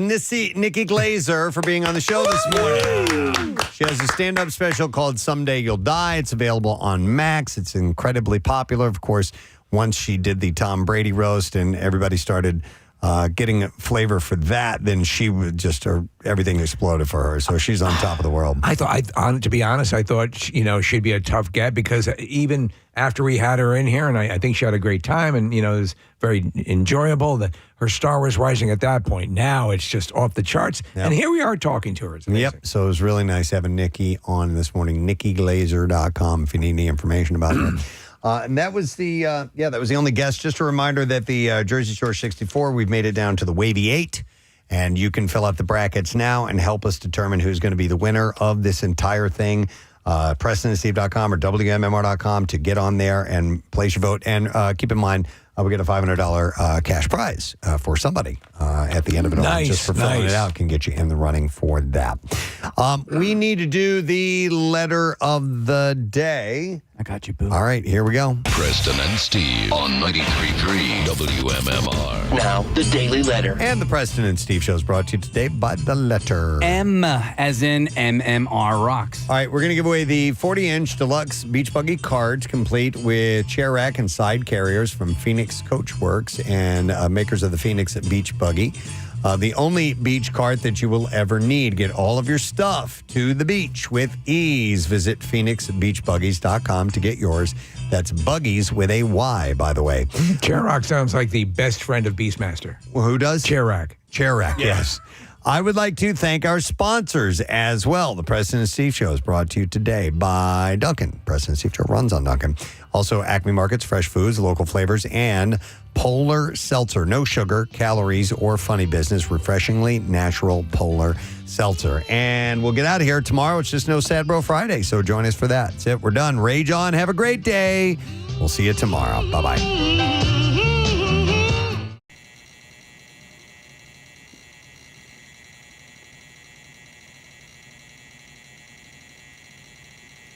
Mm-hmm.